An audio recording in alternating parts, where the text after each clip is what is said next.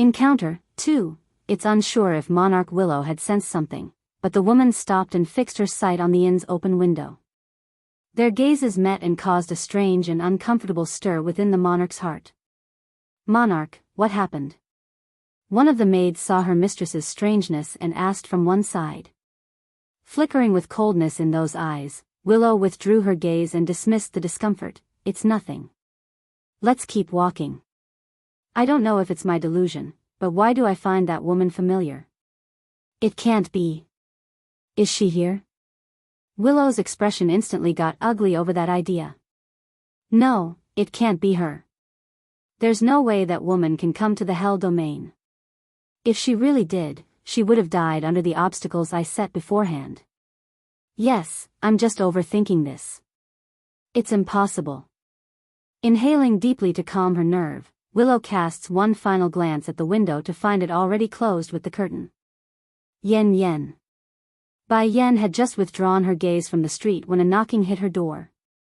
Following another glance at the window, she turns and decides to open the door instead. Once unlocked, she got welcomed by the expected baby face of the young teen standing at the doorway. What's the matter, Shang Shang? I just wanted to see you. Mo Li Shang's smile gradually grew more significant as his pupils landed on the open window behind the demon queen. Yen Yen, I just saw the monarch of the Hell Domain outside. I think she already knows where Ditsang is. Bai Yen slightly narrowed her eyes. Shang Shang is likely correct. That monarch wouldn't have left her abode unless there's news about Ditsang. However, it will become too obvious if we follow her too tightly. Once discovered, things will only get more complicated. I know, it's fine, we will wait here for now. No matter what happens, it will spread to the city.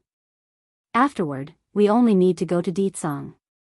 Bai Yen smiled shallowly. In addition, I want to ask you to keep a close eye on the situation of this endless city. Once there is movement, come tell me. Okay.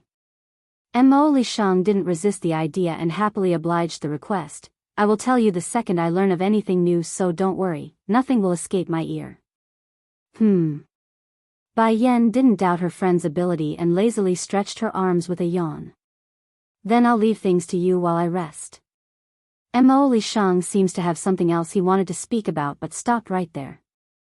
In his mind, that could wait if the demon queen needs to sleep. And as an attentive friend, he made sure to close the door behind himself when he went back downstairs. Mo Li Shang, I hope you really won't betray me. Bai Yen stood inside the room in silence as she gazed at the closed door. She was deliberating whether to enact some insurance on this plan since she knew the teen was hiding something from herself. In the end, she jumped out of the window and onto the street for where Willow had gone. Encounter 3. Inside a secluded valley, Willow and her confidants were standing atop an enormous boulder awaiting news from the scouts. Are you sure that someone has seen Ditsang in this place? A beautiful maid stepped forward slowly spoke. Monarch, that person said he couldn't be wrong. He saw Ditsang walk into this valley with his own eyes. Good. Monarch Willow narrowed her eyes in and snickered a sneer. No matter where you go, Ditsang, I will have you. I wasn't able to have your heart in the past, but not anymore. This time around, you are mine and mine alone. She had already made Ditsang lose all his memories, so it's just a matter of time before she gets her way. Go in separate directions to find him. No one is allowed to disturb him upon discovery. Immediately return and inform me. Although he doesn't remember, his strength remains and none of you are his opponent. Willow's expression remains cold and harsh, but there's an undeniable delight in those eyes. This was a precaution the monarch had to take. During their first encounter, she only made the demon king unconscious after she trapped him. If the situation were anything else, she wouldn't hold a candle against that man. Yes, monarch. The maids exchanged an understanding look between themselves and scattered. Xiao Yun, am I not beautiful enough? She murmurs and asks her confidant. The maid known as Xiao Yun stood at a respectful distance and bowed her head. Monarch, your beauty is second to none in the domain. How can you think otherwise? Willow smiled bitterly and tickled her lips sarcastically. Then why won't he ever look at me? 10,000 years ago it was the same, he won't even greet me when I'm the only one near him. Do you know why I despise men with multiple wives? Xiao Yin the maid didn't disturb her mistress, only standing there quietly to listen to the story. Because, that man once said he will only marry one woman in his life. Willow gently lowered her eyes to let the gloom hover overhead. Back then, my father wanted to marry me to him. Originally I disagreed and didn't want to, but my heart fell for him in the end. Then raising her head to meet the open sky, a range of old memories and emotions resurfaced due to the experience from 10,000 years ago. In those days, us females were nothing but objects used by the opposite sex to vent their sexual desires. We were tools, and I was no different. My father wanted to marry me to a man I never met or liked, but I resisted and failed. Then I finally met him on that fateful day. One glance, that's all it took for my heart to fall for him. Encounter 5. Hate you? Chewy God, why should I hate you? I have no love for you, so why would there be hate? Instead, I want to thank you. If it weren't for you, I wouldn't have found Deetsong and achieved the positive results we did. The man's stoic body stiffened into a rigid block. He would rather not hear that if possible. Hate meant they still had some sort of connection. Without that, what else did he have left? Nothing, that's what. There's nothing left for him. Bitterness spread from within Chewy God's mouth, leaving him pained and hurt to the depths of his heart. Yenner, if I hadn't given up on you for the world, would you have become my wife?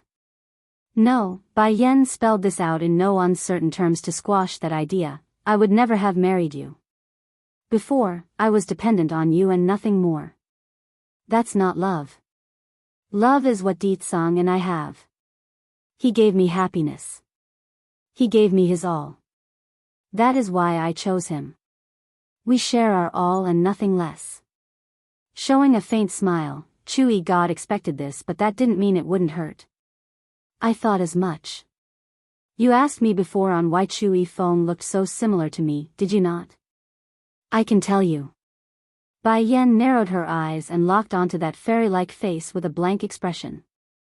So it's true, he's related to you? Yes, said the man with a shallow smile that brought a breeze to those who saw him. He is the person I cultivated with my essence and soul. I couldn't leave the celestial realm at the time, so I sent him into the reincarnation cycle to find you. Unfortunately, I can never compare to him despite being his creator. That's right. His clone could stand by Bai Yan's side while he couldn't do at their lowest. In that respect, Chewy God was more of a failure than anyone in this world. Bai Yan clenched her fists into a ball as her breathing grew heavy. Then I want to ask another question. If no one helps Yifeng, will anything happen to his body? Nothing will happen. Chewy God shakes his head indifferently. He is a complete person with his own thoughts. He may have been a clone of me from the beginning, but that's not true anymore. Whatever he does is his own choice. That's the result of him being reincarnated. However, part of my character remains with him. That is why he is destined to live his life alone. Bai Yan's heart shuddered over what the guy meant. Then closing her eyes, a tinge of pain swirled within the demon queen's heart. Yifeng is doomed to live a life of solitude? Why is fate so unfair? You're in pain? Chewy God didn't miss the change in her demeanor. Yifeng is right, he and I. We're not the same. Not only did he make a different choice, his position in your heart. I am far worse than him. You will at least feel hurt when he's in trouble. At the end of the day, he not only lost to Deetsong, but also to another clone he himself created. Bai Yen lowered her head as the sadness gripped her soul. He originally didn't need to carry so much baggage. It was you who created him and gave him hope at a new life, yet it's also you who doomed him to a life of solitude. Indifferent and undazed, Chewy God didn't show any guilt. This is his destiny. Encounter 6. Fate? Bai Yen sneered as she squinted her eyes slightly. Chewy God, he only has such a fate because of your doing. Even if you were the one who created him, it doesn't give you the right to decide his future. He has a soul of his own. He's different from you. Because of your selfishness in parting half of your love over, he's now in a situation where he cannot find love. It's unfair to him. Startled by the outrage, Chui God became quiet when facing that cold and lecturing voice. Moreover, your feelings are nothing more than baggage to me. I don't need them. A viciousness filled Bai Yan's voice. From now on, do not follow me anymore, I don't want to see you. Do not follow me anymore, I don't want to see you. Those words were piercing, stabbing him in the heart like swords against a billboard. For a while, that stoic and enchanting figure of his appeared so lonely that it hurt. So that's it. What's there to hate if she never had any attachment left for me to begin with? Chui God did not directly slay Azure Dragon and the other 3 sacred beasts in the past, but they did die because he participated in that war. Therefore, it's no wonder she would treat him this way. I still remember the first time I met you in this life. Xiachen was lying in a pool of his own blood, and you were pleading to me to save him along with breaking the bond you and Di Tsung shared. Chui God's indifferent expression fell into a trance like he's longing for the past again. At that time, I thought I would still have a chance as long as you didn't know anything. The second time we met, I helped Xiachen recover and you hugged me excitedly for it. He faintly forms a smile that carries a hint of bittersweet flavor. That hug was what I waited for through the ages.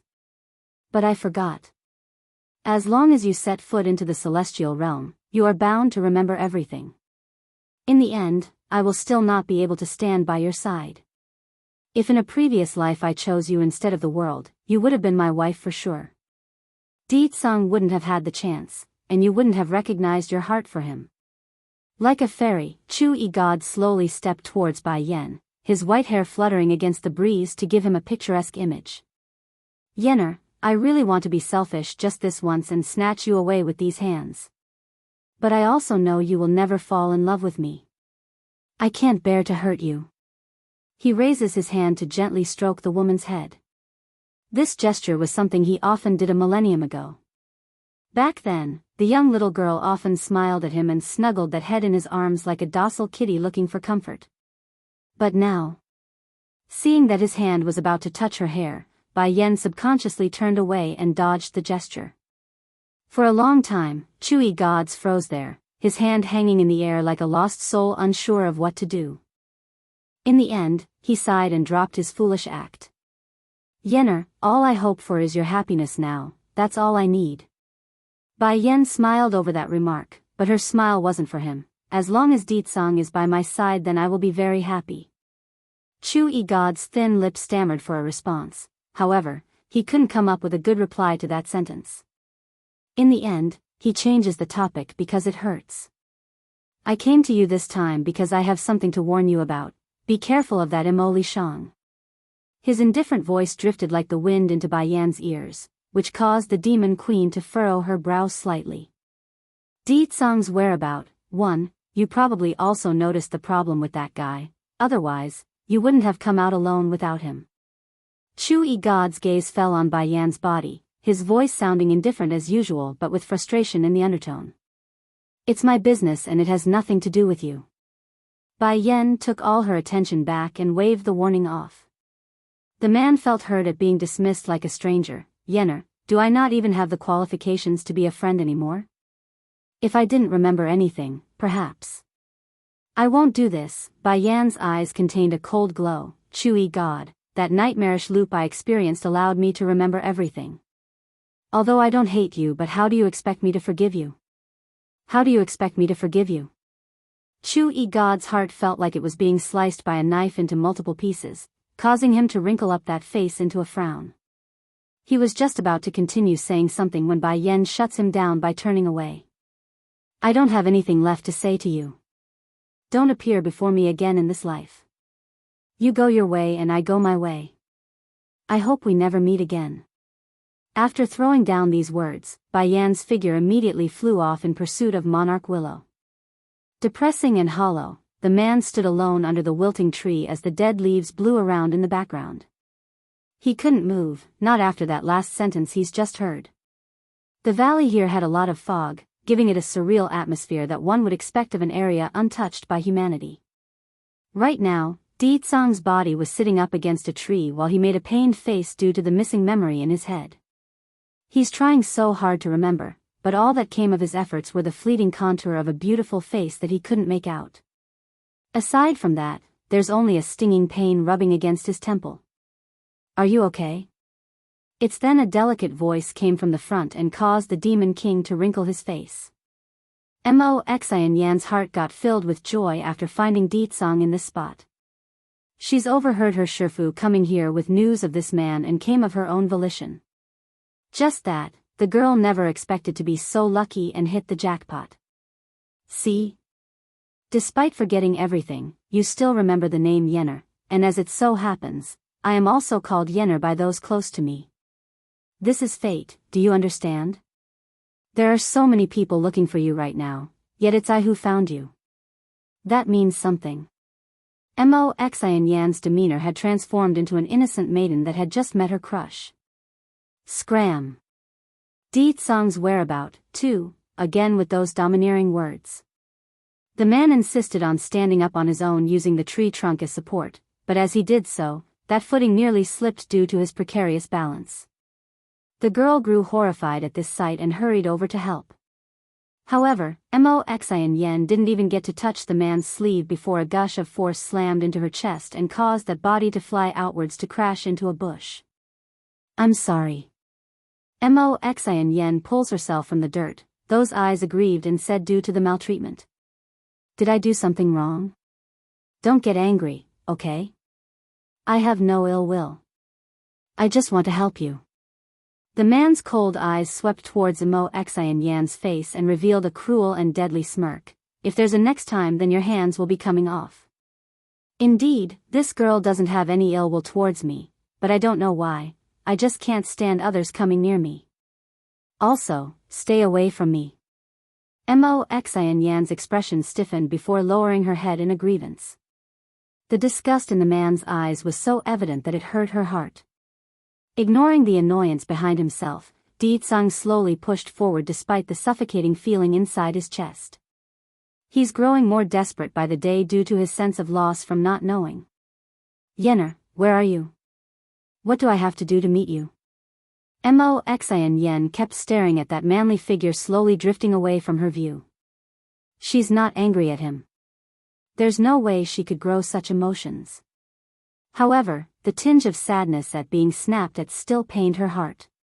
Tightly clenching that fist to give herself support, Moxian Yan, you can definitely do it. No one else found him and only you did, which means fate is on your side. Besides, you already betrayed Shifu. There's no turning back on this road anymore, so you must make him yours. Gradually, Moxian Yan's sad look transformed into a firm and decisive gaze, propelling her to chase after the man. Ditsong didn't miss the pursuit from the rear of course and turned to confront the girl. If you follow me again, I'll break your leg and make it impossible for you to follow. He's always been cruel to the opposite sex, and this one would be no different. Moxian Yan lightly pursed her lips. I came to tell you that my Shifu knows that you are here. She intends to take advantage of your injury and forcibly take you back to become her husband. The man's expression did not change, however. The Demon King's eerie momentum made the girl feel tortured due to how oppressive it was. And Moxian Yan looked up with her apparent obsessed gaze. Your memory loss was done by my Shifu. She wants you to forget everything and live the rest of your lives together. The man's posture froze noticeably. Then it came, the storm that wanted to murder this world and its people living here. Sir Ditsong, I know I shouldn't betray my Shifu and tell you all these things. The lady's eyes became filled with tears like she's doing it for the sake of others, but I have no other choice. I can't watch idly by while you fall into my Shifu's scheme and spend the rest of your life with someone you don't love. I also wish for my Shifu to sober up from that dream. She needs to understand this is a mistake, otherwise, I'm afraid she will fall deeper and deeper into this trench and be miserable for the rest of her life. Ditsong's whereabout, 3. The implication was that she did this for the good of her Shifu, and not some selfish intention. Ditsong did not move in light of that, only having his back facing the girl like she was insignificant. Sir Ditsong, Moxian Yan musters up the courage and inches forward with a butterfly in her stomach. I can't persuade my Shifu, so I can only come to you. I don't want my Shifu to hurt anyone, but that's not going to slide. Right as Mo Xian Yen was about to approach and get close enough to get a good look at the man's face, Deetsong's low grunt instantly blew the girl back with that invisible aura. If I don't want to marry a woman, then no one in this world can force me. I will recover my memories and nothing will get in my way. The man's back was overwhelmingly powerful, causing Mo Xian Yan's heart to jump uncontrollably again. Such a proud man, who in this world can resist? The girl's gaze fell into a daze, the love-struck heart in those eyes growing continuously without blinking. Sir Deetsong. Your injury should not have recovered yet. Let me stay by your side to tend to them. She bowed her head to act all cute and shy so he wouldn't feel disgusted. Yet, the Demon King didn't even turn around to meet her gaze and only huffed in annoyance. Did you not hear me? Do not come near me. If you take another step, I won't mind removing you from this world. I will only have one woman in my life and that is Yenner. Mo Xian Yan's body froze, that expression pained and scared due to the murderous killing intent in the man's voice. This man really intends to kill me if I do. Unable to hold back the inner panic, Mo Xian Yan timidly took several steps back to put some distance. Sir Deetsong, you misunderstood me, I have no other meaning aside from helping you. My Shifu is the one who hurt you, that's why I want to make amends for her by taking care of you. Scram. The man didn't buy it one bit and shot out another roar that created a shockwave. PFFFF. Mo Xian Yen didn't feel any physical attack coming at her, but the mental damage was immense. She threw up blood and nearly blacked out in that second. For a while, tears wouldn't stop flowing out of those eyes. After coming back to her senses, Mo Xian Yen realized she'd been ditched in the background like some minor character. In all her life, when has anyone treated her this way? Those men only looked at her with lust and went to their fleet, never had the male sex ignored her so thoroughly. No, I can't just give up like this, Mo Xian Yen sobbed and forced herself to calm down. He is so amazing, it's no wonder Shifu would be fascinated by him. I need to do better if I ever want to have him for myself. He will definitely be impressed by me. Deetsong's whereabout, for, if this man took the initiative to marry me, not even Shifu can do a thing to me then. Mo Xian Yan's face gradually became firmer with a strange light in those eyes. Above the valley's path, the man's figure stopped with his hand clutching the heart tightly again, thus causing him to wrinkle that brow. In my current state, it's unlikely I will be able to fight those people. First I need to leave this place and recover in solitude, then I will come back and go over their debt. A touch of cold flame burned within the man's gaze, revealing the inherent cruel nature he had from within towards those who wronged him. Whoever it is, the one who caused my memory loss will pay. Those people, they will all be damned. The Demon King taps his foot and flew into the air, disappearing from the valley altogether with that thought in mind. It's been several days since the people from the Monarch Manor arrived at this area in search of Deetsong. Despite their efforts in scorch earth tactic, they found no trace of the man. Therefore, Monarch Willow wasn't faring so well, which could be told by the fierce storm in those eyes. However, in front of so many people, Willow could not lash out without ruining her image. We have searched all the places in the valley and still couldn't locate his whereabouts. It's useless to continue like this, so we're returning to the manor. Monarch, Xiaoyun the maid took 2 steps forward and spoke in a respectful voice. I suspect we disturbed him by bringing so many people along. That man likely bypassed us and ran away, or perhaps there's a leak on our side causing him to be on alert. Leak? Monarch Willow's eyes were brutal. We will talk about that once we're back home. Yes, Monarch. They've been searching high and low for several days already and came out with nothing. It's within reason to depart after wasting so much time and energy. Likewise, Bai Yen had also been trailing this group from the rear. When she saw they were leaving, she too had no reason to stay since there was no sign of Deetsong anywhere. Searching alone would be far worse than waiting in secret for more news. Inside the inn, Mo Lishan rushed out like usual today searching for his companion when he almost bumped into the very woman head-on. Surprised and in glee, the man with that baby face threw himself at her to only fail miserably. Then after grabbing air and dropping on his face, he looks up with a sad expression. Yen Yen, where have you been these days? I've been so scared when I couldn't find you. Looking at Emo Li Shang's unpretentious worrying, Bai Yen slightly hung her head in apology. I went to follow those people from the Monarch Manor. I was afraid you would expose us to the target, so I didn't take you with me. Yen Yen, Emo Li Shang sounded hurt. Next time if you want to leave then just tell me first, otherwise I will think you got kidnapped. By then, I won't be able to control myself and turn the entire domain upside down to look for you. Di Tsang's whereabout, 5. Bai Yen was shocked by the sudden confession from the young lad. She didn't think her existence would mean so much to him. Making a complicated expression, she sighs and accepts the request. Next time I'll tell you in advance. Mo Li Shan finally smiled like the warming sun. Then Yen Yen, have you found Di Tsang yet? Bai Yan's body stiffened upon hearing this. Then slowly closing her eyes in sadness, Di Tsang is no longer at that place, but I believe that we will be able to meet each other soon. Monarch Manor. Monarch Willow entered her estate in quick strides while greeting everyone she came across.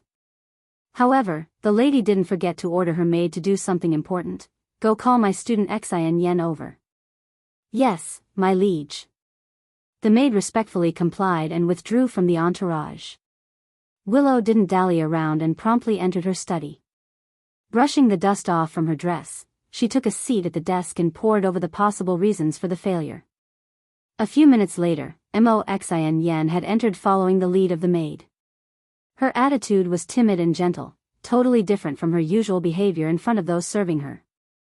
Shifu, is there anything you need of me? Xian Yen, Willow narrowed her eyes in at this girl and eyed her up and down. During the past few days, were you in the estate the entire time? Xian Yen was stunned before meeting her teacher's gaze for a split second. The surprise in those eyes didn't appear fake, so it gave off the impression that she didn't understand the reason for the question. Shifu, I've been training in the back mountain the entire time. What's wrong? Did something happen? Before she left, the girl had told some of the maids she would be retreating to her private quarters for cultivation. It's an excellent way to cover her hides from the monarch if asked later on like this. Willow's voice was still cold to the bone. Really? You really haven't left? Shifu, I really don't understand what you mean. I've been practicing the new spell you taught me before, so I ignored what's happening outside. If it weren't for this maid calling for me, I would have continued to stay at the back mountain. Due to the lack of trust, Xian Yen sounded miserable in her voice now. I have always listened to you, Shifu. If you say to stay, then I will stay. If you tell me to go, then I will go. That's not a lie from the girl. In Willow's memory, this student of hers had always followed the orders to the teeth, never disobeying or straying from the initial intent. Maybe it really wasn't her doing it? Shifu, can you tell me what's going on first? I'm getting nervous by the tone you're using. Xian Yen tightly pursed her lips like a wronged child accused of something they didn't do. Willow's expression gradually softened up while her tone didn't seem as cold anymore. It's nothing, just that we weren't able to locate him when we went to that valley. I suspect someone had leaked the news to him. At that moment, Xian Yan's heart jolted in a panic that left her hands clenching. So, Shifu believes I am the one who leaked the news? A bitter smile appeared on that delicate face. I have followed Shifu for many years. How can I ever betray you, Shifu? Besides, what good will it do me by leaking that information? I know Shifu regards me as your own daughter. That's why I will never do such a thing like destroying your happiness. Di Tsang's whereabout, 6. Hearing this from Xian Yan's mouth, Willow's indifference completely disappeared. Xian Yan, I am not interrogating you, but this matter is very important. I don't want my hands forced. You are my only disciple in this world. I do not want to see you betraying me for the sake of a man. Willow's tone became harsh again at the end. If you let me know that one day you betrayed me, I will definitely cut you to pieces. Xian Yan's heart trembled a little, for she understood her Shifu wasn't joking around. Okay, you can go down now. I'm sure you are not involved with this problem. Willow did not give Moxian Yen another chance to speak and waved her off in a dismissal. Yes, Shifu, Moxian Yen bows and turns away with pursed lips. Shifu, you have a good rest. I will come see you later. After getting outside and out of view, Moxian Yen stopped and clenched her fist until the nails had pierced the palm. She's so frustrated that the girl's almost unable to breathe. Shifu. I'm sorry, I initially thought I would obey you for the rest of my life, but after meeting him, I can no longer do that. I know you treat me very well, but love is blind, and I have already turned my back on you. She closed her eyes gently for a long while, using this brief moment to gather her breath for the consequences of her own actions.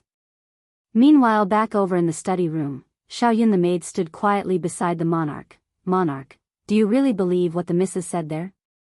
Willow made a faint smile before replying, I understand your meaning, but I know my disciple better than anyone. She doesn't dare to betray me. Moreover, I'm the one who gave her everything. If she does betray, the fate awaiting her would be far worse than simple death.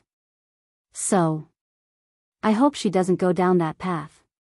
Otherwise, I won't spare her even if she did stay with me for so many years. After hearing that, Xiaoyun lowered her head after getting out of line. I understand, I won't pry on this subject any further. But mistress, what method are we going to use to find him this time? It's too time-consuming for us to look for him, and he's bound to escape our grasp if he catches any wind like this time.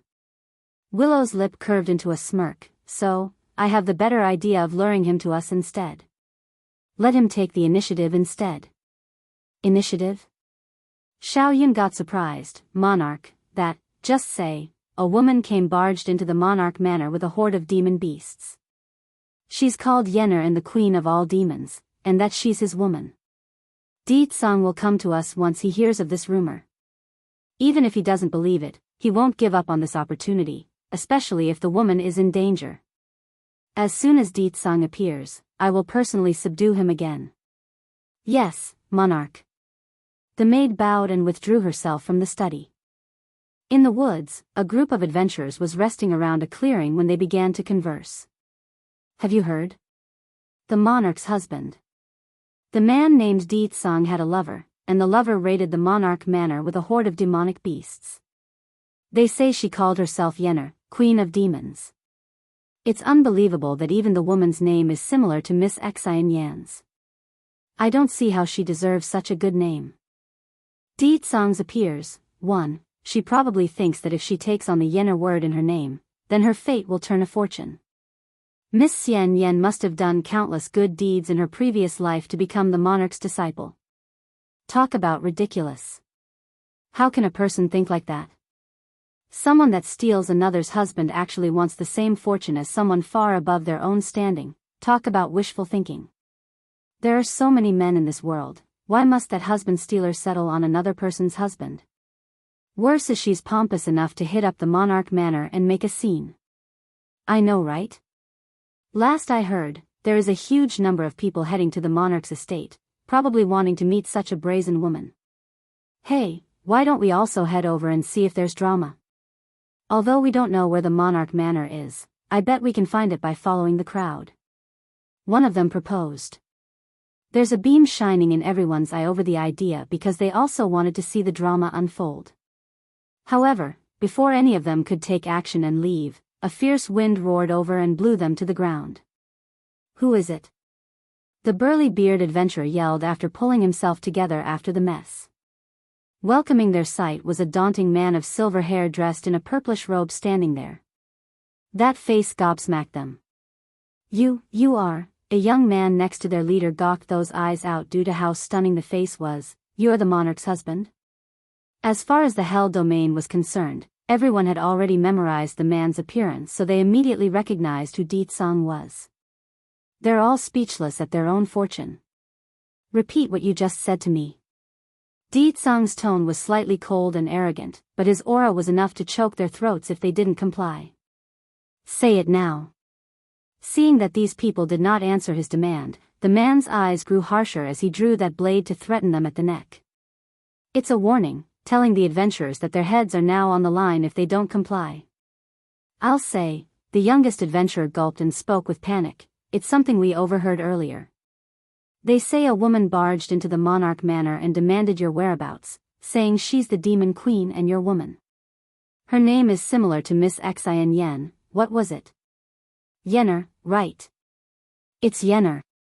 The demon king's robe fluttered against the wind he himself created after hearing the name, causing his whole existence to grow more oppressive.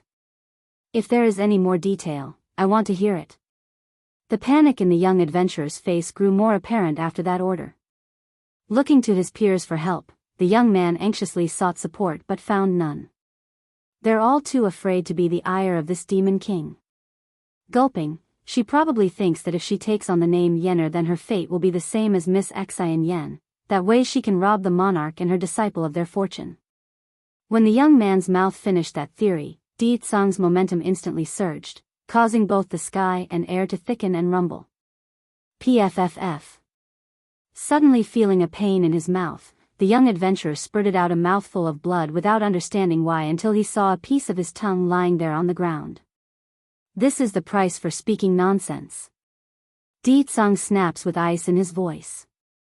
Di Tsang's appears, too. Di Tsang's cold eyes swept across these adventurers. Hell domain?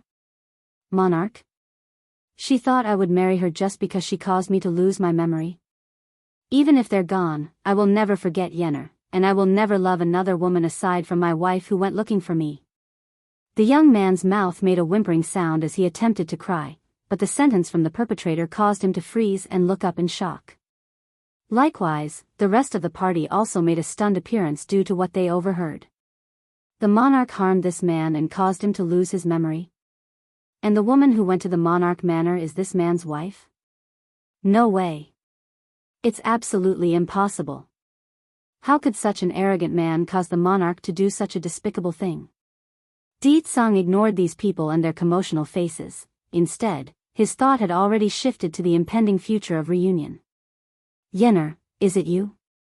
The demon king's figure gradually disappeared under the whistling breeze, thus giving the adventurers time to come back to their senses. What do we do now?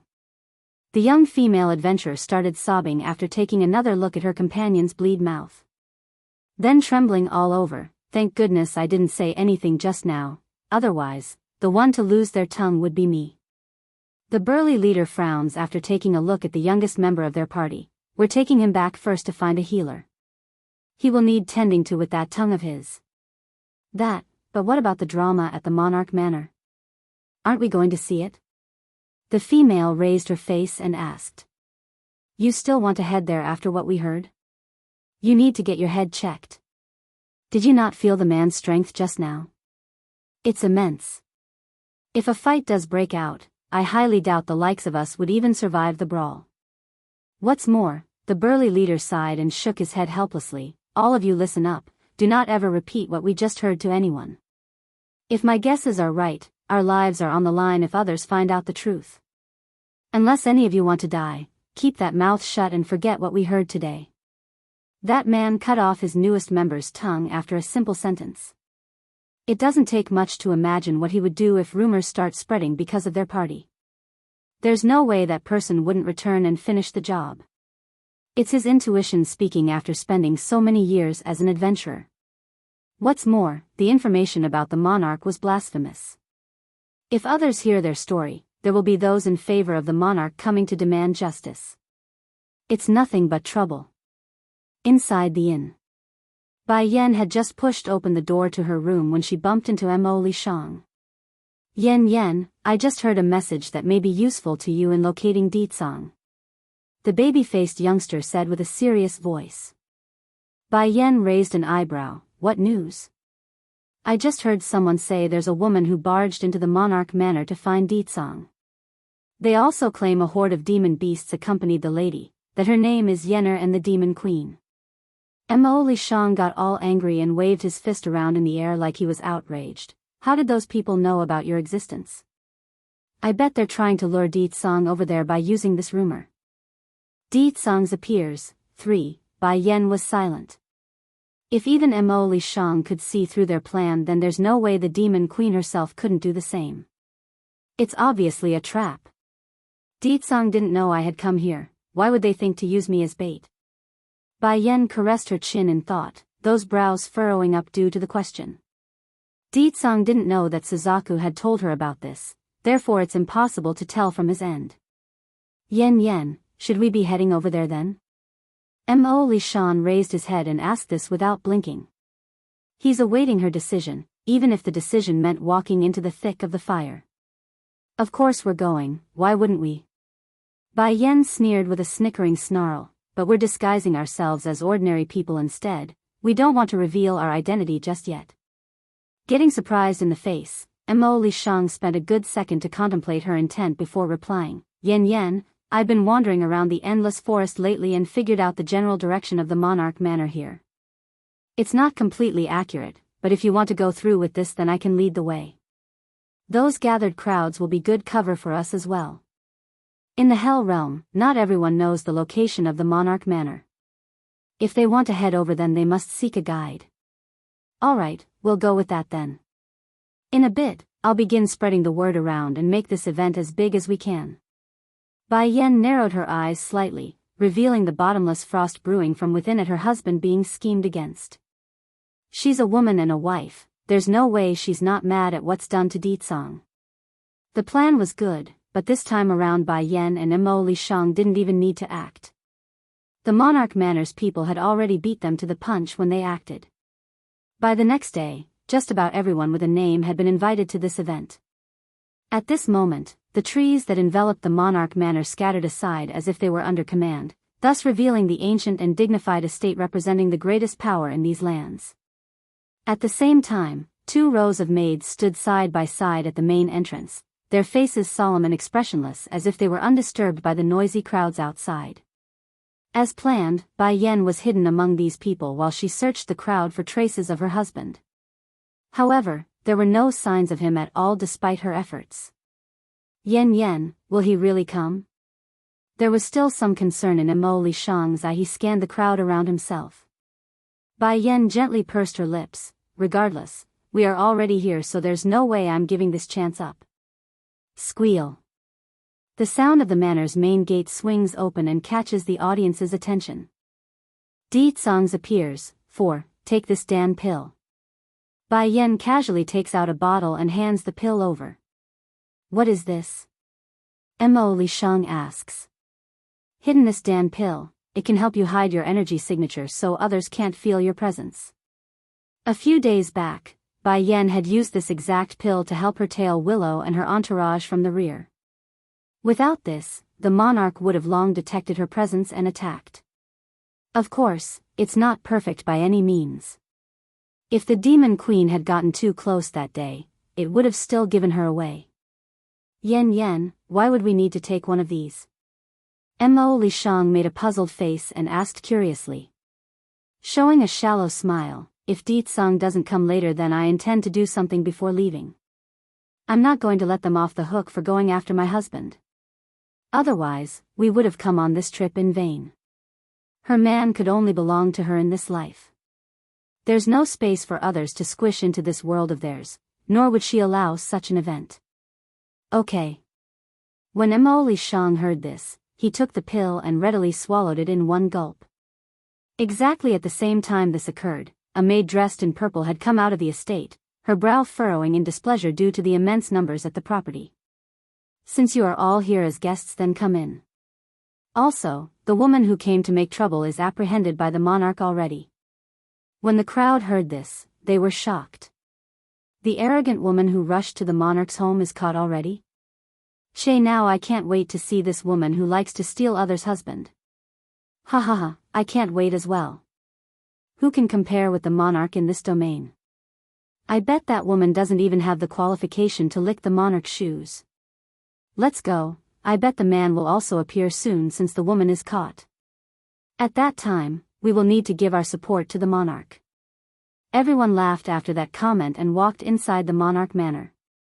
Something's not right. Bai Yen followed the audience and mixed in perfectly with the bunch, but her intuition told her something was off about all this.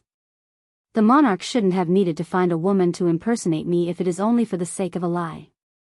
Unless. There's only one possibility, Ditsang lost his memory. Otherwise, it would be impossible for a husband not to know their own wife. Thinking of this, Biyao heart fell into a panic that caused her hands to clench into a ball. If this monarch dares to hurt Ditsang, then I will never spare her. The anger swirled from underneath those eyes, causing that enchanting face to be shrouded in frost.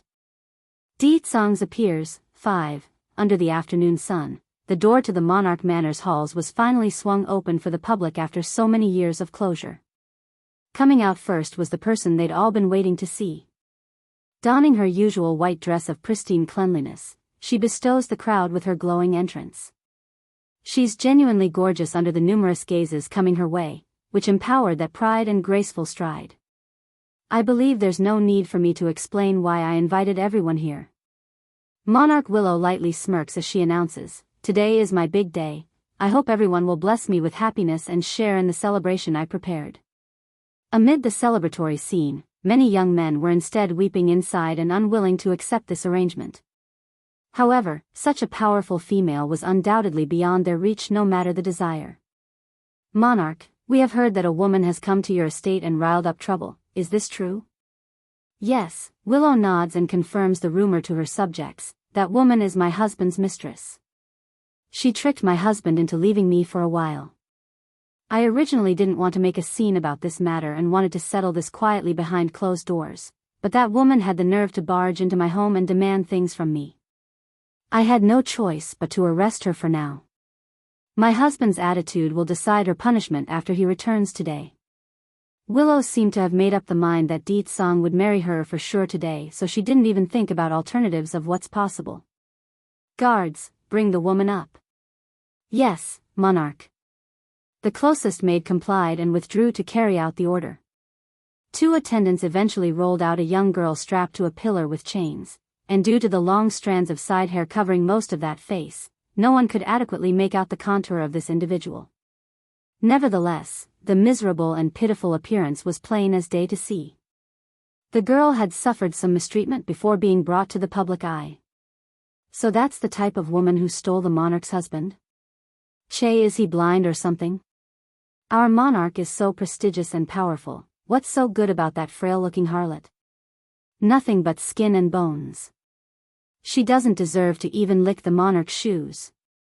You can't say it like that. Perhaps the monarch's husband feels inferior to his wife and needs room to vent. A white lotus like that is perfect if he's feeling insecure. But I get what you mean. There's no better woman under the heavens than the monarch. Biyao quietly listened to everything these people were discussing and didn't flinch in the slightest. Instead, her sight remains firmly on the woman strapped to the pillar. Snarling in her grin after getting most of the conversation, this monarch is very good at setting herself up in the limelight. Isn't that so? Not only did this Willow find a woman who was the polar opposite of herself, she also set up the perfect scenario to convince the populace that she's the victim in a triangle relationship. Yen, Mo Li Shang turns to look over to the demon queen. "Aren't you angry that she found another woman to impersonate you? Moreover, she's fanning the crowd to insult you." "Angry? Why should I be angry?" Biyao lightly chuckles. "She can go ahead and impersonate me all she likes. Ditsang isn't blind. Besides, they're scolding that woman over there and not me. Why should I be angry about what others want to do?"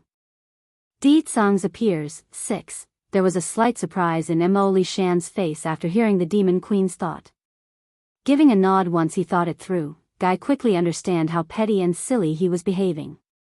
"Monarch, I was wrong, please let me go." "Oh woo," the chained woman whimpers, sounding all pitiful. "I will never dare oppose you again, nor would I dare use the demon queen identity. Please have mercy." Despite the waterfall of tears from the sobbing girl, not a single person from the crowd showed pity or mercy in their chatter. "Now you know it's wrong." "Ha! What happened to the arrogance from before? If this woman is a little tougher then maybe I will respect her, but I didn't expect her to be so useless. What kind of demon queen is this? Such a coward. She's not even worth a single strand of hair on our monarch. I really don't understand what the husband sees in this woman. He must be truly blind." Of the harshest would be the maid in charge of bringing the prisoner out, which roused Bai Yan's ire with the menacing glare. She could tolerate someone impersonating herself and someone portraying her as unsightly, but she would never allow anyone to question Ditsang. The maid seems to have felt the chilling glare from the back for some reason. Rubbing the nape of her neck out of reflex, she swings around to search for the oddity and finds nothing. Strange, why does it feel like someone was glaring at me viciously from behind? Did I imagine it? Enough. Monarch Willow frowns impatiently and harshly snaps at the fake. You don't need to say anything now. If you utter another word, then don't blame me for being ruthless. The chained girl acted all scared and frightened that it trembled, going silent as orchestrated for this show. Pleased inside over how well it's going, Willow returns her focus back to the crowd and looks up. She's troubled by the fact that the missing lead actor remains missing in this show. Why is Ditsang not coming yet? Did the plan fail? Will he really disregard the safety of the person in his heart? That can't be. From my memory of him, he's not that type of man. Not far away inside the courtyard, Moxian Yen had been eyeing the impostor with anger and jealousy. This woman, is she the Yenner from Ditsang's mouth? Such a cowardly and useless person, how could Ditsang ever like her? But this person was taken down by Shifu personally. There's no way it's some random person, right? At this moment, Moxian Yen didn't know that her Shifu had begun to guard against her. Therefore, the plan for today's event was carried out in secret and hidden away from the lady. I hope Sir Ditsang won't come. Moxian Yen clenched her fist deadly. In her viewpoint, a man would only come despite all the dangers if they truly loved someone. Without showing, it would reaffirm her decision to betray the monarch. On the contrary, if Ditsang does come, it would make her extraordinarily sour and jealous inside. It's during this moment when Moxian Yen was silently praying in her heart that the Demon King wouldn't come, the dazzling and eye-catching figure makes his entrance. The man was as magnificent as ever, stunning even, and those eyes were absolutely peerless, like a king standing on his throne peering down at the subjects. Meeting 1, he's coming. This man is coming. He will disregard such danger for a cowardly woman? Moxian Yen clenched her lips due to the piercing pain in her heart. It's so unbearable that it's killing her inside. Nevertheless, the girl didn't dare to show this emotion, otherwise, it would surely rouse the ire of her Shifu. By then, the one to die would be herself. You've come. Under the sky, Monarch Willow's sight fell upon the brilliant figure of the man whom she's been vying for throughout the millenniums. I knew you would come. His face is still so handsome and breathtaking. Where is Yenner? Ditsang's voice was cold and unkind. Are you going to only ask about her after coming all this way?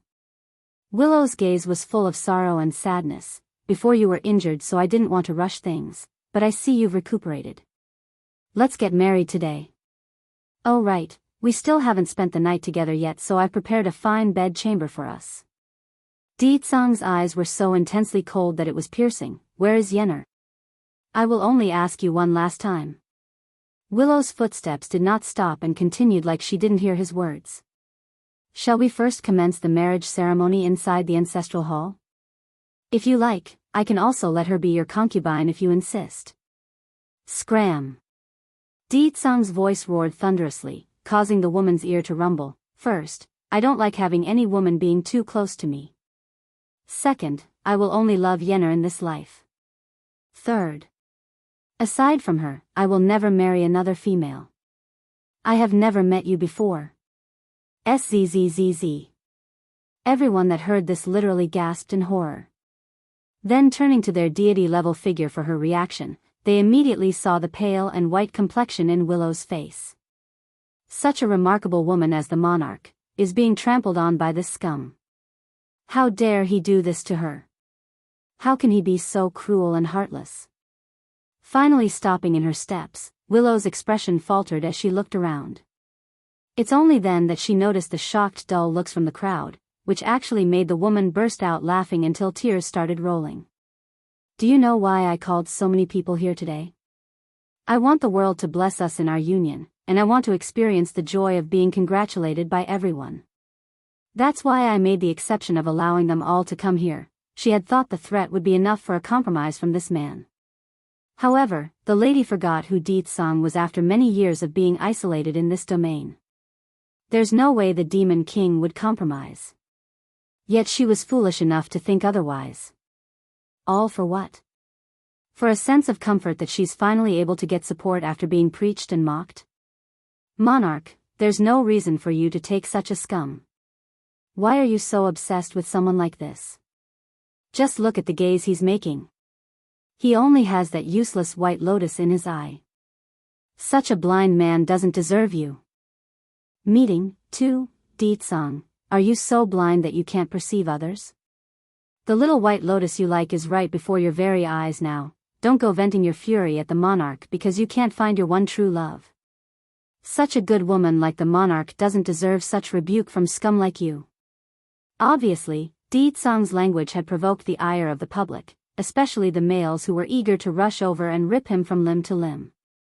Ignoring the murderous gazes coming his way, Deetsang's momentum abruptly turned dark and heavy as he observes the chained girl at the pole, which caused the latter to release the waterfall of tears from the sobbing eyes.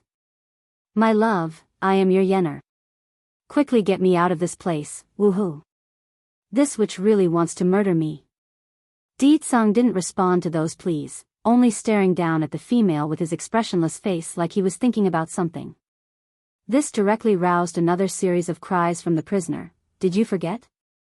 You promised to whisk me away from this hell domain and spend the rest of our lives together. You said you will forever love me for the rest of your life, so hurry and take me away, okay? That finally made the Demon King move as his robe flapped against the breeze. In reality, Monarch Willow had a very complicated feeling about the scenario she herself orchestrated. However, that emotion got instantly squashed once Deetsang got close enough to reach out with his hand. Instead of pacifying the chained prisoner, the Demon King discharged a blast and completely blew both the girl and pole away in a cannonball fashion. Naturally, a stunned silence veiled over the entire yard and the occupants currently standing inside it. Of the most dumbfounded had to be Moxian Yen, who expected the worst there. But one thing's clear though, no one knew why Deetsang did this and what he meant by it. Isn't he here for this white lotus flower? Why did he injure her with his own hands? Is this his way of repenting before the monarch to show his resolve? In contrast to the bewilderment and shock of the onlookers, Willow's complexion had gotten deathly pale with panic beaming out of those eyes. She couldn't even utter a single word and only stammered an incoherent mess. You think that if you find a woman to impersonate her, I wouldn't know she's not yener? Deetsang's menacing gaze locked onto the monarch, who stumbled back a step under that intensity, although I can't remember her looks, but I will never mistake her for someone else. She is not yener, and she doesn't deserve to go by that name. Willow's face almost bled tears of blood after that statement. Why? He had clearly lost his memory. Yet he's still able to determine it's not her? Deetsang, Willow starts cackling softly. If it was before, I might not have been your opponent. But you seem to have forgotten that your injuries have not recovered yet. You cannot beat me. Today, even if you don't want to, you must marry me and enter the bedroom. Since he disagreed, she won't mind using rough tactics and forcing the issue. Meeting, 3, who told her she's loved him for so many years? In this life, if she doesn't marry him, then Willow's doomed to never escape this curse. Deetsang's eyes coldly swept through the entire front yard with that bloodthirsty smirk. Since I can come here, then I can leave here as well. No one in this world can stop me. In that instant, the world itself seems to freeze over due to the man's statement. In fact, it's so quiet that even a fly's flapping could be heard in their ears. However, it's precisely during this stalemate that a familiar voice echoed over from the rear and turned the Demon King into the frozen popsicle. Deetsang. Yelling out was none other than Bai Yen in her iconic red dress. She's standing not far away and grinning from ear to ear after witnessing the love profession from her husband and the strong bond they shared at the soul level. I've come to see you. Whistling against the wind, both husband and wife cancelled out the surroundings and transported their minds to a different dimension. She has him, and he has her, only they exist in this world. In contrast to the rosy scene between the two, Willow's face had changed dramatically already. If she remembers correctly, that woman that she locked eyes with outside the inn was this exact person. Is she? No. No way. That woman couldn't be in this place, absolutely not. This is the Hell Domain. Even though there are many humans here, but those are the original denizens of these lands until before I ripped it from the main world. It's impossible for outside humans to come in. Yenner, Di-tsang whispers this name out like a song to his soul. I finally found you. The expressions of the crowd had transformed from the dazed look to a shocked look after that name. They looked stared over to Bai Yan, then to the injured imposter on the ground. That woman in red is Yenner? Then what about the woman caught by the monarch? Who is she then? Even if they want to believe in their monarch, but the evidence was clear as day. A man couldn't possibly mistake the woman they like, right? Willow's lips trembled slightly as her face loses all color at the gossiping whispers among the audience. Stumbling a few steps back, her eyes fell into despair while shaking that head. This woman really is her. She came to the Hell Domain and once again succeeded in snatching Di-tsang from my side. In the afternoon sun, Bai Yan suddenly threw herself into Di-tsang's arm, letting her head leaning in against the man's chest for warmth. I'm glad you're fine. No one knows how flustered and frightened Bai Yan's heart was when she felt the contract being broken. She was afraid that she would never see him again in her life. Fortunately, he's safe and sound. Now she could be at peace. Di-tsang embraced the woman in his arms as he relished in her scent. There's so much gentleness in his faintly closed eyes that it's melting to the female populace. Meeting 4. You think you'll be able to leave safely today after coming here? Willow's eyes were filled with anger to the point it's ready to slash apart Bai Yan's face. And you snatched away my man over and over again. Do you think I'm going to let you go? Bai Yan's smiling eyes turned to the female monarch. Your man? Ho ho, Willow laughed sarcastically. Yes, he is my husband. The people of the world can attest to that and of how you shamelessly snatched him away from me. But you've forgotten, others' husband cannot be stolen so easily. Her words instantly dispersed the confusion hovering over the field and sent them all back to their sense. No matter what, Willow was the goddess in their minds. It's only natural that they would believe her words over some outsider. As such, the anger of the crowd were now shifted towards Bai Yan. Di-tsang, Bai Yan pulled on his sleeve and signaled him not to say anything. Then looking down at the imposter collapsed on the ground, she pricks her eyebrow. So in order to lure Di-tsang to come out, you found a woman to impersonate me? Willow's face got all white and panicky. What happened today was too unexpected for her, so she didn't come up with a story ahead of time. In her haste, the monarch swept her angry gaze over to the young imposter and coldly spoke. Speak, why did you pretend to be someone else and make trouble at my manor? There's no way the woman could admit this was all her doing in catching a ghost. The imposter flew into a shock and got into a prostrating position.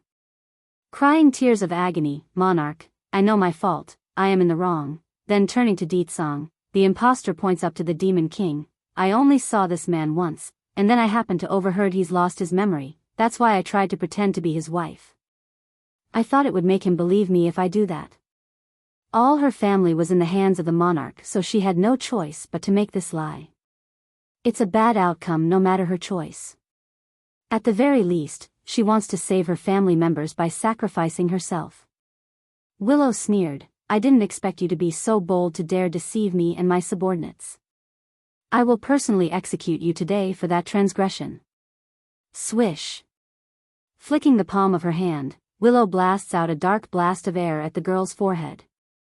First shuddering from the impact penetrating her skull, the imposter widens her eyes as the pupils dilated inward until the vision blurred into darkness.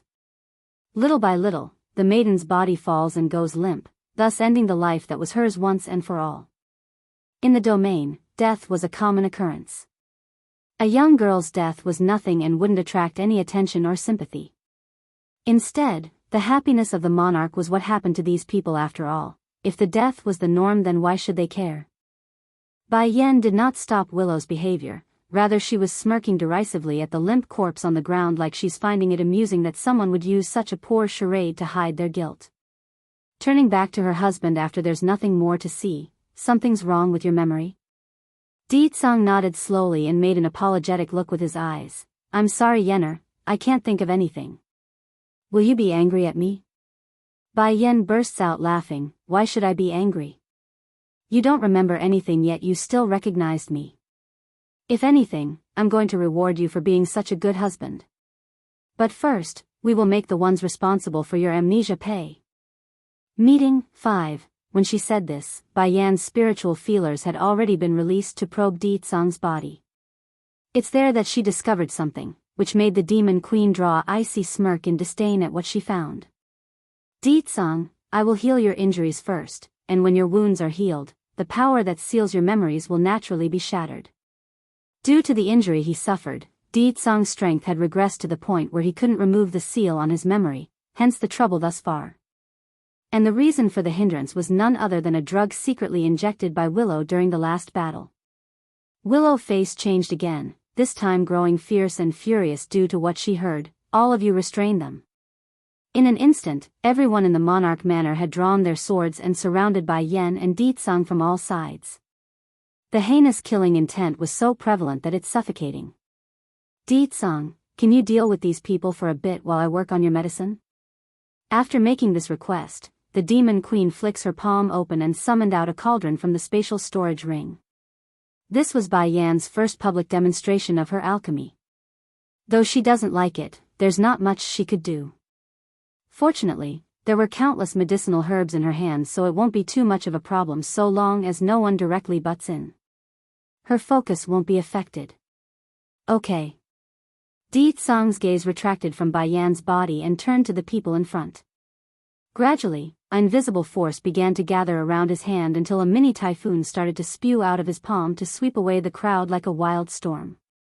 Those who rushed in first were instantly swept backwards by the wind, and the less fortunate were directly torn to shreds by the friction.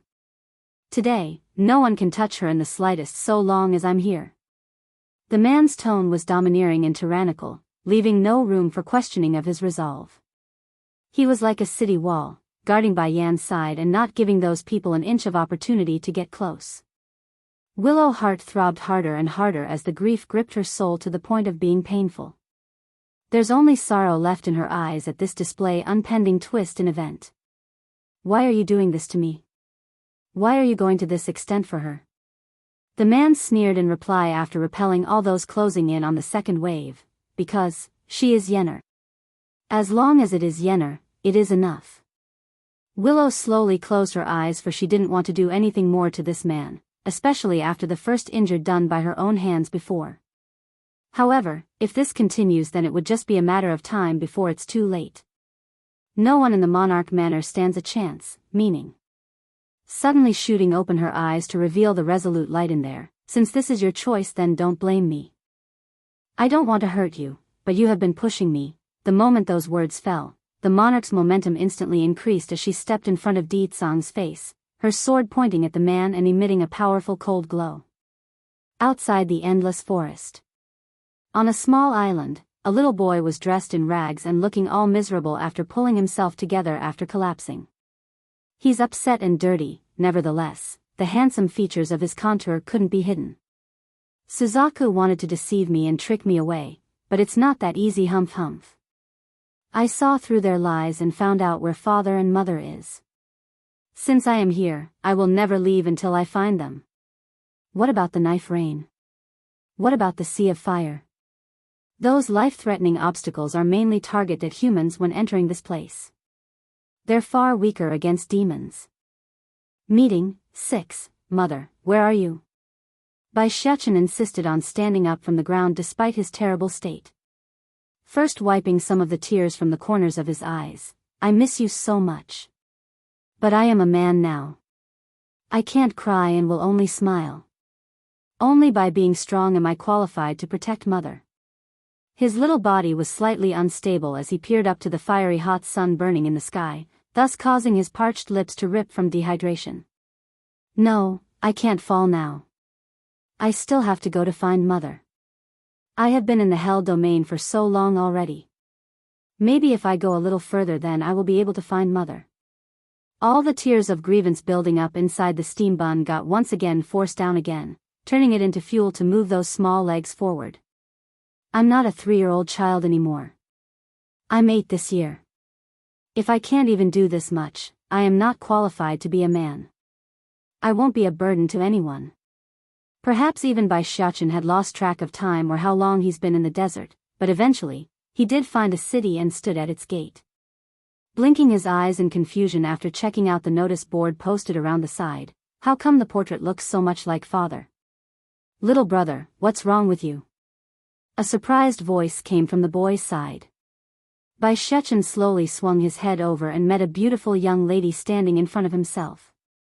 This girl was about 15 or 16 years old and looked dainty and cute with a pair of smiling shaped eyes. From the outside, she appears to be good-tempered and well-mannered. Little sister, Biyao wiped the sweat from his forehead and pointed to the notice in front. That uncle is so handsome, do you know who he is? At this moment, Biyao was filthy from the arduous journey, hence why the young maiden didn't recognize how similar they were.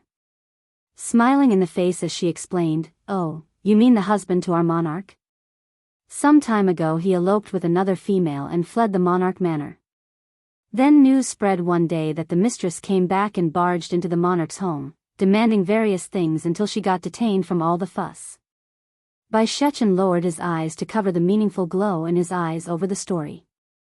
After a good while of his musing, he looks up and acts all cute and innocent. "Little sister, who is the woman who went to the monarch manor to make the fuss? I'm curious." The girl's eyes were a little confused, but after taking another look at the boy who was genuinely ragged in appearance, she then understood and didn't mind. "I don't know her exact identity. I only know that there are a few demonic beasts that follow her, calling her their queen or something. Oh yes, her name is somewhat similar to Miss Xin Yen, also called Yenner, Queen." Yenner? Biyao clenched his small fist despite no visible emotion on his face aside from that bright smile. "Thank you, little sister.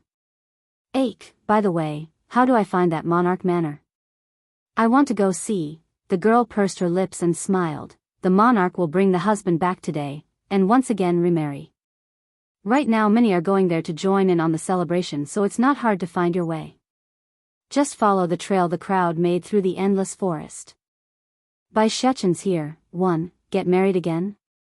Biyao's eyes became filled with surprise and confusion. The girl chuckled at his expression and continued, "I heard the monarch was already married to the man, but at that time they didn't declare it to the world, so that didn't count. This time she plans to remarry again and let the shameless females in the world not to rob other people's men." A touch of anger gradually appeared in Biyao's eyes as the murderous impulse surged within his soul. "I need to keep it down. The most important matter is finding mother and father first, the rest can come afterward. Otherwise, they will get in your way before you even see them. Sister, isn't there a saying that seeing is believing, and hearing is false? None of you have ever seen them married, yet you're so set on believing the story? What if that queen isn't the second one, that it was the monarch who forced him to marry her instead? Didn't the guy leave the estate and elope? I think that says something about the story being sketchy." The girl chuckles softly, "Little brother, why are you so cute? Don't you know about the monarch's position in the domain? With her capability, why would there be a need to cheat? The monarch's will is absolute, nor can she lie. What's more, it's well known she despises those who go behind their partner and cheat. We do not doubt that one bit." Biyao lightly purses his lips, "That's not necessarily true, maybe in the future another side to her will come to light." After dropping this sentence, he didn't bother to argue further and walked in the direction pointed out by the girl. In his view, these people got brainwashed by the stories passed on to the public, therefore, any further argument would be pointless and futile. Only hard evidence would prove otherwise. The girl in the meanwhile was utterly shocked by what she's heard. Watching the departing back of the steam bun, she didn't know whether to be angry or amused right now. Once past the endless city, Biyao quickly found the endless forest as indicated. He did not rush to look for Bai Yen, instead he found a lake to wash himself of the dust and grime. "I can be lazy when mother is not around, but I'm about to see her. First I need to make myself presentable, otherwise she will be angry. Mother doesn't like dirty children." With that thought, he smiles and glances up to the bright sunlight. After washing his face and checking his own ragged clothes, he's suddenly befallen with a dilemma. What should I do about clothes? I snuck out of the demon realm without preparing anything. If I go in this state, will Mother be upset? But I can't exactly go see Mother naked, can I? Even I dare to do that, Father will definitely be upset and toss me away. At that point, it will be impossible to stick to Mother's side. After pondering for half a minute, Biyao finally decided and did nothing. If Mother and Father dislike my wardrobe, then that's fine. It's no big deal if I act all cute. Mother always fall for this. No longer hesitating, the steam bun began to walk in strides for the depths of the endless forest by following the tracks left behind by the public crowd. It won't be long until he arrives at the Monarch Manor at the pace he's going. Biyao's here, too, inside the Monarch Manor. The Demon King indifferently glared at Willow with those perennially cold eyes as the trickle of blood spilled forward from the lips. Despite the injury, he never once took a step away from Biyao's side, acting as her shield like a guardian angel. Di-tsang. Willow's voice quivered with disbelief and pain. Why are you so protective of her? What is so good about her that you must do this? Thought finally caused the man to smile over that questioning, which only hurt the jealous monarch further. I don't remember anything anymore, nor do I remember why she's so good. All I know is that she's the best woman in the world and that I need to protect her. No one can compare with her. Outside the courtyard, Moxie Yan's body gradually collapsed to the ground after that proclamation. She's weeping tears of sadness at the cruel fate. The woman just now is an imposter, and that this one is the real love? But I don't want to accept this. How can such a man be so obsessed with a woman? Ha ha ha. Willow bursts out laughing after a while of silence. She's wild and erratic in the eyes as she cries tears of sorrow at the stab in her heart. Di-tsang, I originally thought I could finally have you by my side by doing all this, but I was wrong. Lowering her eyes as she inhaled deeply to convince herself it's the right thing to do, don't blame me, this is your fault in forcing me. I can only remove her to end your fascination with her. This is all right. As long as I kill her, Di-tsang's heart will be mine eventually. I will take his soul out and put it inside a puppet. That way he can be by my side forever. As the old saying goes, when love reaches an extreme, what that emotion becomes could be nothing short of vileness. The pure and disgusting type to make one rot from within. Willow might not have been an evil and cruel person before, but love has clearly twisted her personality beyond redemption. We support your decision, Monarch. You should have done this long ago towards this ungrateful and heartless man. That's right. You are the best woman in this world. Any man who doesn't cherish your love deserves nothing short of death. Kill that whore for being so shameless. When the first sentence sounded, Di-tsang didn't give it much care since it's only directed at himself. However, the second one caused a huge response since it was aimed at his wife. In his world, no one gets to insult his true love. Without knowing why, the young and angry man who said to kill Biyao froze without understanding why. It's as if he's in a frozen iceberg, shivering and afraid of his surroundings until Di-tsang's punch hit him in the chest without notice. Blood oozed from his chest and stained his clothes red. That's the price to pay for all of you if I hear another word about my wife again. Di-tsang's murderous gaze swept across the crowd and knocked them down a notch. They didn't dare to meet his due to the demonstration and instantly cowered like rats.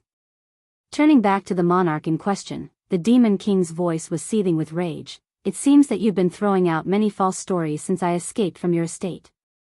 Not only did you make up the lie of us being married, you also framed Yenner of being my mistress. When have we ever been together? Willow's breathing was huffing with frustration at the string of interrogating words. Without thought, she yelled back, are you not going to acknowledge us after you made the vow? You've promised to always love me. Biyao here, 3. It was already impossible for her to gain Di-tsang's heart, therefore she must not disappoint the domain's denizens here at the very least. Besides, no one knows if they are in fact married. There's no evidence to prove otherwise. Although I forgot everything, I understood. Except for Yenner, any woman standing by my side will disgust and sicken me. Yet you say you're related to me? How ridiculous. The man cracked a snickering laugh of frost, letting his contempt for the monarch to show across the face. Of course he's not related to you. A young and green voice came from behind then, causing everyone to turn towards the young teen strolling over. Young and fair-skinned with a baby face, the young man's voice was full of contempt at the monarch. Yen and Deetsang already have a son that's 8 years old. Are you implying you were married to him 8 years ago? Willow's complexion turned pale as she stumbled backward from the mental impact. This teenager, why is his face so familiar? I think I saw it somewhere before, but I can't remember where. If it was in the past and someone else, Willow would surely rebuke the claim of there being a kid. But she's fallen into a relapse due to Mo Li Shang's familiar face. You're lying. One of the leading maids saw the spiraling situation and quickly denied the story. You said they have a child together? Where is the kid then? Bring the child out for everyone to see. This man is obvious our monarch's husband, and it was that woman taking advantage of his amnesia to seduce him away. There's no truth in your story at all. Willow snapped back to reality about hearing her attendant's outcry. Shooting a look back to her maid, she signals her to stop but doesn't deny what got said since it's a good excuse. So what if they have a kid together? Not like the child can come into the hell domain due to the obstacles I placed. Sure, it's weaker if a demon enters, but the pain is nothing to laugh about. Besides, when have anyone heard of a kid enduring tribulation after tribulation? That's ridiculous. Thinking of this, Willow's heart slightly relaxed and allowed her to smirk a sneer. Deetsang is indeed my husband. This woman knew that and took advantage of his memory loss to take advantage of the opening. Don't worry though everyone, I'm over him now. I don't want him anymore. But neither of them can leave today. The moment her voice fell down, the monarch had already jumped forward to swing that sword at the Demon King. All her attacks were lethal, showing how determined she was at salvaging her own reputation. Seeing her make such a decision, everyone present couldn't resist feeling giddy inside for the choice. They had long felt such a half-hearted man wasn't worthy of their monarch. To have the lady kill the very guy was proof she's amazing beyond compare. They won't question her authority or words, ever. If it was the previous Deetsang where he's at full strength, dealing with these attacks would be nothing. But the injuries, that's been a problem since he awoke, which made his brows furrow up in annoyance. Meanwhile, Bai Yan's attention never once left the cauldron under her control in the rear. It's taking everything from her to do this, and that showed in the beads of sweat flowing down the cheeks. Bai Shechen's here, for, under the onslaught of assaults from the despicable monarch, Deetsang continues to repel the attacks one after the other. He's showing blood along the lips, but never once had the Demon King wavered under the pressure. On the contrary, Willow's cold hard determination to silence the stain in her name had started to crumble instead. Deetsang is obviously still injured, so why is he able to resist me for this long? If this continues, that woman will soon finish her refinement of the cure to my drug. I can't let this drag on, I must finish this. Everyone attack now, kill the woman first. Willow's wretched voice screeches out, ordering the battle maids under her control to charge in droves. That finally destabilized Deetsang's reserved heart after hearing those words. He's had enough trouble fending off the monarch, it's only going to get worse with more hands to look out for. If you dare lay a single finger on her, then I will never let any of you go. Willow felt suffocating over that threat. Gritting her teeth until her lip was bleeding, all of you attack now. I want her dead this instant. Boom. Anger surged out from the Demon King's heart, thus causing a hurricane to surge around his body to act as a shield. Yenner is mine, no one is allowed near her. Deetsang, you deal with that monarch, I will handle these rabbles. It's then that Mo Li Shang's voice came from the rear again, I won't let anyone touch or harm her. Deetsang's back stiffened so slightly before he glanced around to face the teen's determined face. All right. Mo Li Shang stood next to Bai Yan with firm eyes as he watched the horde of foes charge at him. The teen didn't fret, nor did he show fear. Instead, He raised a hand and summoned out a sword to brandish it towards the horde of opponents charging at him. Boom! Willow blades chopped down relentlessly at the windstorm created by Ditsang and created shockwave after shockwave. No! Seeing that the monarch's killing intent was getting stronger and stronger, Moxian Yen, who was hiding behind the courtyard, charged over with her own sword and intervened. Shifu, are you really going to kill him? She bit her lips tightly with tears flowing down those eyes. You forget how much you loved him. Are you really going to kill the man you love the most?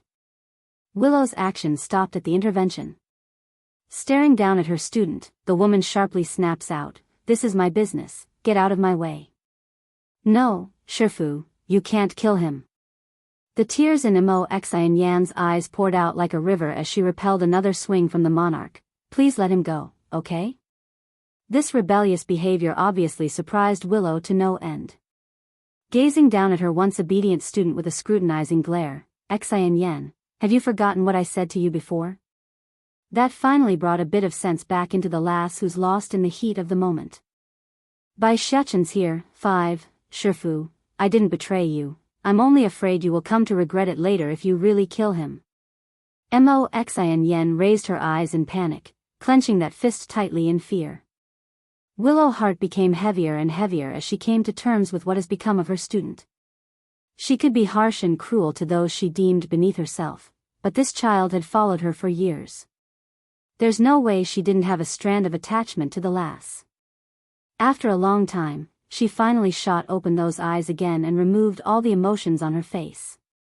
Xian Yen, all these years, I have always treated you as my own daughter, but I never thought you would betray me for a man, ahaha. That said, the monarch began to laugh wildly as the bitterness seethed forward from her voice. She had indeed been very harsh on Moxian Yen, but in the same way, she also regarded her as a daughter. Aside from Ditsang being the man she wants, this Xian Yen was Willow's only other. The sense of betrayal in the monarch's voice didn't go unnoticed in Moxian Yan's ear as she shuddered in the understanding of what she's done. Shifu. Enough. Willow snapped in anger and stopped the lass from making excuses. Xian Yen, do you think at this point I will still believe you? I have warned you long ago not to taint him. Even a thought is not permitted. Did you think my words are nothing but wind in your ear? Moxian Yen stumbled backward as beads of tears rolled down the cheeks. She wanted to defend herself but found her throat croaking in silence. The girl simply didn't have anything to say. Shifu, please spare him. Or at least make him lose his memory thoroughly. Moxian Yen pleaded in a praying fashion. Towards this Shifu of hers, she had no power to resist. It's like a mortal facing a god, only prayers and begging would work and nothing else. Sadly, that was the biggest mistake the lass could make because she had indirectly confessed to the public of the truth. Wah! The crowd fell into turmoil at the unintentional words. Their minds wanted to believe in Willow, but the truth was slowly and gradually degrading their belief even if they themselves didn't want to face reality. What did she say about making him lose his memory more thoroughly? Does this mean the man's amnesia is due to the monarch's work? How could such an outstanding, highly conducted woman like the monarch do such a thing? But these words came from the mouth of Miss Xian Yen. What are we supposed to believe? Moxian Yen, you are tired, that's why you've begun talking nonsense. Willow drew a snarl in her snickering smile and gathered force into her palm before releasing it upon the student. Maids, take the young lady. I will dispose of her later for this betrayal. Moxian Yan's figure immediately fell backward and fell into the crowd, and due to the shockwave of the blow, her clothes were in tatters with holes all over. Shifu, I know that you have always regarded me as your own daughter. That's why I will never betray you for a man. I only want you to have happiness. A trickle of tears slowly fell down the girl's cheek, giving her a sad and pitiful appearance only found in those who are kind and gentle. You love him so much. If he dies, the only one to be hurt is you. By Zyakins here, 6, Willow's eyes were cold as she signaled the maids to move forward with their swords in hand. Despite Moxian Yan's status, they didn't hesitate and brandished their blades around the girl's neck. This time. Is Shifu really going to kill me? Xin Yen, I am first going to deal with these people first, then I will settle the issue with you. Willow's smirk didn't have any kindness left in them, only the murderous gaze of a judge deciding the fate of the weak. Ditsang, your ability is truly astonishing. Even my disciple is now under your whim. To save you, she's willing to betray even me and made up stories to tarnish my image. The crowd flew into an uproar and glared at Imo Xin Yen, who became the target of their ire. That makes sense. When have we heard of the monarch being such a person? It's just that this man's ability to seduce girls are too strong, that's why Miss Xin Yen is lying for him. Such men are not worthy of our monarch's love. Ditsang did not speak to defend his reputation but instead used the opening to wipe some of the blood from the corner of his lip. He's a man of action. Always have and always will, which he showed by increasing his bloodthirsty killing intent. Wah! Suddenly, the Demon King's figure turned into a streak of wind to get behind the monarch's back in a flash. He didn't hesitate or show mercy, slashing down with his sword that sliced reality itself. In her defense, Willow was far more relaxed. She already anticipated such tactics. So with a raise of her hand, an immense force blew out from the palm and blasted the energy blade away as well as resealing the reality crack. It's her domain, meaning everything happened under her watch. Ditsang, your injuries have not recovered, why must you force me to fight you? A smile rose from the monarch's face after uttering that. Do you think that you are still my opponent now? He's no longer the true celestial from way back, and his strength has diminished beyond compare. Not to mention he's also injured now. In an instant, the temperature around Willow dropped to below zero as she struck again. You old witch, don't you dare bully my father and mother. Suddenly halting after that outburst from the side, Willow's body fell into shock due to the disbelief of what she's heard. Those words were echoing in her head, similar to a clap from thunder and refusing to leave her mind. Stumbling to gain her footing, the woman took a good while to search for the source. She eventually did and saw a little young boy wearing dirty clothes ripped in multiple places. Instantly, Willow knew the child was Ditsang's son. That air, those eyes, it's too similar to the Demon King. In fact, the contour of the boy was already drawing close to the father's, only younger and less mature. At the same time this was occurring, a loud explosive noise suddenly came from Baiyan's cauldron. It's the signal that the medicine has completed after the woman committed her all to refining this precious pill. It's finally done. The Demon Queen opened the lid and used her bare hands to pluck out the green beady object. Ditsang's recover, 1, Xiachen. Baiyan could tell it was her precious boy outside the courtyard with just one glance. Right now the little kid's face was clean and handsome, only marred by the tattered clothes he wore due to not having a replacement. Even so, it won't stop the steam bun from calling out. Mother. He loses his angry face and dons the most brilliant and shining smile he has. It's his usual demeanor when facing the woman of his life. Ditsang's gaze also turned to the little boy in question, but instead of the happy reunion that's supposed to be between father and son, the Demon King only had a doubtful expression. Xia. Xiachen. By Xiachen? The name appeared involuntarily in his mind, and that changed the initial confusion to a dazed softness. Mother, did father go stupid? Why is he looking at me with those eyes? This behavior was something never before shown to the steam bun from his old man. For that, it made Bai Shechen jerk backward and look towards Bai Yen for help. You're my son, are you not? Ditsang seemed to have forgotten about the war happening around himself and slowly walked towards the boy. Bai Shechen became even more confused. Mother, really went stupid. He doesn't even know who I am. Bai Yen pursed her lips and said nothing, holding onto the pill to come before her husband. I've finished refining the medicine. Take this. It will heal your injuries. Her words fluttered into the Demon King's ear, causing the man to melt away in a creamy fashion. Okay. Ditsang smiles and happily reaches over to take the pill off the wife's hand. This wasn't good, not good at all for Willow. The monarch frantically ran forward in haste. Don't take the pill. Due to the nervousness of what's to come, her voice was shaky and unstable. It couldn't be helped. It was extremely hard for the woman to harm the demon king to begin with. If Ditsang regained his strength, then she stood no chance with his guard up. Moxian Yen didn't react like her Shifu though, despite being restrained. Her sight had locked onto the steam bun and his face, which she promptly compared it to the man. It's then that a surge of cold frost swept up from her feet and into the lady's heart. This man has married and with children? And the son is already so big? Moxian Yan's heart shuddered at the irony she brought upon herself. But that emotion soon transformed into a bitter rage that wanted to suffocate her entire existence.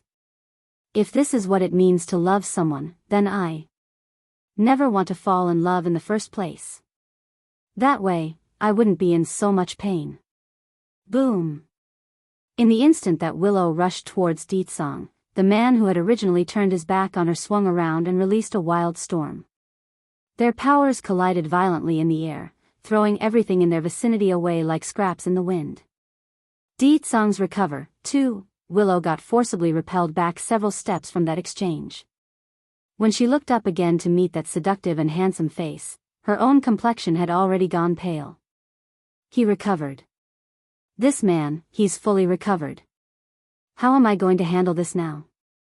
The others didn't miss the panting breath from the monarch's chest, but their focus couldn't leave the steambun's figure due to his appearance. This little boy looks so similar to that Sir Ditsang, it's impossible to say they're not father and son. Haha. Suddenly, Willow bursts into a wild laugh. It's filled with self-ridicule and sarcasm, like someone being shamed. For a while, the whole courtyard had fallen quiet. Ditsang. Her white dress fluttered gently with the wind as sadness surged forward on her expression. You are so cruel. What on earth can't I compare to her? Even if he loses his memory, this woman is the only one in his heart. Willow's gaze finally turned to Bai Yen to take a serious look for once. This woman is indeed very beautiful, so beautiful that even I am moved by her contour. It's just like back then. Ditsang and this woman fought, over and over again. Yet, no matter when or where, she's always the most glorious and shining existence. Ditsang will only have her in his eyes. The old grudge once again flashed before Willow's eyes like a film, which only made her all the sadder. I thought I could have him as long as I become more like her, but in the end, I'm only fooling myself. When did it start? I used to be so kind and gentle, like all my peers who dreams of finding love and a husband. Since when did I get so absorbed in becoming like her just to win this man's heart? Am I still myself anymore? Bad woman, you can't compare to my mother, not ever. Bai Shechen's small body got in front of Bai Yen and acted like a shield, his aura strong and unyielding. You don't deserve to be compared to her. Willow's fist clenched violently over that statement as her gaze shifted over from Ditsang's and onto the steambuns. She was sad before, but now it's all about rage and the desire to murder this runt. Are you Ditsang's son? She sneered and seethed with disdain. Bai Shechen did not reply to her question, but instead swinged around to act all cute and innocent before Bai Yen. Mother, is this bad woman stupid? Didn't she hear me call father already? What's the point of asking me that rhetorical question? Willow almost wanted to explode there as her chest huffed and puffed from annoyance. It's bad enough she's losing face, now she's being insulted by a runt. Ditsang's recover. 3. Ditsang, I'm asking you again, are you really unwilling to marry me? Not even as a concubine? When she finally spoke, her voice weakened with a hint of pleading. Hiss. Everyone that heard this gasped in a cold shudder. They're all staring at the monarch in disbelief due to those words. In the domain, they all knew Willow as a lady who hated men with multiple wives. For that, she earned the respect of both genders for many years. But now it's come to the truth that it's false. That she's willing to become someone's concubine, a mistress. Shifu. Moxian Yan's eyes widened in surprise, her body trembling as the color drained from that face. Why? Why is the Shifu who wouldn't allow me to be the man's concubine pleading to become one? My Shifu shouldn't be like this, she should have used every means to snatch Ditsang over. Shifu is so powerful. What in the world is there that she can't do? Moxian Yen bit her lip until it was bleeding as the idol and source of her own pride collapsed from within. It's upheaving her ideology and crushing it. Di Tsung's voice was cold as he replied, "In this life, I will only have one wife, no concubines. In this life, I will only have one wife, no concubines." Willow's body nearly collapsed as those words echoed in her head, causing those weeping tears to flow forward and memories of old to resurface 10,000 years ago. Her father also went to the palace to propose a marriage for herself.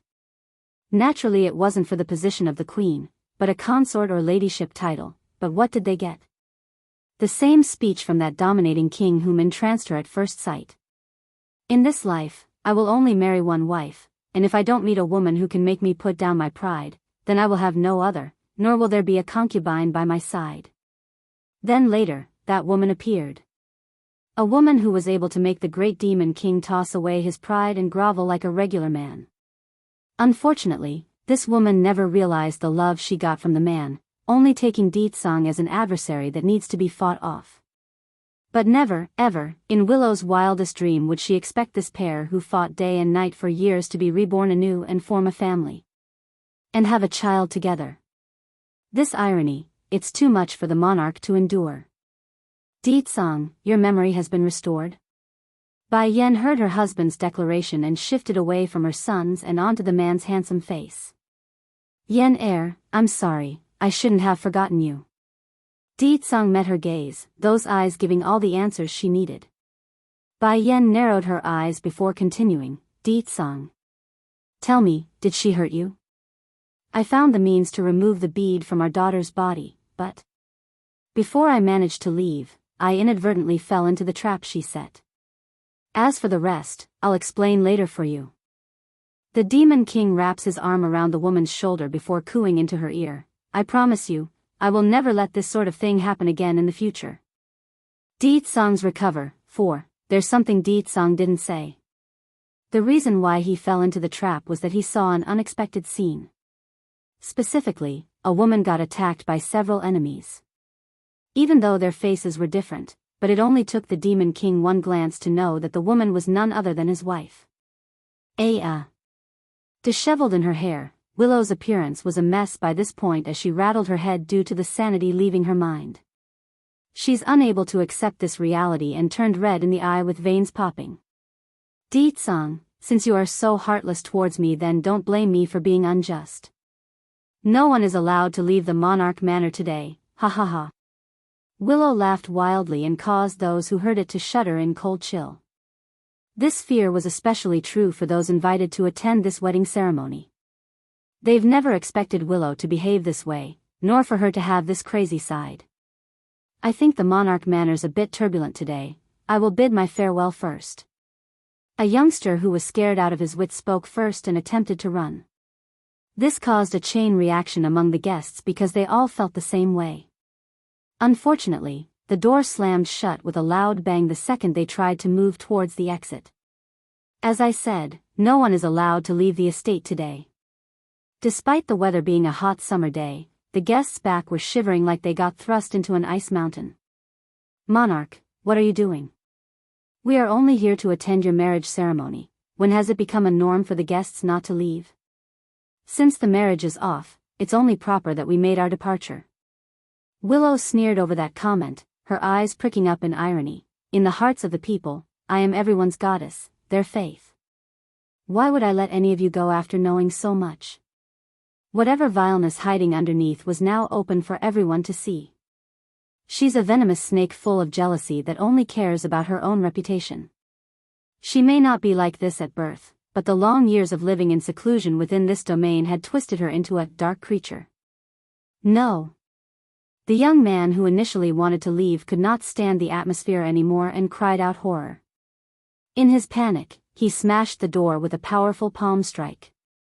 "I'm leaving this place. I don't want to die yet." However, the door remained motionless under his assault. It's obvious the material used for the building wasn't normal. "Let me out, let me out." Battle, 1, bang. Suddenly, a force impacted the young man's back and pierced through his body. First going stiff with eyes popping in shock, the lad glances down at his chest where a giant hole was showing with blood continuously gushing out. He couldn't believe this, but belief didn't matter as the life gradually left this mortal body that went limp in the next. Everyone in attendance became horrified, but more importantly, stunned by this picture. They knew the monarch was behaving out of character compared to their expectation, but they didn't expect her to start killing everyone who came to celebrate her supposed good day. Annoying. Willow snickers disdainfully at the target of her wrath before scanning the crowd staring over with the same kind of ridiculing faces from way past. If anyone dares say another word, your ending will be just like him. Unable to speak due to the unshakable fear, the crowd surrounding the now lifeless corpse split apart to scatter.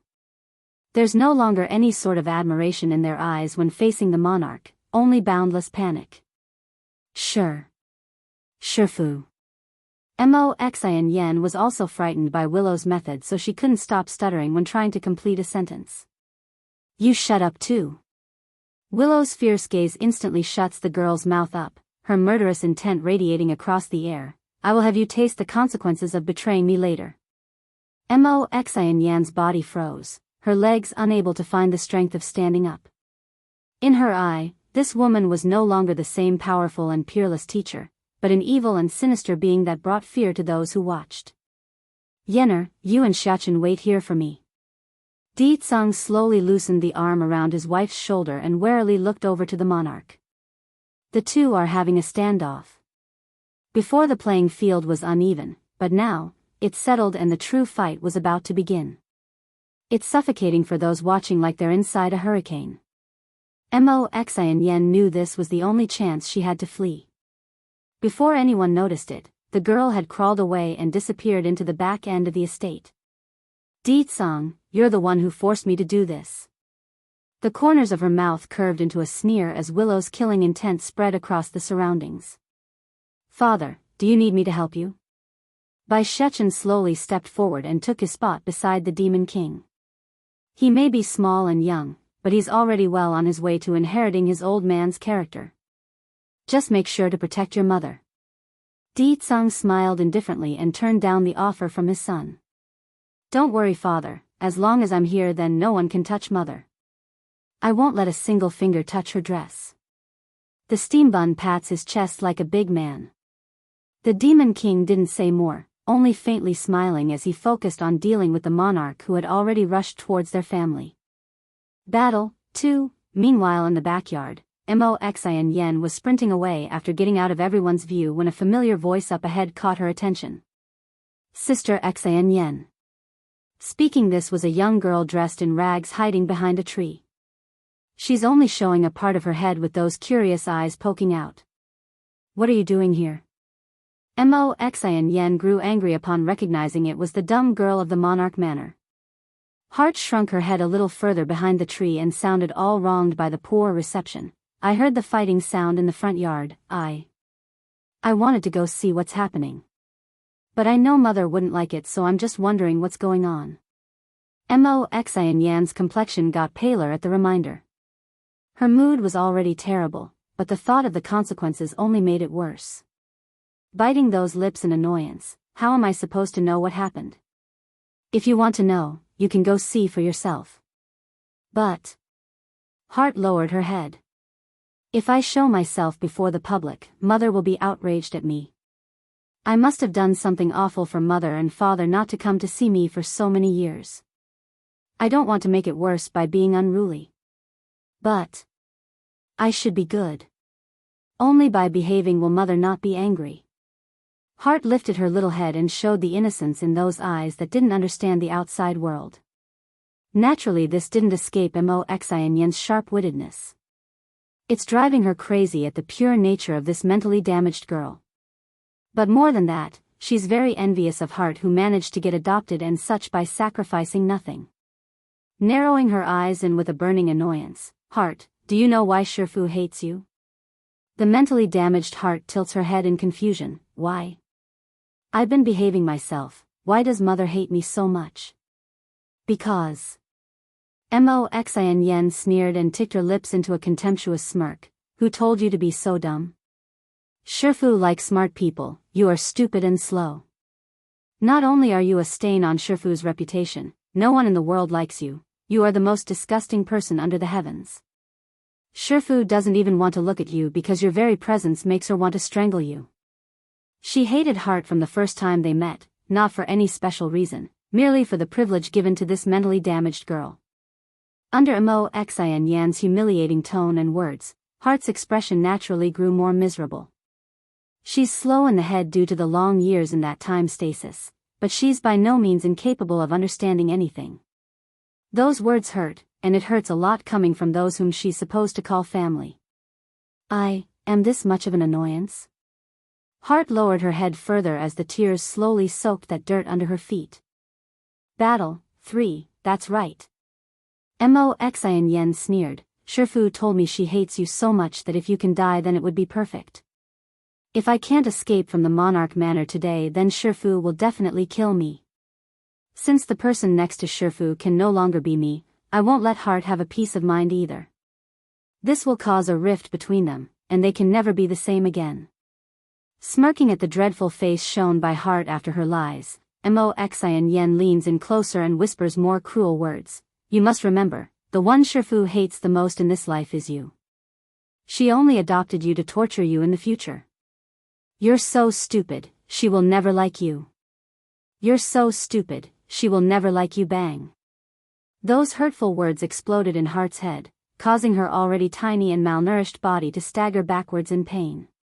She's crying tears that are so emotional that it hurts to watch. Heart, you are really too stupid. Do you think Shifu adopted you because of love? If she did, would she have allowed those servants to bully you? It's so funny watching you hoping for Shifu to look at you, ha ha ha. It's so ridiculous. In this place, your status is lower than a slave, it's below that of a dog. Due to how absorbed she was in her insults, Mo Xian Yan had omitted the strange appearance slowly forming on Heart's figure. A cry of sorrow shook the entire sky and ground. It's the manifestation of anger, pain and despair. Jolting backwards out of reflex from the shockwave, Mo Xian Yan nearly fell backwards while popping her eyes out in shock. There's a violent surge of power flowing out of Heart's body, and it's continuing to grow bigger and bigger by the second like a vortex trying to swallow its surrounding. Heart, what's wrong with you? She didn't dare to get any closer and believed the other girl had gone crazy like her Shifu. You don't think that's enough to scare me? But the unstable girl did not respond, only showing an emotionless face that was covered in tears. It's unsettling for the other side who was the cause of this. Out of panic and fear of drawing further attention over on this side, Mo Xian Yan swiftly ignored the abnormal girl and rushed for the back exit where it's unlikely to be guarded. Front yard. The crowd also heard the earth-shattering cry from the back end. This includes Willow and Di Tsang who were in fierce combat above the ground. But since this voice belonged to Heart, the monarch only took a brief pause before recovering her composure. Together till death, 1. A blanket of gloom has come over this battlefield at some point. Like a heavy downpour, it's making the atmosphere extremely heavy and suffocating for those underneath the clouds. Willow's face gradually darkened under this stress as well, and her grief towards Di Tsang has completely changed from the earlier grief to that of hatred and anger. That said, the mighty woman didn't just stare and stand there, she mustered this emotion in her body and charged at the Demon King. In a flash, she was already behind Di Tsang with the blade making an upward swing. Bang! Boom! Swish blow after blow. The two went back and forth with no visible advantage with either taking the win. Ho ho. Abruptly, Willow's cynical laugh cuts in after a pause. Di Tsang, it seems it will be difficult to distinguish who is stronger today, so I will settle this at another date. In an instant, the entire earth started to quake at her signal, shaking and rumbling until cracks fissured out from all directions. Di Tsang could no longer care about the monarch at this sudden change in event. Hurrying over to his wife's side, the Demon King pulls Bai Yen into his arms and then grabs the steam bun by the collar to protect them both with his aura. Such a warm-sided sight deeply stung Willow's eyes, making her full of resentment. She's red in the eyes and began to laugh wildly until her voice became deafening. Ha ha ha. It doesn't matter how deeply you love today, your love will only bring you more pain in the future. At this moment, Willow had fallen into madness, her smile crazy and fanatical. Those who came to celebrate today didn't even dare to breathe under this atmosphere. They only want to get away from the mad monarch by this point. Yet, before they could catch their breath, the ground cracked entirely and revealed the chasm underneath. It's a mouth of darkness, devouring all the unaware who didn't escape in time. In the Hell Realm, I am the goddess. Willow narrowed her eyes and made her usual cold face at Bai Yan. So, I will make sure you disappear for good under my watch, ha ha ha. For any cultivator who breaks through to the Divine Lord level, they are able to create their own mini-realm, effectively making them a god in this domain. That's to say, Willow gets to control everything within this world. Even if that meant the destruction of this world, it's at her disposal, just like how that chasm devoured the attendees today. On cue, the sky as well began to warp into a wind tunnel. Whatever trees or greenery were sucked into this wormhole, and the poor animals in the endless forest were massacred without ever knowing their own fate. Worst of all, the phenomena was increasing in size and expanding across the landscape at incredible speed. Together till death, too, what is happening? How did the endless forest become like this? It's like the world is coming to an end, it's over, this time our whole domain is over. Everyone who didn't get devoured by the chasm in the ground was trembling in fright. Many of them somehow found safety in a corner or clinging to a small foothold on the side, but none were faring so well if nothing changed. Endless Forest, Monarch Manor. Yenner, you and Xiachen leave first. Di Tsang's brows grew grim as he leaned down to kiss his wife's rosy lips. I'll be back soon. Go home? Bai Yan was stunned, and when she looked up, Di Tsang had already placed a blue stone in her palm. The bead in Linger's body is called the Demon Flame Bead. It's an object that has its own will and unlikely willing to be taken out. This here is the Divine Water Stone, only it can restrain the power of the Flame Bead. In addition, the existence of the Demon Flame Bead being inside our daughter's body mustn't leak to anyone, otherwise, disaster will befall her from every angle. Di Tsang's tone was very heavy and grim. Thankfully the wind around them was strong so no one could hear their words due to how close he whispered the instruction. However, the scene nevertheless brought a sting to Willow's eye due to the intimate contact the couple shared. She's burning with jealousy in the eye and started to froth in the mouth. You two are still talking about love after reaching this point? Since I control the Hell Realm, I will send the both of you to different places, never to meet one another in this lifetime. Willow sneers derisively, her momentum growing more intense by the second. Even the clouds were swirling around her body due to the power, throwing rocks and bricks into the air into the forming hurricane. Meanwhile in the back end of the manor, Moxian Yen who originally wanted to sneak away from the battlefield using the opening was suddenly thrust into a bind. There's currently a vast gaping chasm blocking her way. If she didn't stop in the nick of time, she too would have fallen into this giant hole like all the rest. Shifu has gone crazy. She's really gone crazy. How can she do this to her own work? She created everything here, how can she destroy all that she worked for? Mother. Heart, the mentally damaged girl, raised her head in a daze at this moment, catching fleeting a glance at the monarch standing in the epicenter of this hurricane. She's so hurt from the lies that the child couldn't hold back the sorrow. Ha ha ha. For Willow, she's lost all control of her body. In her mind, there's only the stinging picture of that family of three. Di Tsang. Bai Yan's hand tightly held her husband's, ignoring the wave of murderous intent from the monarch. The fact that I came to find you means I won't go back alone. If we leave then we are leaving together, not one less. In this life, she will not leave him again and go alone. Yenner. Di Tsang counter-grabbed Bai Yan's hand and frowned slightly. You don't have to worry about me, I will go back to you soon. Bai Yan smiled and shook her head. Do you remember what I said about my father on Earth? He's timid and a coward. When my mother's side of the family got slaughtered before his very eyes, he did nothing and watched from the side. So, I wasn't able to trust another man again after that, until I met you again. Together till death, for Uncle Mo Li Shang, Bai Shechen looks over to the guy. If I can't go back this time, you help take care Sister Dragony and Sister Linger. Also, tell Jean Tian not to be so gluttonous in the future. He is a man, so he needs to look after the family's girls. Auntie also needs his protection.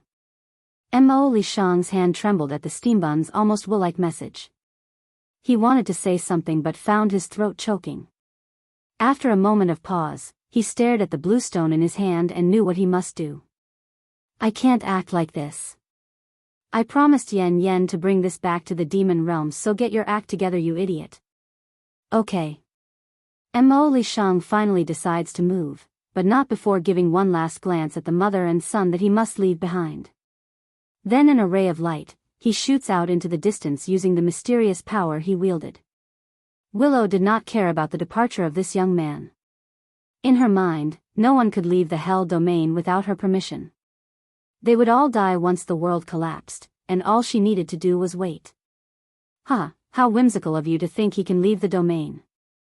Without my permission, none of you can leave. Willow smiled sarcastically but then changed to an entranced look when landing on Di Tsang's figure. No matter how cold her heart becomes, this woman somehow always manages to be swayed by the Demon King's existence after her original outburst. Di Tsang, if you want, I can let you live, really. Di Tsang lets go of Bai Yan's hand and slowly walks towards Willow through the air, which causes the monarch to be overjoyed inside because this gave her hope he might change his mind. Di Tsang. I know your strength is very strong, but this is the Hell Domain, my world.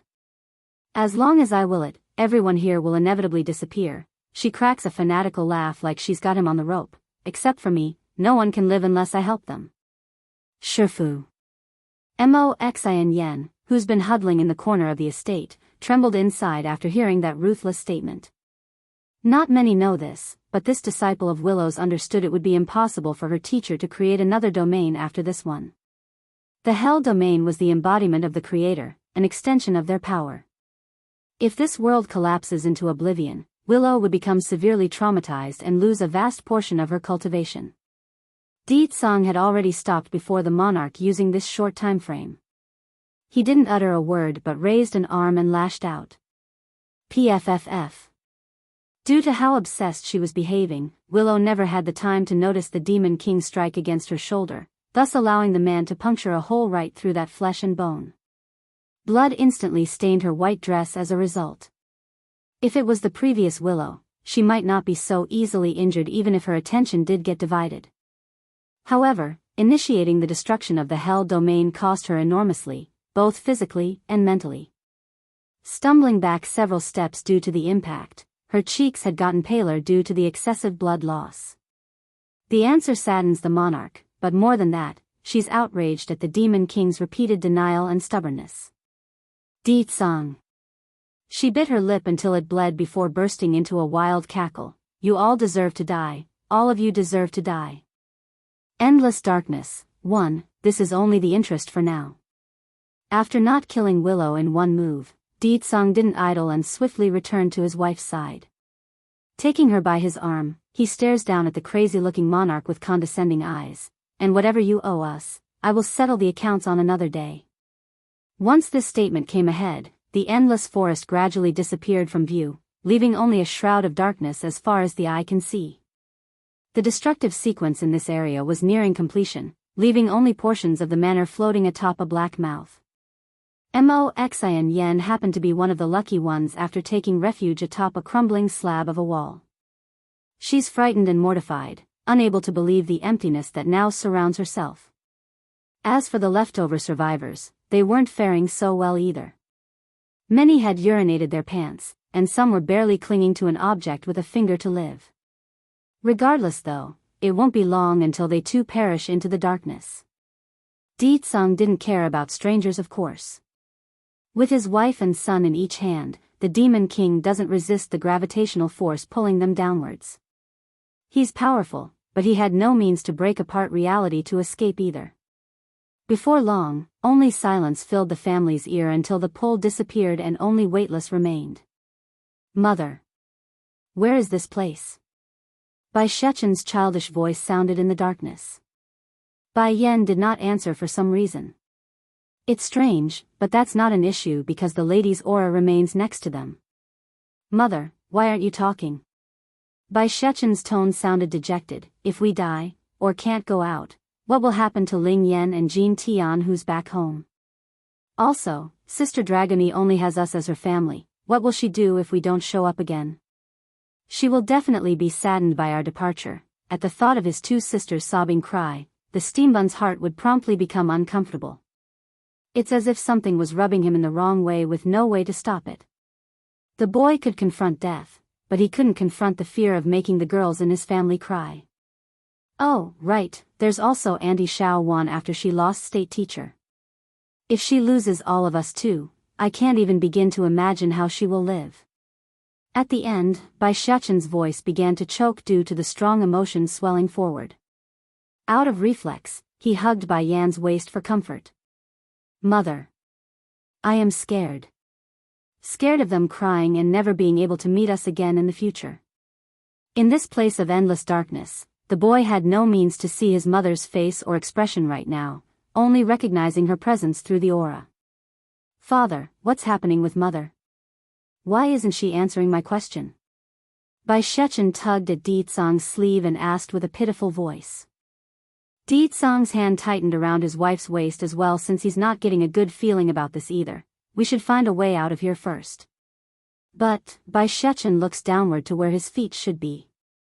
There's no way for them to climb upwards, nor a way to fall down again. They're only floating in this dark space. Shechen, trust me, I will have a way to leave. Endless darkness, too. Bai Yan did not know how long she had been floating in the darkness. The only thing this demon queen wanted to do was open her eyes in desperation. Sadly, she couldn't. In fact, the lady couldn't even open her mouth to make a squeak. No. I must not give up. I can't let Di Tsang and Shechen worry about me like this. Thinking of this, Bai Yan clenched her hands into a ball until the pain gradually cleared her muddled state. She still couldn't speak or see, but having a clearer mind was better than nothing. Yenner, can you hear us? A man's muffled voice drifts over. Yes. I can hear you clearly. Bai Yan tried to shout out several times, but the voice only resonated in her heart and not outward. Yenner, whether you can hear us or not, me and Shechen will be by your side, so don't worry. I will find a way to leave this darkness. No one can trap us. Di Tsang hugged her again, embracing that body so the woman wouldn't have the faintest chance of slipping away into the darkness. With a flutter of her eyelashes due to the physical contact, Bai Yan stopped struggling to open her eyes there. She may not be able to see him, but the intimacy was all the warmth she needed. Somewhere off in the bushes, Willow was covered in blood as she leaned against a tree trunk she found after her self-destructive act. In the end, I brought the destruction of the hell domain with my own hands. I let my anger swallow me. But it's okay, even if I don't control a domain anymore and suffer for it, I can still rebuild. There's the demon realm. One day, I will make all of demonkind submit to me. Sure. Shifu, Moxian Yen was shivering in a corner right now. Though afraid, the girl understood the only reason she's alive was that the monarch spared herself, otherwise, she would never have escaped the fate that had befallen everyone else.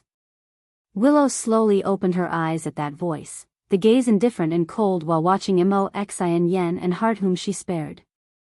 Compared with Moxian Yan's trembling appearance, Heart's was relatively calm for the situation. In fact, the old ignorant and innocent appearance was long gone, replaced by a squirming child that buried her head against the knee like she's locked herself off from the rest of the world. Moxian Yen, do you know you're wrong? Willow asked indifferently. Plop. Moxian Yen was so frightened that she immediately kneeled before the monarch, her face pale and panicking. Shifu, I know my fault. Please forgive me for being ignorant and stupid. Slowly getting up with that condescending gaze, Willow sneered a smirk at the girl's cowardice. I said it before that you are not allowed to have ideas about him. To think you not only went after him, you also betrayed me for him? Endless darkness. 3. Moxian Yan's sweat flowed without resistance along her forehead as the lady bit that pale lip. Shifu, I didn't want to betray you, I just didn't want you to kill him. I was afraid that Shifu will regret it. Slowly closing her eyes, she waited a good while before opening them again after mustering up the courage in her voice. In my mind, Shifu is like a mother, someone I hold dear. Yes, I admit I like Ditsang, but I only regard him as a father figure and didn't want him to die, that's all. Even now, Moxian Yen did not dare to admit her thoughts aloud for fear of retribution. Willow sneered and smugly smirked at the lying student. I don't care what you think or what your excuse is. From here on forward, you and Heart will only serve me. If I find out you violated my orders again, the consequences won't be so easy anymore, you understand? At this moment, Moxian Yen couldn't take her eyes off of that furious flame burning within the monarch's gaze. It's soul-piercing, sending her whole existence cowering with the head hanging low. Yes, Shifu, your disciple understands. Get up. Willow waves her hand and forcibly dragged Moxian Yen up. Moxian Yen, do you want to know where they all went? Willow narrowed her eyes at the sorry excuse of a disciple she had and asked this aloud. Shaking that head without daring to look up, your disciple don't want to know.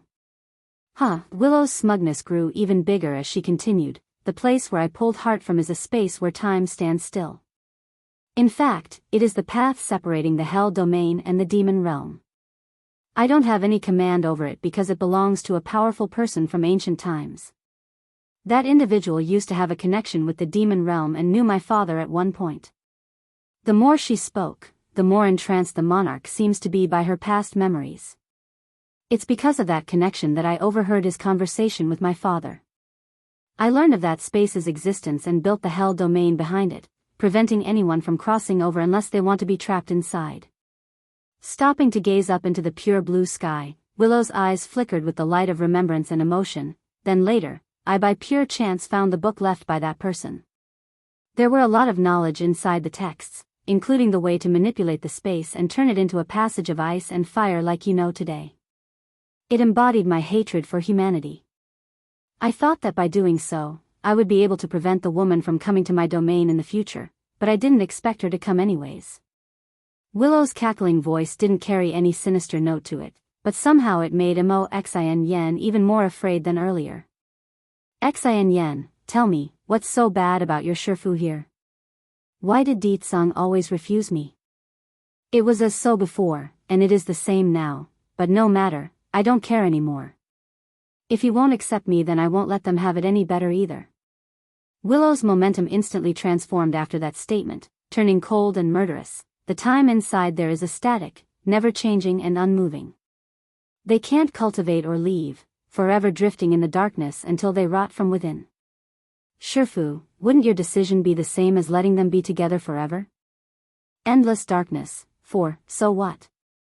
Willow mutely cackled and freaked the other side some more. They are in that place, which is equivalent to being isolated for eternity. Even if Bai Yen is still by his side, he can no longer interact with her anymore. Shifu, please don't say more, I don't want no anymore. Looking down at the ground, the Moxian Yen found her soul losing itself under this depressing reality.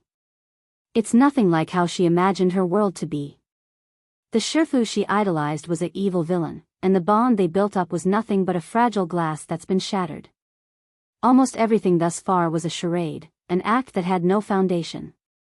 No, you should know, Willow flicked a finger to push her disciple's chin back up so their eyes would meet, because if you betray me again in the future, your place will be with them inside that darkness.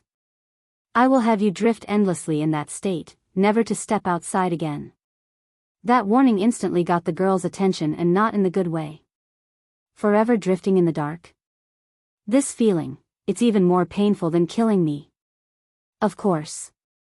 Willow continues to grin with teeth baring, but unlike before, her hands were brushing the girl's hair like petting an animal.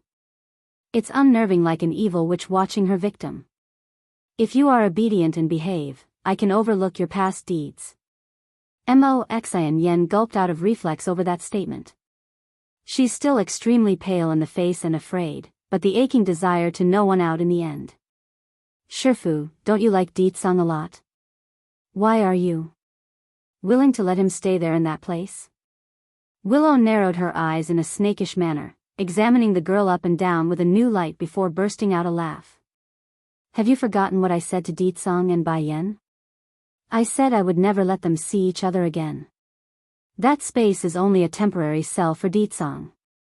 Once I recuperate my wounds and increase my powers again, I forcibly rip him from his wife's grasp. At that point, it will only be Bai Yen and that stinking brat left drifting for eternity. She couldn't give up on Ditsong. That kind of a man, how could she ever erase him from her soul? So, the only course of action left was to chain the man in a temporary cell. When she has the confidence and power to do as she please, Willow would begin to move again and take what's hers. Shifu, Moxian Yen pursed her lips until it hurts. I will not disobey you again. The girl's ashamed to admit it, but she's a coward.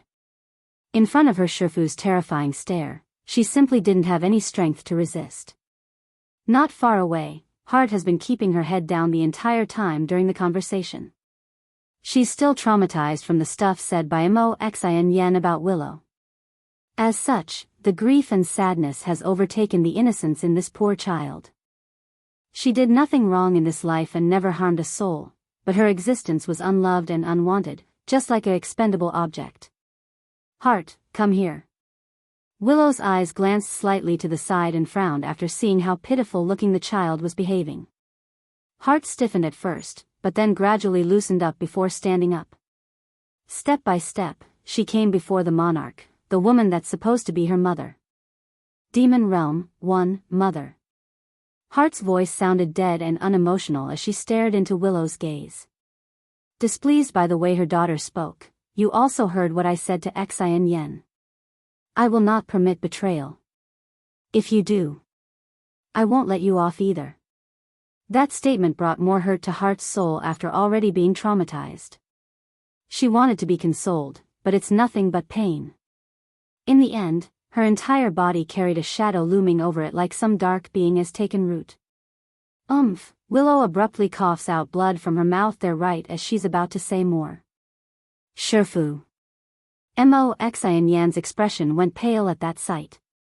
Quickly running up to the monarch, an undisguised level of worry appeared in the girl's. Shifu, what's wrong?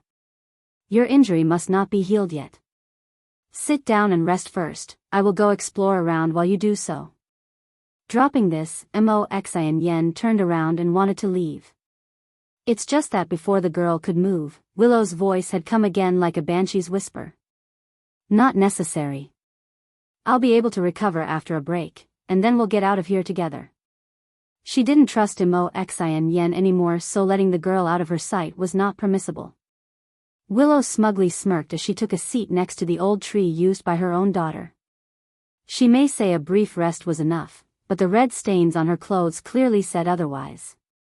On top of that, the bright burning sun was no friend of theirs either. Then have a good rest, Shifu. Shout for me if you need anything. I will be by your side. Moxian Yan's tone sounded concerned but instantly changed back to harsh rudeness when shifting to Heart's depressing figure. What are you still sitting around for? Don't you see Shifu is injured? Hurry and get over here and see if you can do anything. At this moment, she seems to have forgotten the horror that Heart had initially brought to her and returned to the usual bullying demeanor. Heart lifelessly did as told and stepped over without so much as a peep. She's looking so depressing that it's hard for Willow to put up with now that they're like this. Don't assume the monarch would suddenly have a change of heart after Moxian Yan's betrayal. She understood this disciple of hers never once faked the concern shown thus far, it's just that she didn't want Ditsong to die, hence the betrayal. In contrast, her own biological daughter Heart was much colder, and even dumb to some extent in not showing any emotional concern for her own injury. This was also why Willow didn't leave Moxian Yen behind. At the very least, she needs an extra hand to help run errands during this period, which Heart wouldn't be able to do. Heart, Willow's tightly furrowed forehead loosens up after a sigh, although Xian Yen did something wrong before, but I am willing to give her a second chance since she's capable of understanding her own fault. You need to learn from her in this regard. Heart was stunned at the lecture as she stammered for a response. Mother, Okay, you don't have to say anything more. Willow's voice lost any of the tenderness she had from yesterday and grew impatient. Go over there and stand watch. I need to spend this period healing my wounds, so don't let anyone or any animal to come disturb me. Demon Realm, 2, okay. Heart didn't say more and returned to the spot where she was sitting before. This time she did not hang her head down but instead began surveying the surrounding environment as told. Demon Realm. Di Ling Yen sat on the edge of the demon mountain with her chin propped against her own hands, those eyes bored and longing. Suzaku, when will my mother and father come back? Now that even big brother is gone, it's only me and second brother left. The 4 sacred beasts were all standing behind the baby princess and became emotionally sad over her question. There's hardly any life around the palace as of late, so it's no wonder the atmosphere was depressing. Princess, Suzaku the red flaming lady squatted down and gently hugged the baby's body. You don't have to worry, Mistress and His Majesty will return soon, and your big brother the Crown Prince already left to bring them home. It won't be long until that day comes. The consoling words didn't work. Instead of making the baby girl peach up, she hung her head again between her legs like a depressed child. Suzaku, don't lie to me, the place where my mother and father went must be very dangerous for them to not return. I know they're risking their lives for me, if only I didn't have the flame bead inside my body. In this way, neither father nor mother would go to such a place. Tears slowly trickled down that cheek at the thought, causing Di Ling Yan's body to shrink further into a clump of sadness. Little princess, don't you believe in your family? The young-looking teen that was Little Rice the White Tiger walked up to the girl's side and patted her shoulder. I have been following mistress and young master from the beginning, never have I seen them fail or suffer any losses. This time will be no different, I promise you that. Looking up with a weeping face, I believe in my family, but I still feel uncomfortable inside, like they won't come back. If it wasn't for that feeling in her heart, Di Ling Yan wouldn't be so sad, since it's always been like this for the baby princess. Whenever a bad omen occurs, bad things happens not long after. Suzaku, Little Rice, Black Turtle, Tsing Yi, can you take me to find my mother? I also want to go to where they are. The Phoenix lady's heart ached with immense pain at that request. Princess, please be good, you are still too young to go anywhere. It's not the time for you to encroach on such a journey. Little Rice also wanted to say something after that miserable plea, however, he stopped after taking notice to the flash of light shooting over from the distance. Mo Lishang. Little Rice widens his eyes at the sight of the young man that appeared. He still had a great impression of this person who they picked up below the medicine sect that day. Normally it would be a great occasion for the reunion, but this timing and location was leaving him on a wary note. Why? Did he come to the demon realm? Unlike White Tiger's perplexed thought, Suzaku's reaction was much more powerful. She's locked onto Mo Lishang's figure and clenched that face in a manner of someone on high alert. Demon Realm, 3, Black Turtle, what's wrong with you? Between the entrance and the reaction of the others, Tsing Yi the Azure Dragon had unintentionally taken a glance to the guy who's holding his head tightly in the rear. His look was full of pain, as if some memory had been lost, unable to be recalled. Boom! Suddenly, a powerful internal explosion rocked Black Turtle's head, sending him into a stumble as he loses his balance from the shock. Then looking up, that gaze fell upon Mo Lishang's figure that made him wrinkle his brow. He's trembling all over due to the sense of familiarity he got from the series of pictures flooding into his mind. At first the scenes were vague and unrecognizable, but gradually they became clearer with each passing second. A blood-colored battlefield with 2 opposing forces fighting. It's here that Black Turtle stood. Sword after sword, corpse after corpse, he slayed the foes that crossed his path until a river of blood stained the dirt. He was unstoppable in this flicker of the past. However, right when he thought the battle was coming to an end in his favor, a sword suddenly thrusts into his back and out the chest. He couldn't believe this outcome, right when he's about to overcome the ordeal. Slowly turning his head to see who dares, Black Turtle's view landed on the teenager's face whom he trusted all along.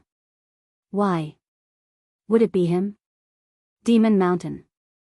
The teenager had slowly descended to the ground by this point and stood before Suzaku. This is something Yen Yen asked me to bring to you. In the palm of the teen's hand was a blue stone that emitted a faint glow. Suzaku quivered in the lips at the recognition of this object. Her throat wanted to make a sound, but a rock had lumped itself into the vocal stop any words to come through.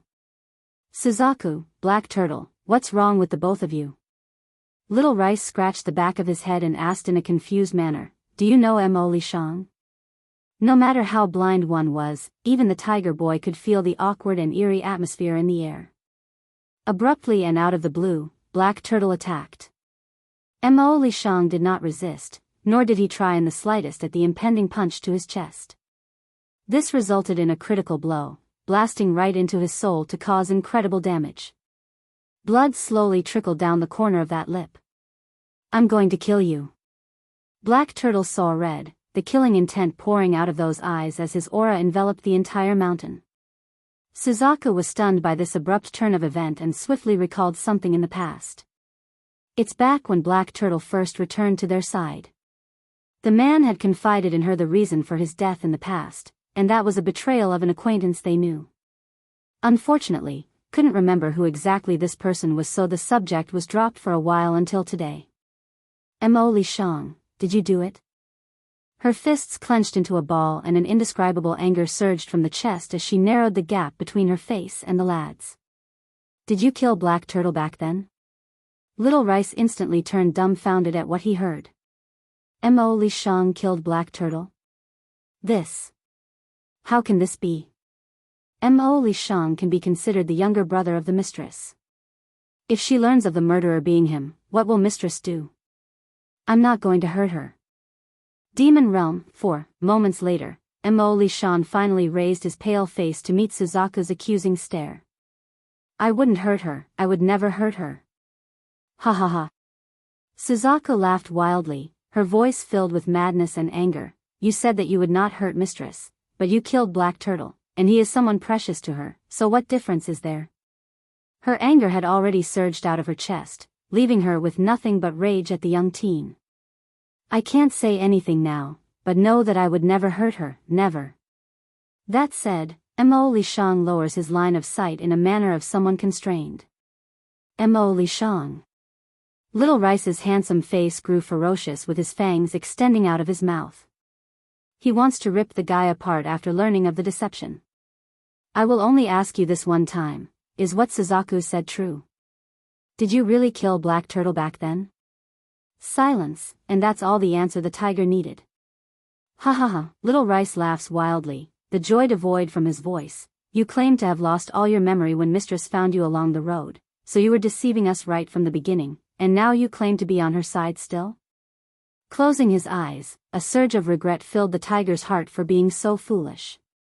If mistress and little master finds out, they will definitely be heartbroken. Mistress trusts you so much, why do you treat her like this? I don't believe it, you couldn't have appeared before her without purpose in the first place.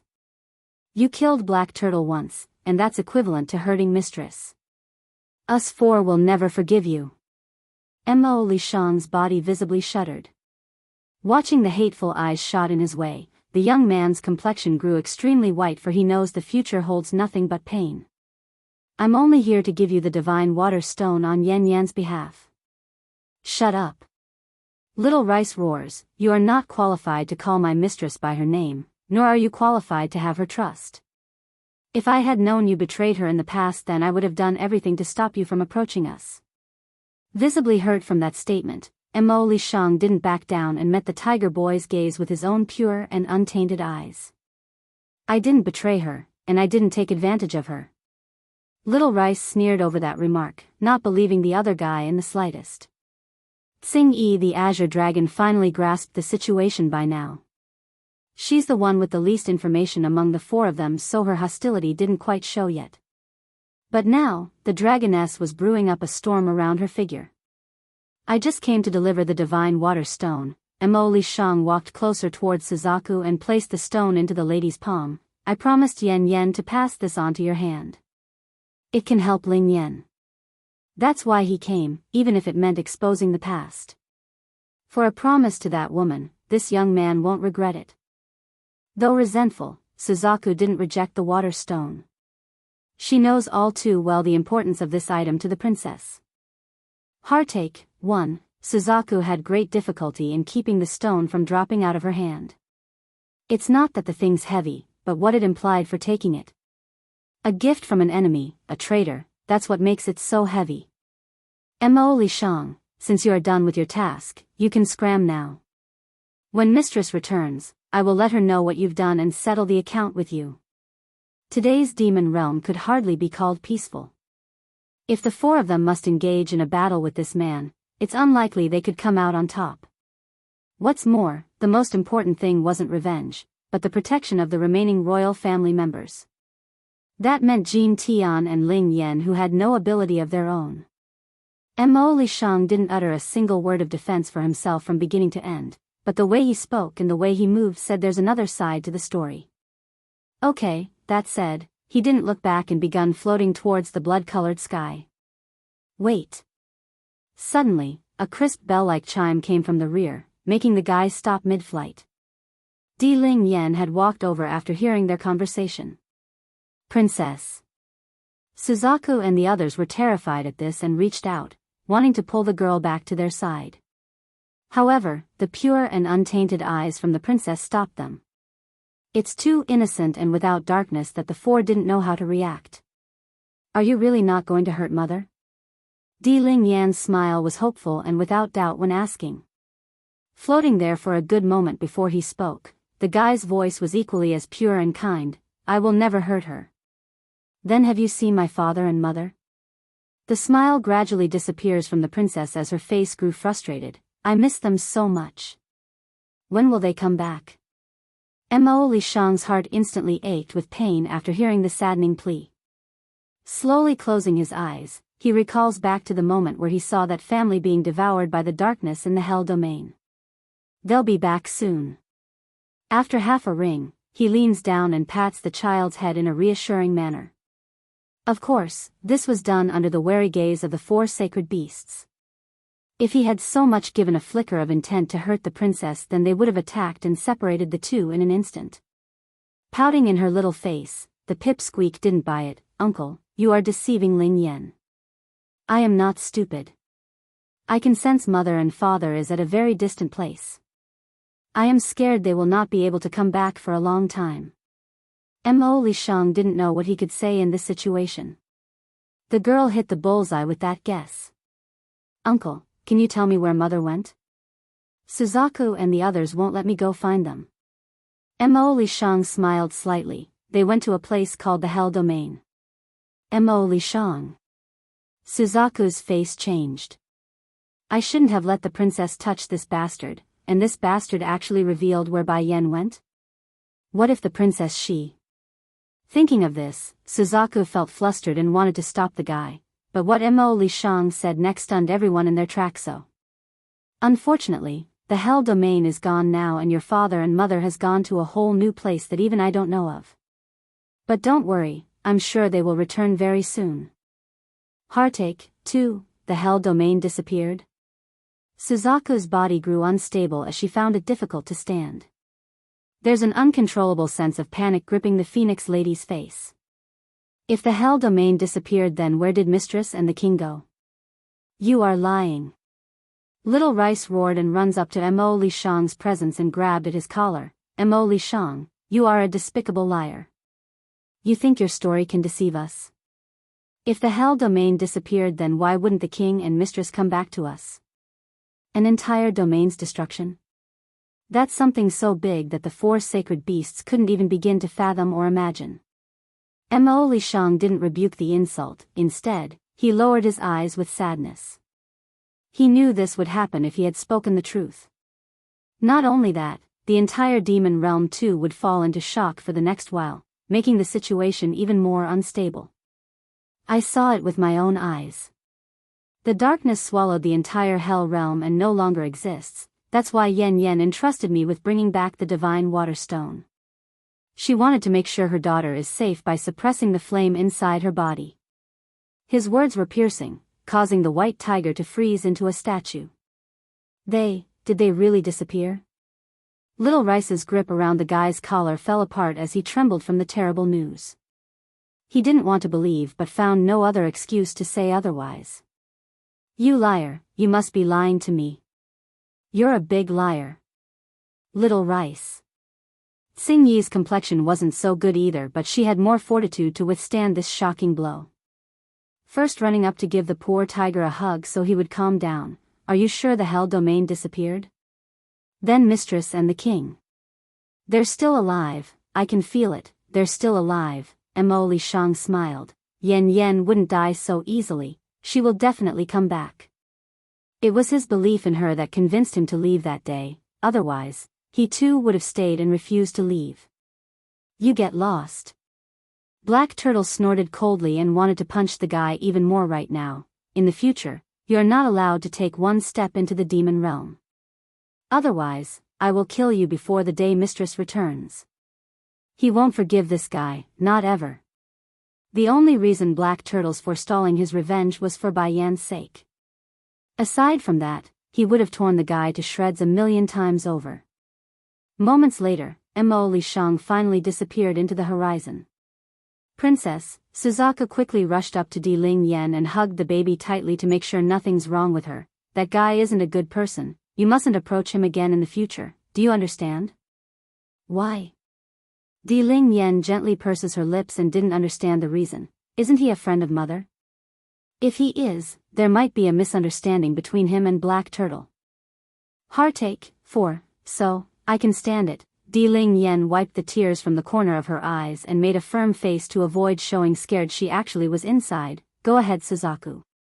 This divine water stone was brought back thanks to the efforts of her father. As such, she must endure this little trial.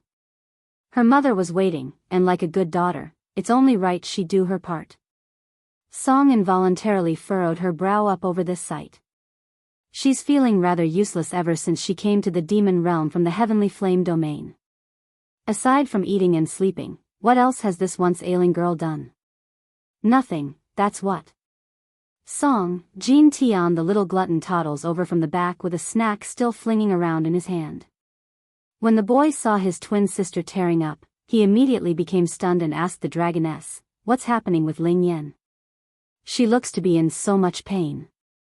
Why? Is it because she is hungry? Unable to bear the uncomfortable feeling, Jean Tian tightly gripped the snack against his chest and wanted to run up and help despite not knowing what was wrong. What are you going to do? Song widened her eyes in shock and hurriedly grabbed the boy back. Ling Yan is crying, she is crying. Jean Tian cries out for his sister and grows sobby. Woo, I'm going to go to my sister's side. Your sister's body encountered some problem, so Suzaku is helping her solve it. You can't go over there right now, otherwise it will disturb the process. Having said that, Song glances back over to her friend who's already looking rather white in the face. This only made the older girl more worried as she too wanted to run up and help. But, my sister keeps crying, Jean Tian sobs and starts hiccuping. It's only right that I keep her company since she's hurt. Don't assume the little glutton was clueless and rude because he likes to steal his twin sister's snack. He cares a lot about the pipsqueak, just that he doesn't show it often out in the open. Turning around, Jean Tian didn't give the slightly older girl to stop him this time and ran towards his twin sister. Shaking her head helplessly, Song knew her words were useless now. In the end, she could only follow from behind in silence and wait. Demon Mountain. The water stone in Suzaku's palm had gradually disappeared into Ling Yan's chest by this point, and as a consequence, the baby's chest had become soaked in sweat due to the ordeal. We're done now. She finally breathed a sigh of relief and slowly withdrew her hand. Only now did Suzaku realize her hand had gone numb during the treatment. She's been so nervous that she never dared to move an inch of her fingers, thus the reason why it took so long for her to notice the tingling numbness. Likewise, Di Ling Yan also became overly tired and tumbled backward. Thankfully Xing Yi the dragoness caught the child in time. Is it over? Di Ling Yan takes a peep by popping one of her closed eyelids before looking up with that palish contour. Suzaku nodded, we've succeeded, princess. That's good then, she smiles brightly. Afterward, I will grow stronger and stronger until my cultivation lets me find mother on my own. At the end, the little sweet bun started to whimper out with a tear river flowing out. The man inside the cave, 1. If it weren't for the sake of finding Bai Yan, perhaps Di Ling Yan would never have been able to withstand the pain at all. It was precisely because of her attachment to her own mother that the baby princess could be so strong. Ling Yan, Jin Tian the little glutton quickly toddled over and reached over with his hands to check on his twin sister. Don't cry, okay? I've brought you all the good food, it's all for you. His eyes became filled with longing at the delicacies in his possession but still stuffed it into his sitter's hand. Woohoo! Ling Yan was still whimpering, and the tears had soaked the ground in front. Getting upset and helpless, Jin Tian quickly turns to the Phoenix Lady for help on how to comfort his twin sister. Little prince, Suzaku touched the glutton's head, your sister just endured an incredible amount of pain in her body, it's okay for her to cry. Let her rest and she will slowly come back to normal. Not quite understanding why, Jin Tian tilts his head and glances back and forth between the two girls until he finally stops at the sister. Reaching over with a hand, he stroked Di Ling Yan's hair like a good older brother for once. Linger, don't cry, brother will be here with you. If someone hurts you in the future, brother will beat them for you, okay? Don't cry. He didn't know exactly what happened to his twin sister, but he did know something was wrong with Ling Yan and that Suzaku needed to remedy it. Woohoo! Throwing herself into Jin Tian's arms as she continued to weep, her tears and snot rubbed all over his clothes. I miss father, mother, and big brother. Blinking his eyes in confusion, the little glutton didn't understand why she's so sad. Didn't father and mother go out to play? They will be back very soon. Until then, I will look after you. Suzaku did not tell the two kids where Bai Yan and Di Tsang went, so they assumed the parents went out on a trip. Unfortunately, Di Ling Yan was too sharp and caught on with her clever head after Bai Shechen's departure. Slightly calmer now after the cry, it's okay, I am fine now, second brother. Soon, I will go find them myself after growing as strong as big brother.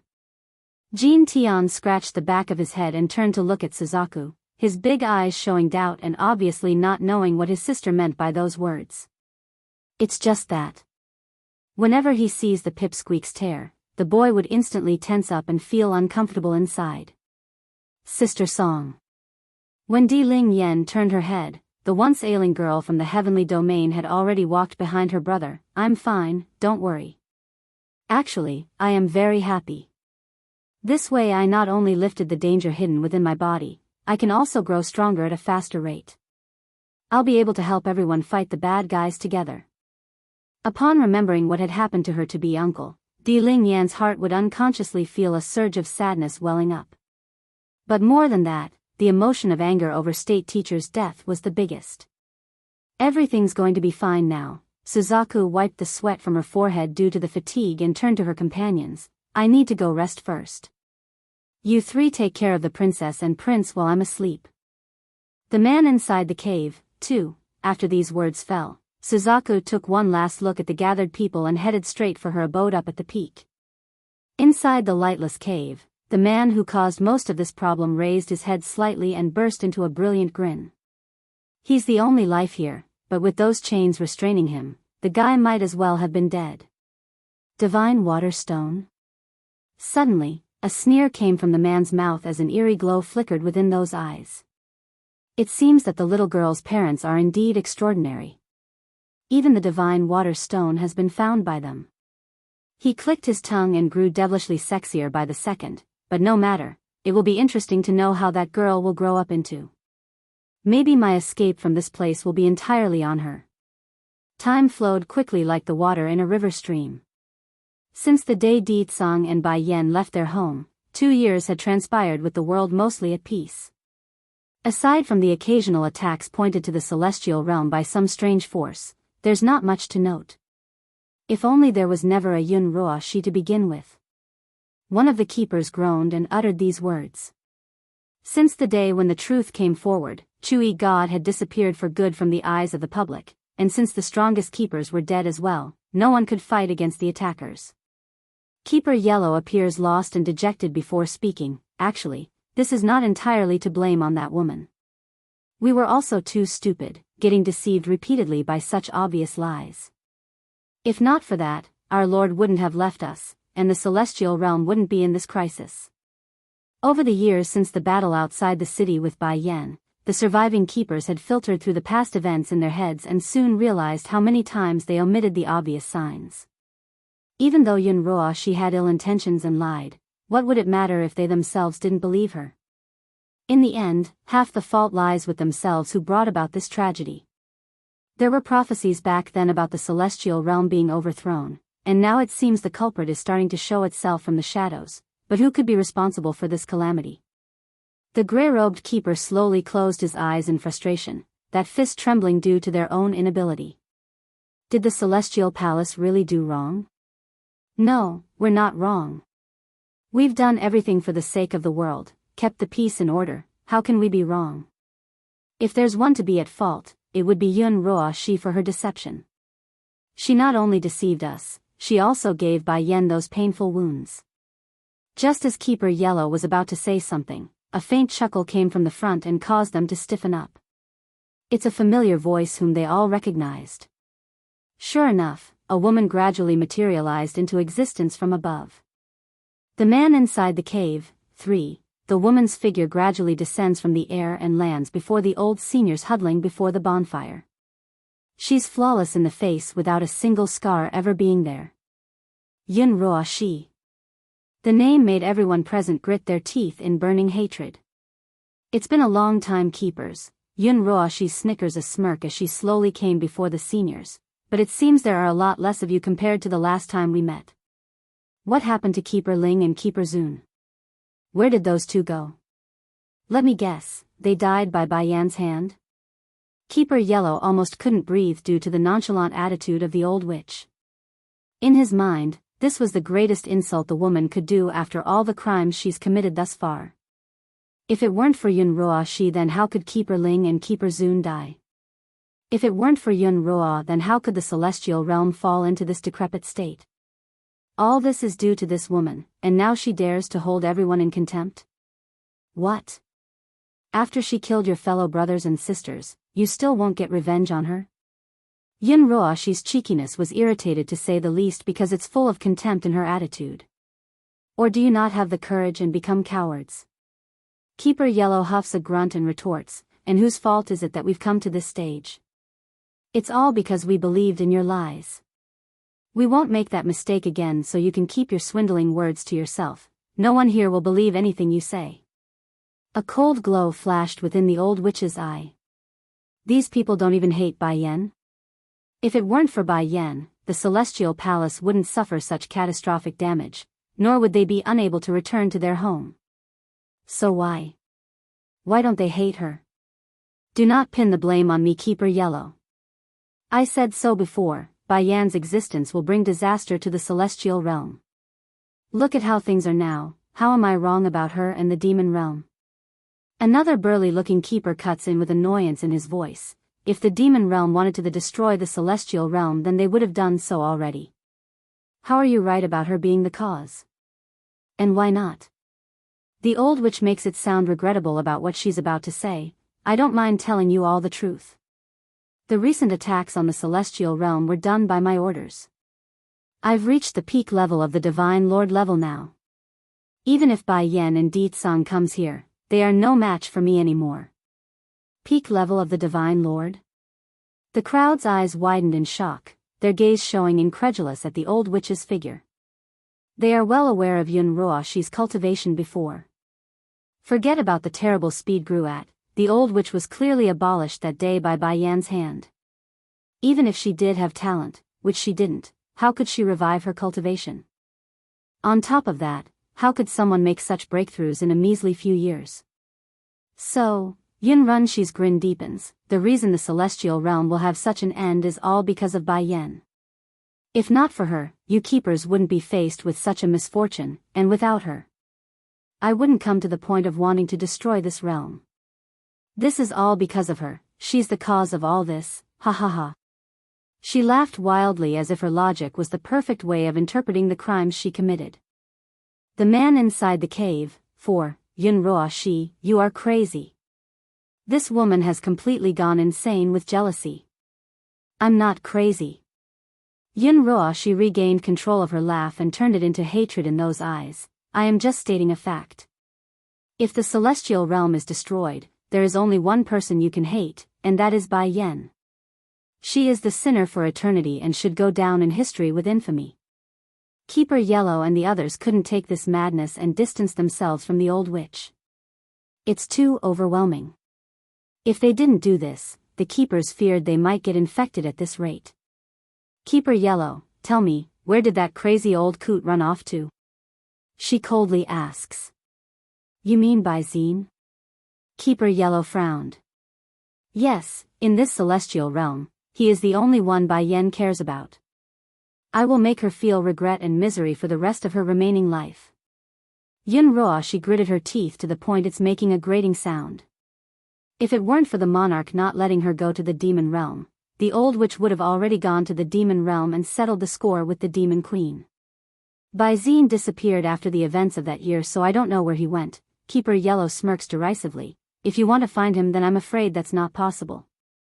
He is unlikely to be in the celestial realm anymore, and the world is so big, who knows where he went. Yun Roashi's eyes flashed a cold glow as she pinned the keeper with her gaze. You really don't know where that crazy old man went? Bai Yan's adopted grandfather always looked down at her before he went crazy, and no matter how hard the old witch tried to become the man's apprentice, he would refuse. As the strongest keeper back in the day, such a rejection was equivalent to a death sentence for Yun Roashi, since it proved her talent to be inferior.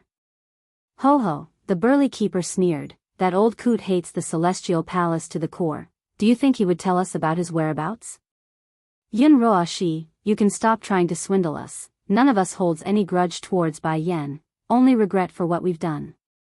If you are her enemy, you will definitely face a fate more miserable than death. Ha ha ha. After Yun Roashi heard this, she couldn't help but laugh wildly. It's filled with disdain and ridicule. I remember that before Bai Yan's strength had just broken through to the Divine Lord level, and now it's only been 2 years. You think she can reach the same height as I? I'm already at the peak of this world, why would I fear anyone? So, why do you people still think I'm going to lose to Bai Yan? Yun Roashi admits, with the backing of Heavenly Flame and Deet Song, she's no match for the three combined. However, once those two men are out of the equation, who could protect that woman anymore? The old burly keeper sneered again and didn't bother arguing. He doesn't know what happens to give the old witch this incredible power, but experience has told him. Even if Yun Roashi continues to grow, she would never defeat Bai Yan. That person always returns stronger, no matter the foe. 2 years. 1. I didn't come here today to kill you, Yellow. I want you to watch the collapse of the celestial realm and die in despair. The corner of Yun Roashi's lips ticked upwards into a provoking curvature that left others grinding their teeth. Her very existence was annoying, but none could do anything to her at this point. Don't hate me. If you want to hate, then hate Bai Yan. From now on, I will have the celestial realm cease to exist. Every time Yun Roashi said one more word, Keeper Yellow and the others' hearts would shudder some more. Nevertheless, they understood the woman now stood at a height they could never reach or drag back down. You will not have a good ending, Yun Roashi. You are Bai Yan's enemy, and your fate will not be any better than ours. The burly keeper laughed wildly, losing all composure he managed to maintain thus far. No matter how high you climb in the future, your fall will be equally as bad. By then, you will join us in the depths of hell for the crimes you've committed. The most intolerable thing for Yun Roashi in this life was someone comparing herself to Bai Yan. As such, the murderous rage instantly exploded out of the witch's face. Humph, originally I still wanted to let you witness the celestial realm's destruction, but now it seems that's no longer needed. Boom! As soon as she waved her hand, a force surged out and instantly slashed at the chest of the old burly man. Blood oozed from his chest and stained the robe as a result, leaving only a resentful corpse in her wake. Whoever says one more word, then this is the result. The old witch smugly smirks at the remaining keepers who were growing more outraged by the second. Power corrupts a person. In the past she had to rely on these old fools to survive in this world, but not anymore. She now wields authority far beyond a keeper, and the lady would never let that go. Miss Roashi, it's getting late already, we should head back. An old man had already come behind the old witch and calmly reminded her.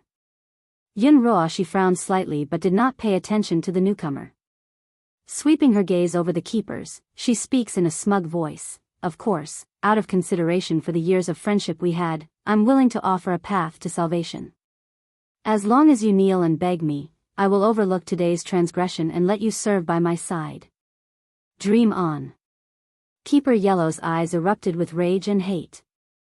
Yunroa she cackled maliciously. Then don't blame me for being ruthless, I have already given you all the chance. Elder Wu, let's go, these fools can rot in this place along with the rest of the celestial realm. Once alone again. Keeper Yellow, what should we do now? The other keepers timidly asks with nervousness. Closing his eyes for a moment, Yellow inhales deeply before answering. No matter what, the denizens of the celestial realm will never succumb to her tyranny. 2 years, too. In a sea of flowers hidden away at an isolated area of the frost domain, the ruler stared deeply into the horizon due to the thoughts running through his head. Willow, if I hadn't left your side back then, perhaps, you wouldn't have died. I will get revenge on those who caused your death.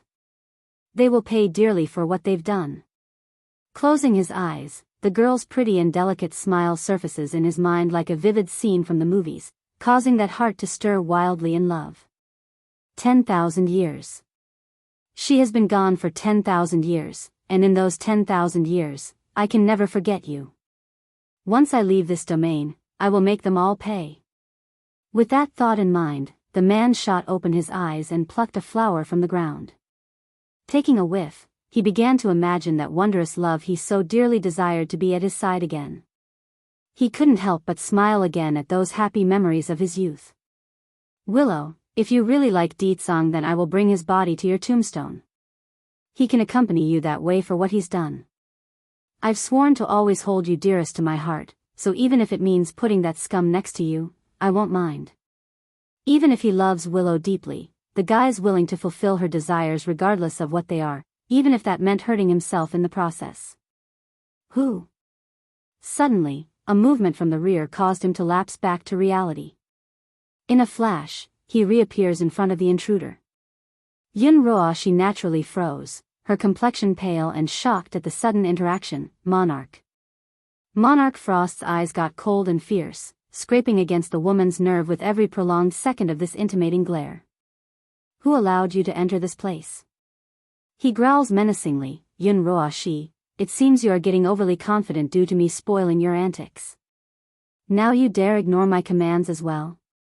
Yunroa she's body visibly shivered over that statement, her head shrinking in fear. Monarch, I just...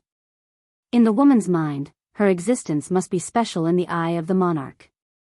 After all, not only did he save her and help boost her powers to this new height, the guy also allowed her to return to the celestial realm. But now, that statement had entirely shattered the illusion. Just... Frost's momentum grew even more fierce, causing a storm to form overhead. Just what? This garden is forbidden to everyone. The mere fact that you came in here is a crime. Your very existence is polluting the same air my precious Willow is in. Willow. Yunroa she's heart felt stung after hearing that name again. She's tearing up and felt miserable at being second fiddle to this name. So this garden is meant for that Willow? She murmurs, the resentment hidden underneath the weeping sob. My Willow is the most outstanding woman under the heavens. Not only this garden, but the entire domain was created for her sake. I created this world for her. Frost's voice grew cold and frightening. Do you know why I am reluctant to destroy the domain and leave? It's these flowers, they were all personally planted by my precious Willow. Even her final resting place is here. 2 years, 3, every word from the man came down with a hammer, causing immense pain and damage to that soul of this old witch. Then Monarch, what am I to you? Yunroa she asks, her eyes growing grimmer by the second. You? Frost brought a finger up to the woman's chin to raise her line of sight up to his own. You are not even worth cleaning her shoes. If you obey and remain in the estate, then I won't mind giving you all the indulgences of the world. But you never should have come into the flower garden. I won't let anyone insult my Willow. Due to the strength used by the man, the pain had started to grow on her, which in kind made the tears and emotions flow out. Bang! Without indication, Frost flicked his raised hand and blew the woman off until she crashed and landed onto a path outside the garden.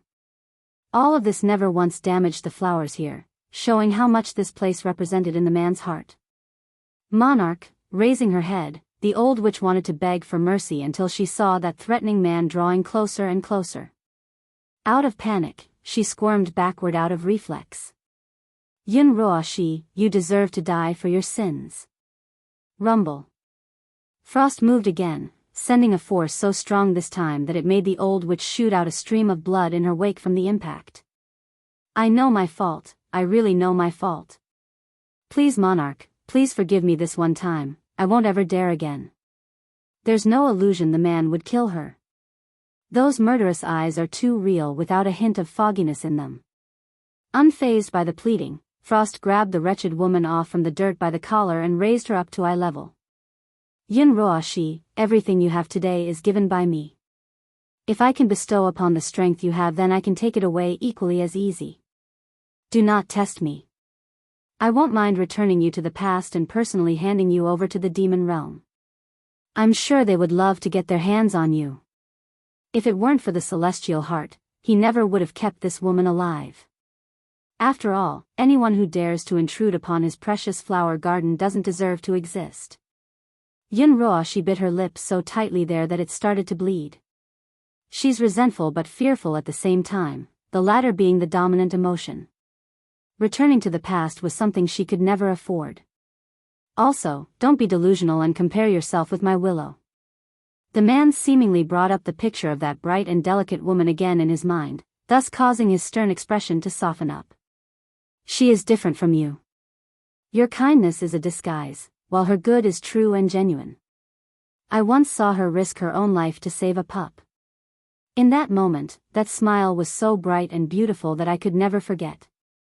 I swore from that day forward I would safeguard that light. 2 years, 4, before encountering Willow, Frost never thought he would fall in love with a woman at first sight. Unfortunately, the woman he likes only has an eye for another man. He wants to protect her smile and happiness, and he wants to help her get the man. Unexpectedly, their plan failed, and Willow ended up getting drunk and sleeping with him. If Willow didn't take the initiative, then Frost wouldn't have violated her, but as a normal man, how could he control that desire in the face of his love? So that's why things that shouldn't have occurred happened. Frost closed his eyes, and what came to his mind at this moment was the figure of Willow angrily departing.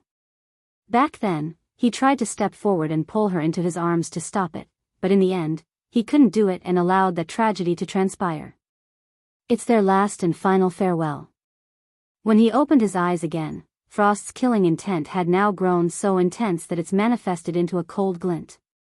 Monarch, I really know I'm wrong, I won't dare to do it again. Yun Roashi's little face had gone deathly white, the fear fully apparent in that trembling voice. In the past 2 years, the old witch never truly got over Chewy God. After all, that man was someone she crushed on for 1,000 years. There's no way her emotions could just be wiped away like that. However, the heart was a mysterious thing. After repeated kind gestures and misunderstandings, Yun Roashi had believed Monarch Frost truly liked her, thus slowly winning her heart over. But now, that swaying heart was once again crushed under those hurtful words, thus waking her up from that dream. Scram! Frost coldly snaps, throwing the woman's body out again for the 3rd time with a flick of a finger. Yun Roashi couldn't resist at all under that omnipotent strength. Crashing into a puddle of mud, she painfully coughs up more blood while scurrying away for safety. Frost didn't pity the woman in the slightest as he retracted his attention. He only has the flower garden in his mind. Willow, this piece of pure land was given to me by your own hands, so I won't let anyone come pollute it. After escaping the garden, Yun Roashi eventually stopped behind a boulder to regain her breath. She's resentful and felt her blood boiling while staring off into the distant flower field. Why? Why should I bend my back just to plead for a shred of power and status? Bai Yen never had to do anything for hers. Yun Roashi's heart flared with jealousy. She married the king of the demon realm, and the lord of the celestial realm loves her. She has everything that I don't have. Why is it always like this? I do everything just to get a shred of dignity, yet others can have everything just because they were born with a golden spoon? 2 years, 5, Bai Yan, I will surpass you. Even if my background is not as good as yours, but I will crush you with my strength. I will crush all your pride and make you kneel on the ground to me. The anger in Yun Ruoxi's heart had already made her entire existence corrupted. Without looking back in the direction of the flower garden, the old witch turned away and disappeared off into the afternoon sun. There's determination and conviction in her eyes. Flower garden. Frost had one hand behind his back as he strolled through the predetermined path. Willow, wait for me, I have found the way to break the sea. Once I do, I can finally avenge you. I will make those who have hurt you pay the price one by one. A cold glow flashed from Frost's eyes as he looked up to the blue sky. Slowly turning around, he walked in the direction in where he came from after that internal vow. In the elders' wing of the monarch manor, many seniors were already sitting in wait for the lord and master of this domain. When they saw the guy step through the door, they immediately stood up to make a respectful bow. Monarch, you are here. Still cold in his eyes, Frost nodded indifferently. What happened to the things I ordered you all to do? Rest assured, Monarch, we have already brought you what you want. When do you wish to start? Back then, Heavenly sealed all the domains using his own flesh and body as the eye. So, to break it means finding the body and destroying it. That took more than 10,000 years, but now he's done it. At the beginning, I thought Heavenly's body would be hidden within a domain, so I've scoured every domain I could find. But I never thought he would have the gals to hide his body within the celestial realm. A cold glow flashed in Frost's eyes as he continued, but no matter, nothing can stop me anymore. The time is upon us, my dear elders. Advance to the celestial realm and crush that wretched body once and for all. Yes, Monarch. The Heavenly Flame Domain. In the study, Heavenly sat hovering in front of his desk as the faint glow of the energy circulating around his body. He's trying to make a breakthrough, but the sweat on his forehead says it's not going well. Husband, are things going smoothly? Bai Ning stood beside her husband and appeared worried. She's nervous and concerned for his well-being. Halfway through, the man suddenly shot open his eyes and took a blow to his internal organs. I've failed again. The guy makes a bittersweet smile as he activates his power for recovery. Even though he had returned after regaining his memory, the strength he held during his prime state hasn't. If he doesn't make a breakthrough, then he won't be able to leave the domain. You don't have to rush, take your time. Bai Ning took out a handkerchief and gently wiped the sweat from his forehead. Ninger, Heavenly grabs onto his wife's hand and smiles warmly. I know your meaning, but recently I've been getting this restless feeling lately. I don't know what, but my instinct is telling me something big is about to happen. On top of that, the seal around the other domains is weakening. If I don't improve my powers soon, something terrible might happen. 2 years, 6, he only needed 1 foot into the next stage to enter the true celestial level. At that point, the seal he created would be useless and could no longer trap him. Yun Feng, is there something you're not telling me? Bai Ning's eyebrows slightly furrowed as she questioned her husband. When I sealed all the major domains, I used my body as the medium, that's why I never told you or Yenner.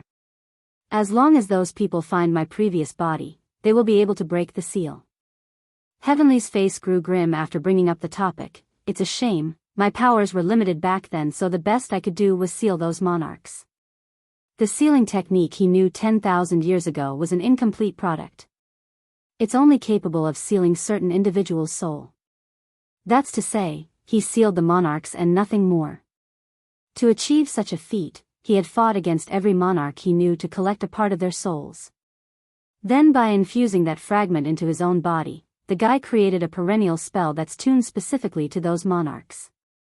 As for the rest of the population in the domains, they're unrelated, hence their ability to leave and enter as they pleased. Likewise, the seal also affects Heavenly himself since his body acted as the eye for the spell. If he had forcibly shattered the spell using brute strength right now, who would defend the main worlds? He's not a true celestial anymore. That meant the monarchs would go on a rampage like in the past. Bai Ning's face turned pale. You mean if those people managed to find your former body then they would be able to break the seal? Yes, said Heavenly with a bittersweet smile. To hide my flesh back then, I deliberately hid it at a corner of the celestial realm. But after so long, even I don't know where my former body is anymore. Yin Feng, Bai Ning nervously grasped onto the man's sleeve as the pacing of her breath grew faster. Does this mean Yenner and Di Tsang will be in trouble if those people can leave the domains? She hadn't forgotten their daughter also had enemies in the domains. If those monarchs could escape the seal and come out, the consequences would be dire. I'm leaving the domain. Bai Ning bit her lip so hard that it made her bleed. Tell me the place you hid your body. Even if the landscape changed, I will at least have a head start before the enemy makes a move. I won't let them break the seal. Ninger, it's too dangerous. Heavenly's heart trembled, and he quickly grabbed Bai Ning's hand to stop her. Even if you do manage to learn of my former body's whereabouts, you alone can't do anything. The number of monarchs back then may not be large, but there were many of their subordinates who were close to that level in the past. Those unrestricted by the seal will surely come in force and easily overwhelm you. It will be you up against tens of thousands of foes. Absolute strength was a must in enforcing law and order, but the weak also had their advantages in numbers. It's also the reason why the guy went after the heads instead of the entire body of the beast. 2 years, 7, I can't care about those details. Yin Feng, Yenner is my life, I can't let her be in danger. Bai Ning's eyes flickered with determination. Besides, you said so yourself, those monarchs aren't able to leave the domains. If it's just their subordinates, I have full confidence in overcoming any hurdle. I will not let them threaten our daughter. As a mother, the safety of her child always stood at first place. Heavenly tightly held grip around his wife's hand gradually loosened. All right, I can agree to let you go, but I also have a request. You must bring the masters here with you. Bai Ning made a shocked face. But if I do that, then who's going to defend the Heavenly Flame domain? What if the other domains send their forces here to attack? First, the guy smiles proudly. I am my own protection. I do not need others to protect me. If they dare come, then I will make sure they never leave. Secondly, Yenner is also my life too. I can't allow you to be in danger to protect her in my stead. This is the most I'm willing to compromise. They had been separated for a very long time, so this was the least he could endure. What if the same tragedy occurs because he couldn't leave? If that happens, the guy couldn't even begin to imagine what he would do. Okay. Bai Ning smiled softly as her slender fingers caressed the guy's handsome face. Yun Feng, when I come back, I will bring Yenner back with Di Tsang. Go then. Heavenly slowly got up and led the way out of the study. I will send you out of the domain. But afterwards, you must pay attention to your own safety. Meanwhile, within the demon realm, Di Ling Yen the pipsqueak sat dully atop of a boulder, her former energetic self long gone due to the past 2 years. Ling Yen. Holding a plate of osmanthus cake in his hand, Jean Tian the little glutton hurriedly ran over to offer his twin sister the snack. I brought some cake over, try some. Glancing over to the plate of dessert, the girl shook her head at the kind gesture. I don't want any, you eat. But, with tears slowly forming around the eyes at the rejection, the brother suddenly found his appetite waning. Ling Yen only knows how to train now. You haven't played with me for a very long time. Also, I made these cakes on my own. I really don't want to eat. Ling Yen jumps off from the boulder and pats her dress. It's getting late, I should go back to training. After saying this, the pipsqueak headed towards the Demon Mountain's peak. Ever since the princess fused with the divine water stone a few years ago, her strength had indeed risen rapidly, and because of this, she's been keeping herself hidden atop of the mountain every day without doing anything else. Sister Song, what happened to my sister? Jean Tian pouted with a sad face and turned to the older girl that came back from the Heavenly Flame domain. Did I do something to make her unhappy? I can change myself if she smiles again. Woman in white, 1, I, hungry. He said somewhat weakly. Song couldn't help but laugh out loud over that confession. Lowering her body down, she gently pats his head to show it's all right. Finally know you're hungry? Her Highness the Queen won't let you eat too much because she's afraid your stomach cannot bear it. She never mentioned anything about letting you go without food. Hold on, I will take you to find some food. Raising her hand to lift the fox up, the girl's face was all smiles until she shot a glance backward. Song's still worried about her friend the pipsqueak, but there's nothing the girl could do aside from making sure the twins are eating well and sleeping well. At this moment, Bai Yan was still floating in the darkness while being able to hear her son and husband's voices. But no matter how hard the demon queen tried, she just couldn't open her eyes. Why? Why can't I move? Why can't I make a sound? If this continues, I might stay like this forever in this vegetative state. No. I can't. I need to get out of here. Ling Yan and Jean Tian is still waiting for us at home. Just when she's desperately trying to move her body, a voice suddenly echoes into her soul and shocks her. You've come. Bai Yan's heart trembled due to not locating the source. Who are you? Suddenly, a white light shot into existence from the darkness and lit up the darkness in her mind. It's a woman wearing a pristinely white dress. She had absolute beauty like Bai Yan herself, but unlike the strong and demanding characteristics of the demon queen, this female had more of a flowing river charm that enticed the opposite sex with her gracefulness. Actually, I am you, and you are me. The woman in white slowly came towards her new incarnation and grinned mischievously. Before I entered into the cycle of rebirth, I already foresaw my future. I should have 3 lives before our meeting. From what I can see, you should be my 3rd reincarnation, correct? 3 rebirths?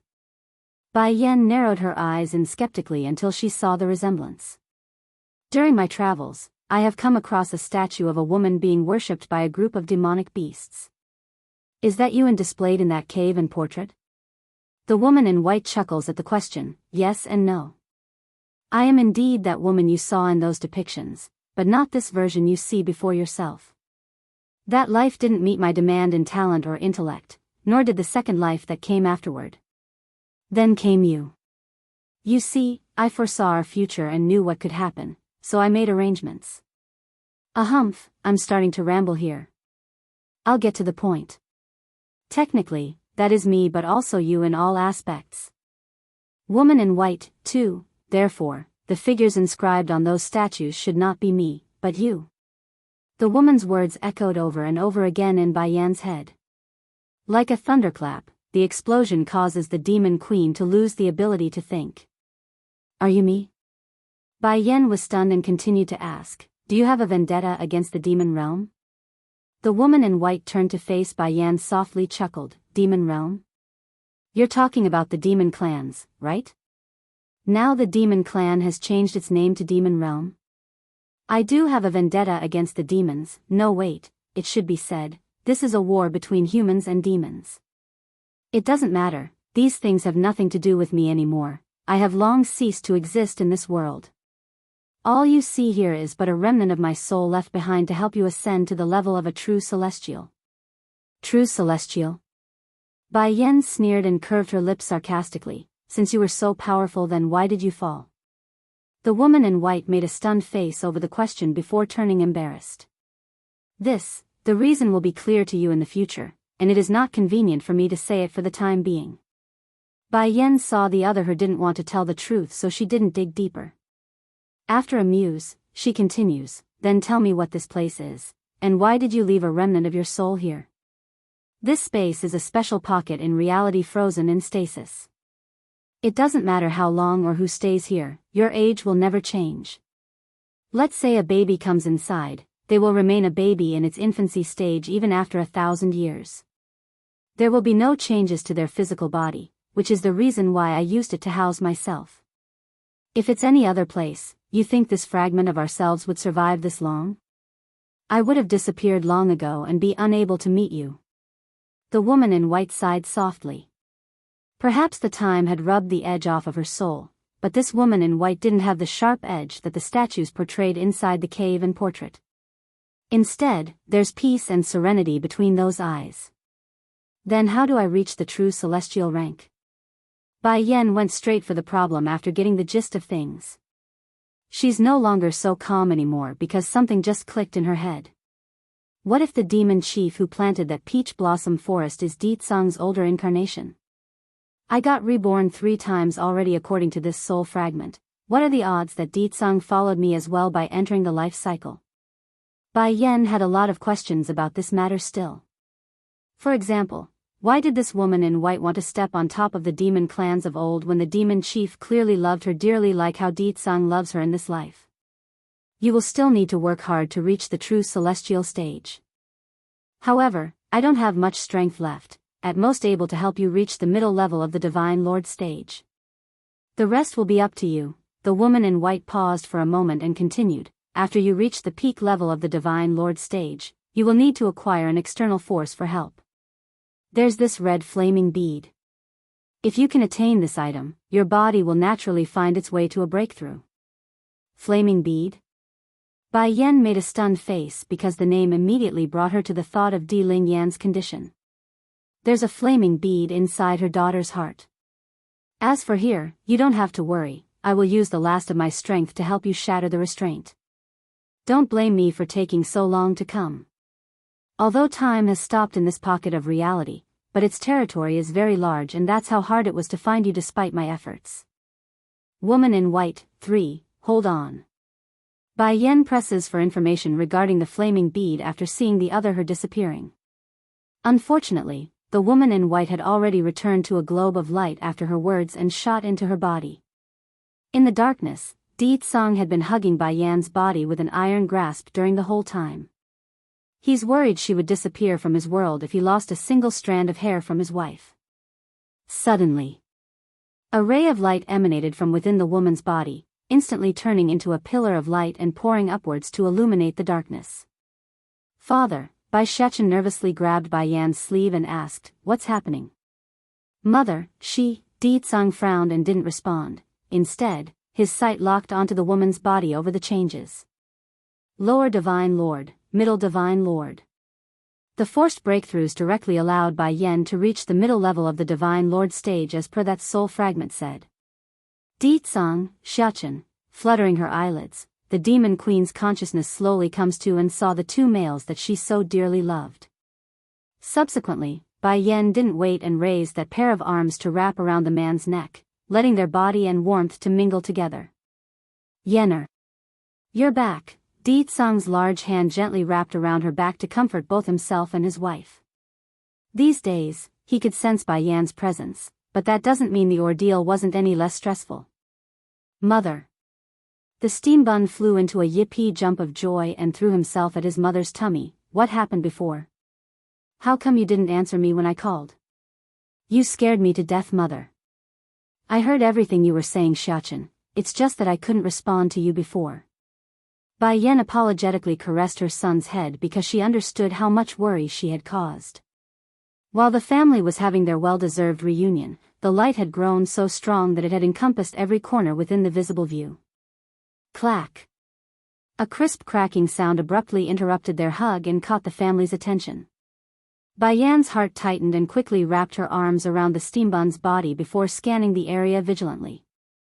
It's at this point that her expression froze in shock. Reason? The snowy white sky overhead had started to shatter with veins forming in all directions. In a mere 15 minutes, the crack had expanded to the level of allowing some of the broken shards above to fall. Then, only then could they see the crisp blueness that they are so familiar with. Mother. Bai Shechen's small little mouth made a big round shape. Can we finally leave? Bai Yan softly confirms the idea by gently nodding. Unfortunately, we don't have a concept of time here. Who knows how much time had transpired outside? Maybe 100 years have already passed for your siblings. Bai Yan's heart shook with horror at the idea. She didn't want to believe that was possible, but it was a possibility she couldn't ignore. Bai Shechen was equally as stunned by her words. Then quickly looking up to face his mother's gaze, Mother, what do you mean by that? How come I can't understand? Without hesitation, the demon queen went into great detail on what her previous incarnation had told her about this world and herself. She did not withhold any information. Woman in white, 4, Bai Shechen's small face instantly turned white as soon as she said that. Mother, father, what if 100 years had passed? Wouldn't that make Ling Yan older than me? Will I have to call her my big sister instead? What if a thug comes along and snatch her away by taking advantage of my young age? The thought of a little fart coming along and stealing his sister from right under his nose immediately unsettled the steam bun. He couldn't accept that. Let's go back and see. Bai Yan also had a worried face. Who knows? We might have only been gone for a few months. Really? Bai Shechen nearly started crying due to the nervousness he had inside. Will Ling Yan still run up to me and call me big brother? Will Jin Tian still cluelessly do as I say? Let's leave. Bai Yan did not answer Bai Shechen's words further due to how grim she felt inside as well. How could I have let Ling Yan and Jin Tian alone for so long? What kind of life did they have if that much time did pass? I'm a terrible mother. Don't worry, Di Tsang placed an arm around his wife's shoulder and smiled reassuringly. You need to have more confidence in yourself, Yenner. We would never have stayed here for that long. Sure enough, that managed to warm the lady's heart somewhat. I hope so. Otherwise, I won't be able to bear the consequences of abandoning those my darlings. Finally able to follow his parents' conversation, Bai Shechen sniffs and holds back his own tears to act confidently. That's right, mother. Me and father never would have allowed us to stay here for that long. Let's go home. I also miss everyone. Maybe Dragony and Auntie are home as well and waiting for us. Okay, let's go home, the place where everyone is. That said, Bai Yan looked up to the familiar blue sky and felt a flame of hope burning within herself again. The Celestial Realm. Outside the Celestial Palace, a dense crowd of invaders had descended from the void and come before the main gate. The few guards who remained to defend this palace were naturally frightened at the massive force gathered at their doorstep. Especially when they managed to grasp the enemy's power, which was far beyond their own. You people. Who are you? The most veteran of the defenders stepped forward despite his own nervousness. He's having trouble keeping a firm grip on the sword with his shaky hands. Leave none alive. The old man leading the invasion force coldly orders, not batting an eyelash over the question. Under the dark clouds, blood stained the walls of the sacred grounds of the palace, eliminating all life that once dwelled here and echoing a scream of terror in the air. Elder Een, Heavenly Flame's body should be inside the altar here. A young-looking spy stepped over and respectfully reports, according to the information we've gathered, these people do not know what's hidden under there, so no one had ever disturbed the coffin. Elder Een sneered in contempt at the few defenders who are still resisting. These people are foolish indeed. They had such a treasure right under their feet and never knew it. Finish them quickly, we will head inside first. Yes, Elder.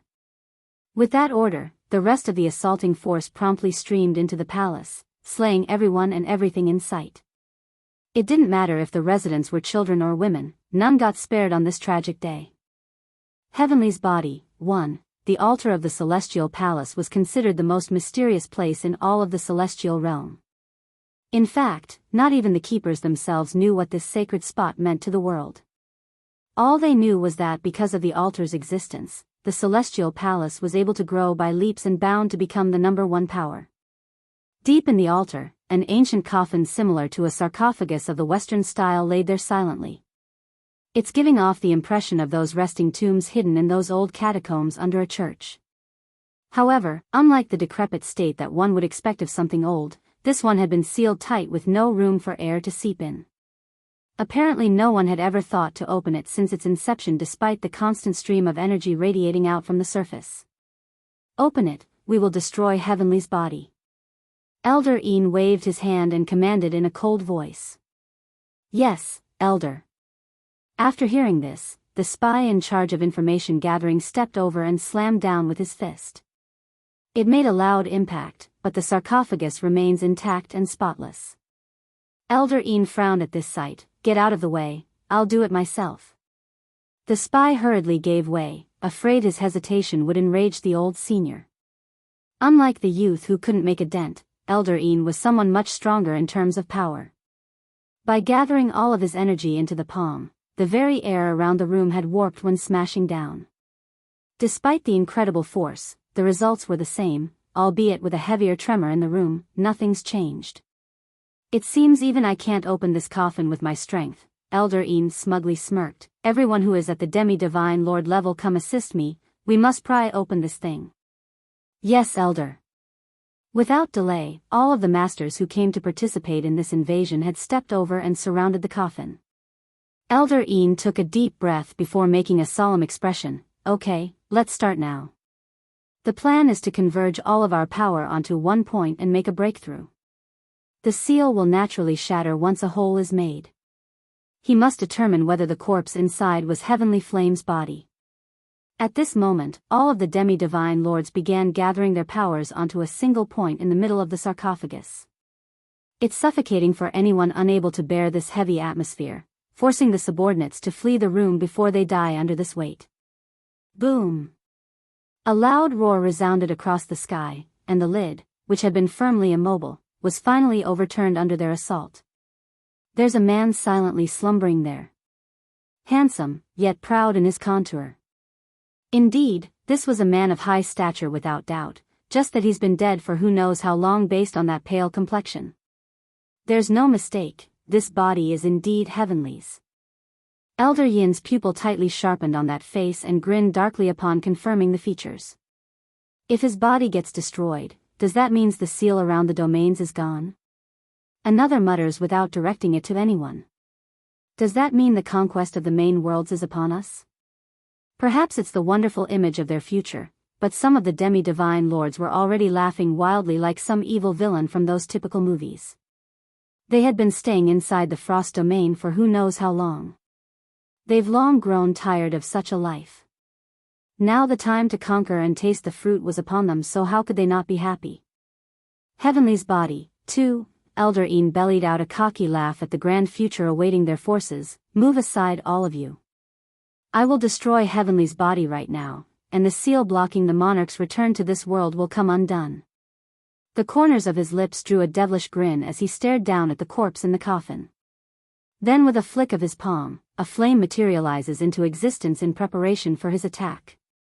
However, right as the reddish flame was about to touch the clothes, a figure suddenly breaks through the fabric of reality and slices down to get in between him and the body. Who are you? Elder Yin's expression flew into a rage as he yelled at the interloper. This woman's strength is at the peak of the demi-divine lord level, and just a step away from being a divine lord like the monarchs as well. I won't win if I fight her here alone. I am Heavenly's wife, and you wanted to destroy my husband's body from his previous life without my consent? The woman's shallow smile and disdainful glare swept across the group.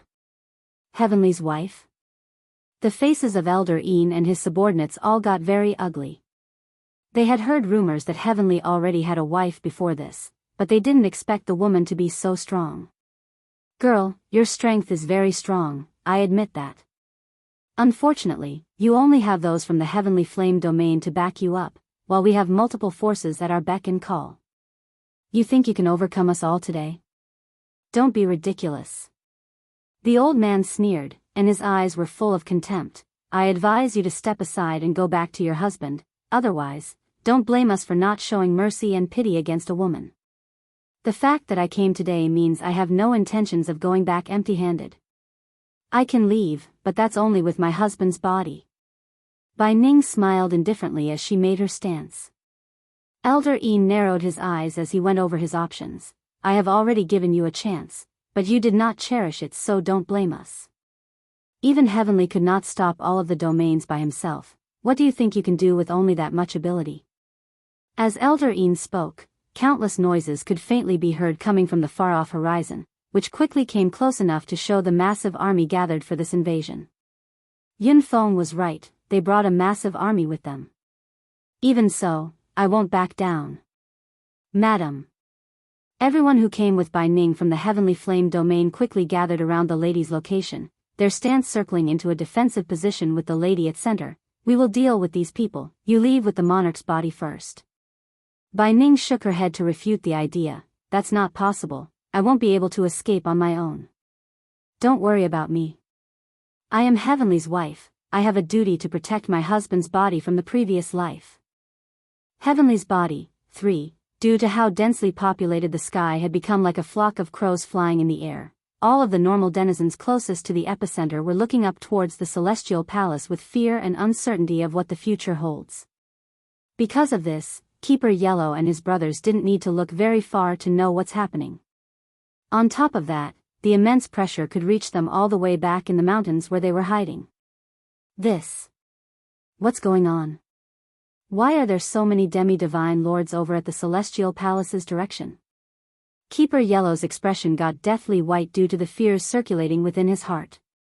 It's likely those bastards from the domains.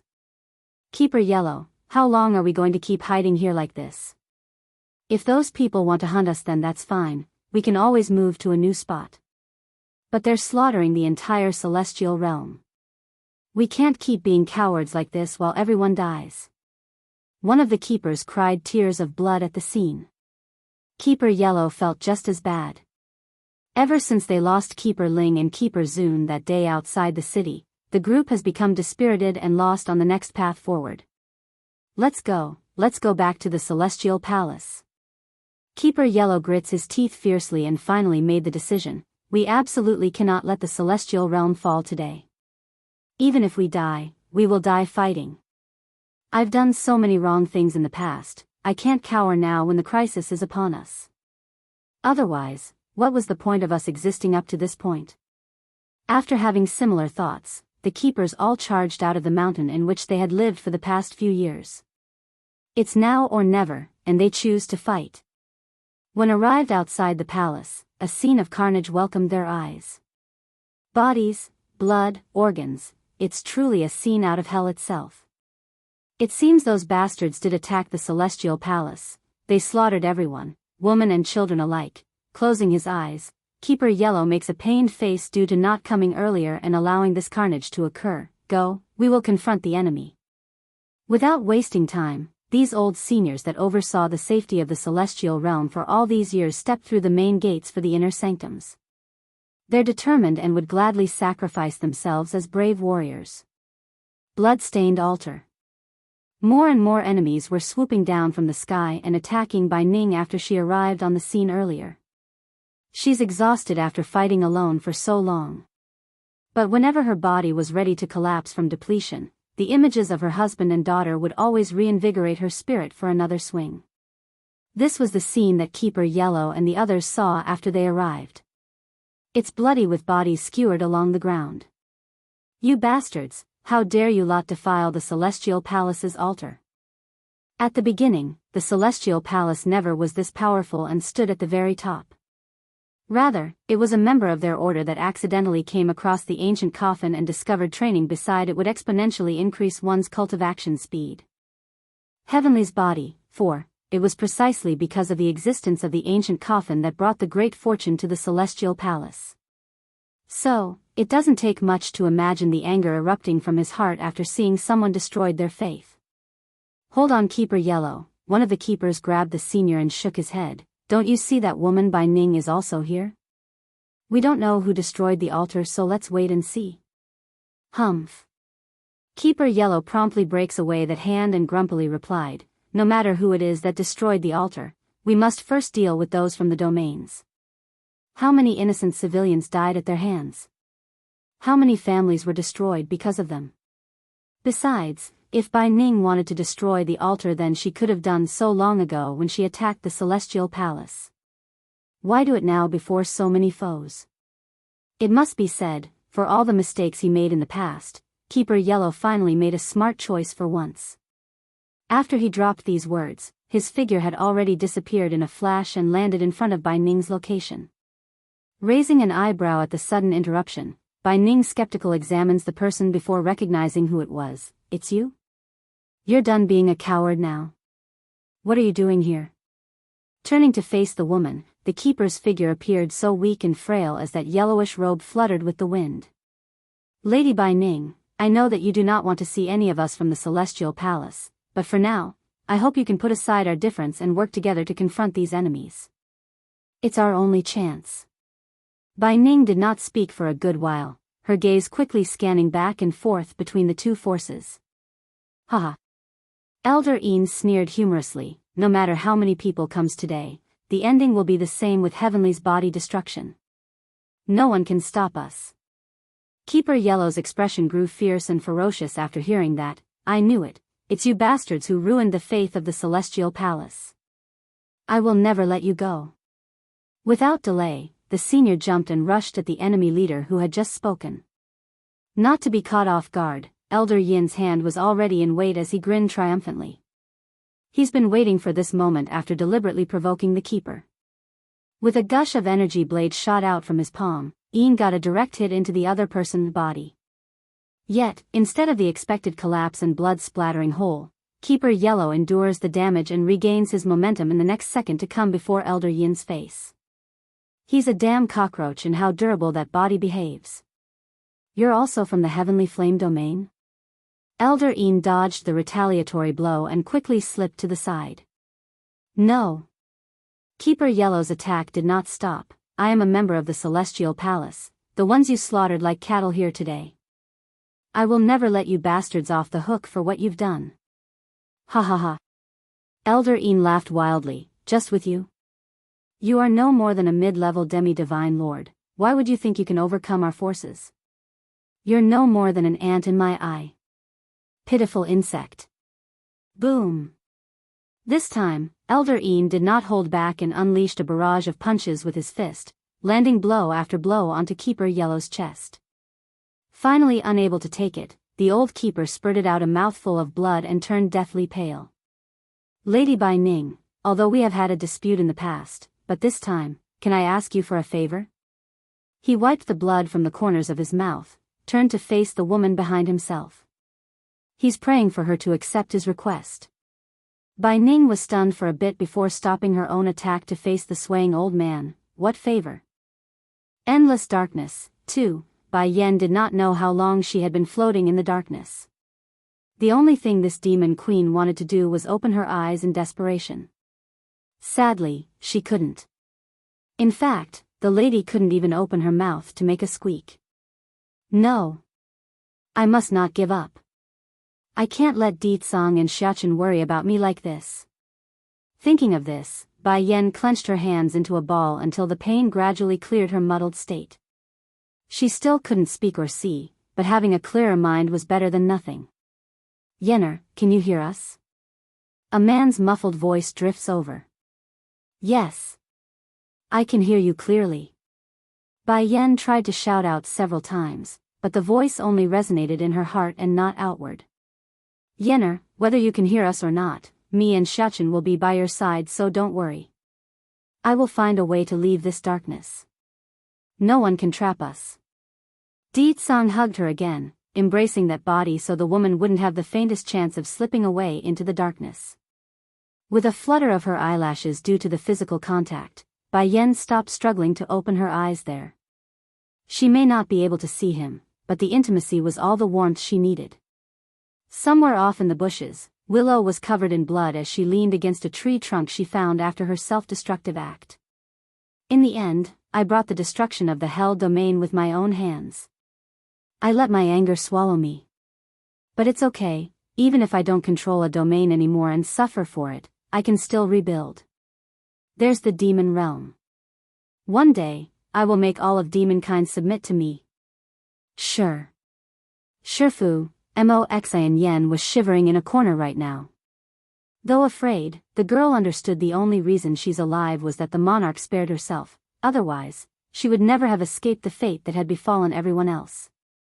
Willow slowly opened her eyes at that voice, the gaze indifferent and cold while watching Moxian Yen and Heart whom she spared. Compared with Moxian Yan's trembling appearance, Heart's was relatively calm for the situation. In fact, the old ignorant and innocent appearance was long gone, replaced by a squirming child that buried her head against the knee like she's locked herself off from the rest of the world. Moxian Yen, do you know you're wrong? Willow asked indifferently. Plop. Moxian Yen was so frightened that she immediately kneeled before the monarch, her face pale and panicking. Shifu, I know my fault. Please forgive me for being ignorant and stupid. Slowly getting up with that condescending gaze, Willow sneered a smirk at the girl's cowardice. I said it before that you are not allowed to have ideas about him.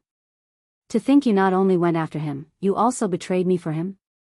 Endless darkness. 3. Moxian Yan's sweat flowed without resistance along her forehead as the lady bit that pale lip. Shifu, I didn't want to betray you, I just didn't want you to kill him. I was afraid that Shifu will regret it. Slowly closing her eyes, she waited a good while before opening them again after mustering up the courage in her voice. In my mind, Shifu is like a mother, someone I hold dear. Yes, I admit I like Ditsang, but I only regard him as a father figure and didn't want him to die, that's all. Even now, Moxian Yan did not dare to admit her thoughts aloud for fear of retribution. Willow sneered and smugly smirked at the lying student. I don't care what you think or what your excuse is. From here on forward, you and Heart will only serve me. If I find out you violated my orders again, the consequences won't be so easy anymore, you understand? At this moment, Moxian Yan couldn't take her eyes off of that furious flame burning within the monarch's gaze. It's soul-piercing, sending her whole existence cowering with the head hanging low. Yes, Shifu, your disciple understands. Get up. Willow waves her hand and forcibly dragged Moxian Yan up. Moxian Yan, do you want to know where they all went? Willow narrowed her eyes at the sorry excuse of a disciple she had and asked this aloud. Shaking that head without daring to look up, your disciple don't want to know. Huh, Willow's smugness grew even bigger as she continued, the place where I pulled Heart from is a space where time stands still. In fact, it is the path separating the Hell Domain and the Demon Realm. I don't have any command over it because it belongs to a powerful person from ancient times. That individual used to have a connection with the Demon Realm and knew my father at one point. The more she spoke, the more entranced the monarch seems to be by her past memories. It's because of that connection that I overheard his conversation with my father. I learned of that space's existence and built the Hell Domain behind it, preventing anyone from crossing over unless they want to be trapped inside. Stopping to gaze up into the pure blue sky, Willow's eyes flickered with the light of remembrance and emotion. Then later, I by pure chance found the book left by that person. There were a lot of knowledge inside the texts, including the way to manipulate the space and turn it into a passage of ice and fire like you know today. It embodied my hatred for humanity. I thought that by doing so, I would be able to prevent the woman from coming to my domain in the future, but I didn't expect her to come anyways. Willow's cackling voice didn't carry any sinister note to it, but somehow it made Moxian Yan even more afraid than earlier. Xian Yan, tell me, what's so bad about your Shifu here? Why did Ditsang always refuse me? It was as so before, and it is the same now, but no matter, I don't care anymore. If he won't accept me then I won't let them have it any better either. Willow's momentum instantly transformed after that statement, turning cold and murderous. The time inside there is a static, never changing and unmoving. They can't cultivate or leave, forever drifting in the darkness until they rot from within. Shifu, wouldn't your decision be the same as letting them be together forever? Endless darkness. 4. So what? Willow mutely cackled and freaked the other side some more. They are in that place, which is equivalent to being isolated for eternity. Even if Bai Yan is still by his side, he can no longer interact with her anymore. Shifu, please don't say more, I don't want no anymore. Looking down at the ground, the Moxian Yan found her soul losing itself under this depressing reality. It's nothing like how she imagined her world to be. The Shifu she idolized was an evil villain, and the bond they built up was nothing but a fragile glass that's been shattered. Almost everything thus far was a charade, an act that had no foundation. No, you should know, Willow flicked a finger to push her disciple's chin back up so their eyes would meet, because if you betray me again in the future, your place will be with them inside that darkness.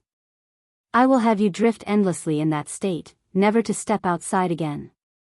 That warning instantly got the girl's attention and not in the good way. Forever drifting in the dark? This feeling, it's even more painful than killing me. Of course, Willow continues to grin with teeth baring, but unlike before, her hands were brushing the girl's hair like petting an animal. It's unnerving like an evil witch watching her victim. If you are obedient and behave, I can overlook your past deeds. Moxian Yan gulped out of reflex over that statement. She's still extremely pale in the face and afraid, but the aching desire to know won out in the end. Shifu, don't you like Deetsung a lot? Why are you willing to let him stay there in that place? Willow narrowed her eyes in a snakish manner, examining the girl up and down with a new light before bursting out a laugh. Have you forgotten what I said to Deetsung and Bai Yen? I said I would never let them see each other again. That space is only a temporary cell for Deetsung. Once I recuperate my wounds and increase my powers again, I forcibly rip him from his wife's grasp. At that point, it will only be Bai Yen and that stinking brat left drifting for eternity. She couldn't give up on Deetsung. That kind of a man, how could she ever erase him from her soul? So, the only course of action left was to chain the man in a temporary cell. When she has the confidence and power to do as she please, Willow would begin to move again and take what's hers. Shifu, Moxian Yen pursed her lips until it hurts. I will not disobey you again. The girl's ashamed to admit it, but she's a coward. In front of her Shifu's terrifying stare, she simply didn't have any strength to resist. Not far away, Heart has been keeping her head down the entire time during the conversation. She's still traumatized from the stuff said by Moxian Yen about Willow. As such, the grief and sadness has overtaken the innocence in this poor child. She did nothing wrong in this life and never harmed a soul, but her existence was unloved and unwanted, just like an expendable object. Heart, come here. Willow's eyes glanced slightly to the side and frowned after seeing how pitiful-looking the child was behaving. Heart stiffened at first, but then gradually loosened up before standing up. Step by step, she came before the monarch, the woman that's supposed to be her mother. Demon Realm, 1, Mother. Heart's voice sounded dead and unemotional as she stared into Willow's gaze. Displeased by the way her daughter spoke, you also heard what I said to Xian Yen. I will not permit betrayal. If you do, I won't let you off either. That statement brought more hurt to Heart's soul after already being traumatized. She wanted to be consoled, but it's nothing but pain. In the end, her entire body carried a shadow looming over it like some dark being has taken root. Willow abruptly coughs out blood from her mouth there right as she's about to say more. Shifu. Moxian Yan's expression went pale at that sight. Quickly running up to the monarch, an undisguised level of worry appeared in the girl's. Shifu, what's wrong? Your injury must not be healed yet. Sit down and rest first, I will go explore around while you do so. Dropping this, Moxian Yen turned around and wanted to leave. It's just that before the girl could move, Willow's voice had come again like a banshee's whisper. Not necessary. I'll be able to recover after a break, and then we'll get out of here together. She didn't trust Moxian Yen anymore, so letting the girl out of her sight was not permissible. Willow smugly smirked as she took a seat next to the old tree used by her own daughter. She may say a brief rest was enough, but the red stains on her clothes clearly said otherwise. On top of that, the bright burning sun was no friend of theirs either. Then have a good rest, Shifu. Shout for me if you need anything. I will be by your side. Moxian Yan's tone sounded concerned but instantly changed back to harsh rudeness when shifting to Heart's depressing figure. What are you still sitting around for? Don't you see Shifu is injured? Hurry and get over here and see if you can do anything. At this moment, she seems to have forgotten the horror that Heart had initially brought to her and returned to the usual bullying demeanor. Heart lifelessly did as told and stepped over without so much as a peep. She's looking so depressing that it's hard for Willow to put up with now that they're like this. Don't assume the monarch would suddenly have a change of heart after Moxian Yan's betrayal. She understood this disciple of hers never once faked the concern shown thus far, it's just that she didn't want Deetsung to die, hence the betrayal. In contrast, her own biological daughter Heart was much colder, and even dumb to some extent in not showing any emotional concern for her own injury. This was also why Willow didn't leave Moxian Yen behind. At the very least, she needs an extra hand to help run errands during this period, which Heart wouldn't be able to do. Heart, Willow's tightly furrowed forehead loosens up after a sigh. Although Xian Yen did something wrong before, but I am willing to give her a second chance since she's capable of understanding her own fault. You need to learn from her in this regard. Heart was stunned at the lecture as she stammered for a response. Mother. Okay, you don't have to say anything more. Willow's voice lost any of the tenderness she had from yesterday and grew impatient. Go over there and stand watch. I need to spend this period healing my wounds, so don't let anyone or any animal to come disturb me. Demon Realm, 2, okay. Heart didn't say more and returned to the spot where she was sitting before. This time she did not hang her head down but instead began surveying the surrounding environment as told. Demon Realm. Di Ling Yen sat on the edge of the demon mountain with her chin propped against her own hands, those eyes bored and longing. Suzaku, when will my mother and father come back? Now that even big brother is gone, it's only me and second brother left. The 4 sacred beasts were all standing behind the baby princess and became emotionally sad over her question. There's hardly any life around the palace as of late, so it's no wonder the atmosphere was depressing. Princess, Suzaku the red flaming lady squatted down and gently hugged the baby's body. You don't have to worry, Mistress and His Majesty will return soon, and your big brother the Crown Prince already left to bring them home. It won't be long until that day comes. The consoling words didn't work. Instead of making the baby girl peach up, she hung her head again between her legs like a depressed child. Suzaku, don't lie to me, the place where my mother and father went must be very dangerous for them to not return. I know they're risking their lives for me, if only I didn't have the flame bead inside my body. In this way, neither father nor mother would go to such a place. Tears slowly trickled down that cheek at the thought, causing Di Ling Yan's body to shrink further into a clump of sadness. Little princess, don't you believe in your family? The young-looking teen that was Little Rice the White Tiger walked up to the girl's side and patted her shoulder. I have been following mistress and young master from the beginning, never have I seen them fail or suffer any losses. This time will be no different, I promise you that. Looking up with a weeping face, I believe in my family, but I still feel uncomfortable inside, like they won't come back. If it wasn't for that feeling in her heart, Di Ling Yan wouldn't be so sad, since it's always been like this for the baby princess. Whenever a bad omen occurs, bad things happens not long after. Suzaku, Little Rice, Black Turtle, Tsing Yi, can you take me to find my mother? I also want to go to where they are. The Phoenix lady's heart ached with immense pain at that request. Princess, please be good, you are still too young to go anywhere. It's not the time for you to encroach on such a journey. Little Rice also wanted to say something after that miserable plea, however, he stopped after taking notice to the flash of light shooting over from the distance. Mo Lishang. Little Rice widens his eyes at the sight of the young man that appeared. He still had a great impression of this person who they picked up below the medicine sect that day. Normally it would be a great occasion for the reunion, but this timing and location was leaving him on a wary note. Why? Did he come to the demon realm? Unlike White Tiger's perplexed thought, Suzaku's reaction was much more powerful. She's locked onto Mo Lishang's figure and clenched that face in a manner of someone on high alert. Demon Realm, 3, Black Turtle, what's wrong with you? Between the entrance and the reaction of the others, Tsing Yi the Azure Dragon had unintentionally taken a glance to the guy who's holding his head tightly in the rear. His look was full of pain, as if some memory had been lost, unable to be recalled. Boom!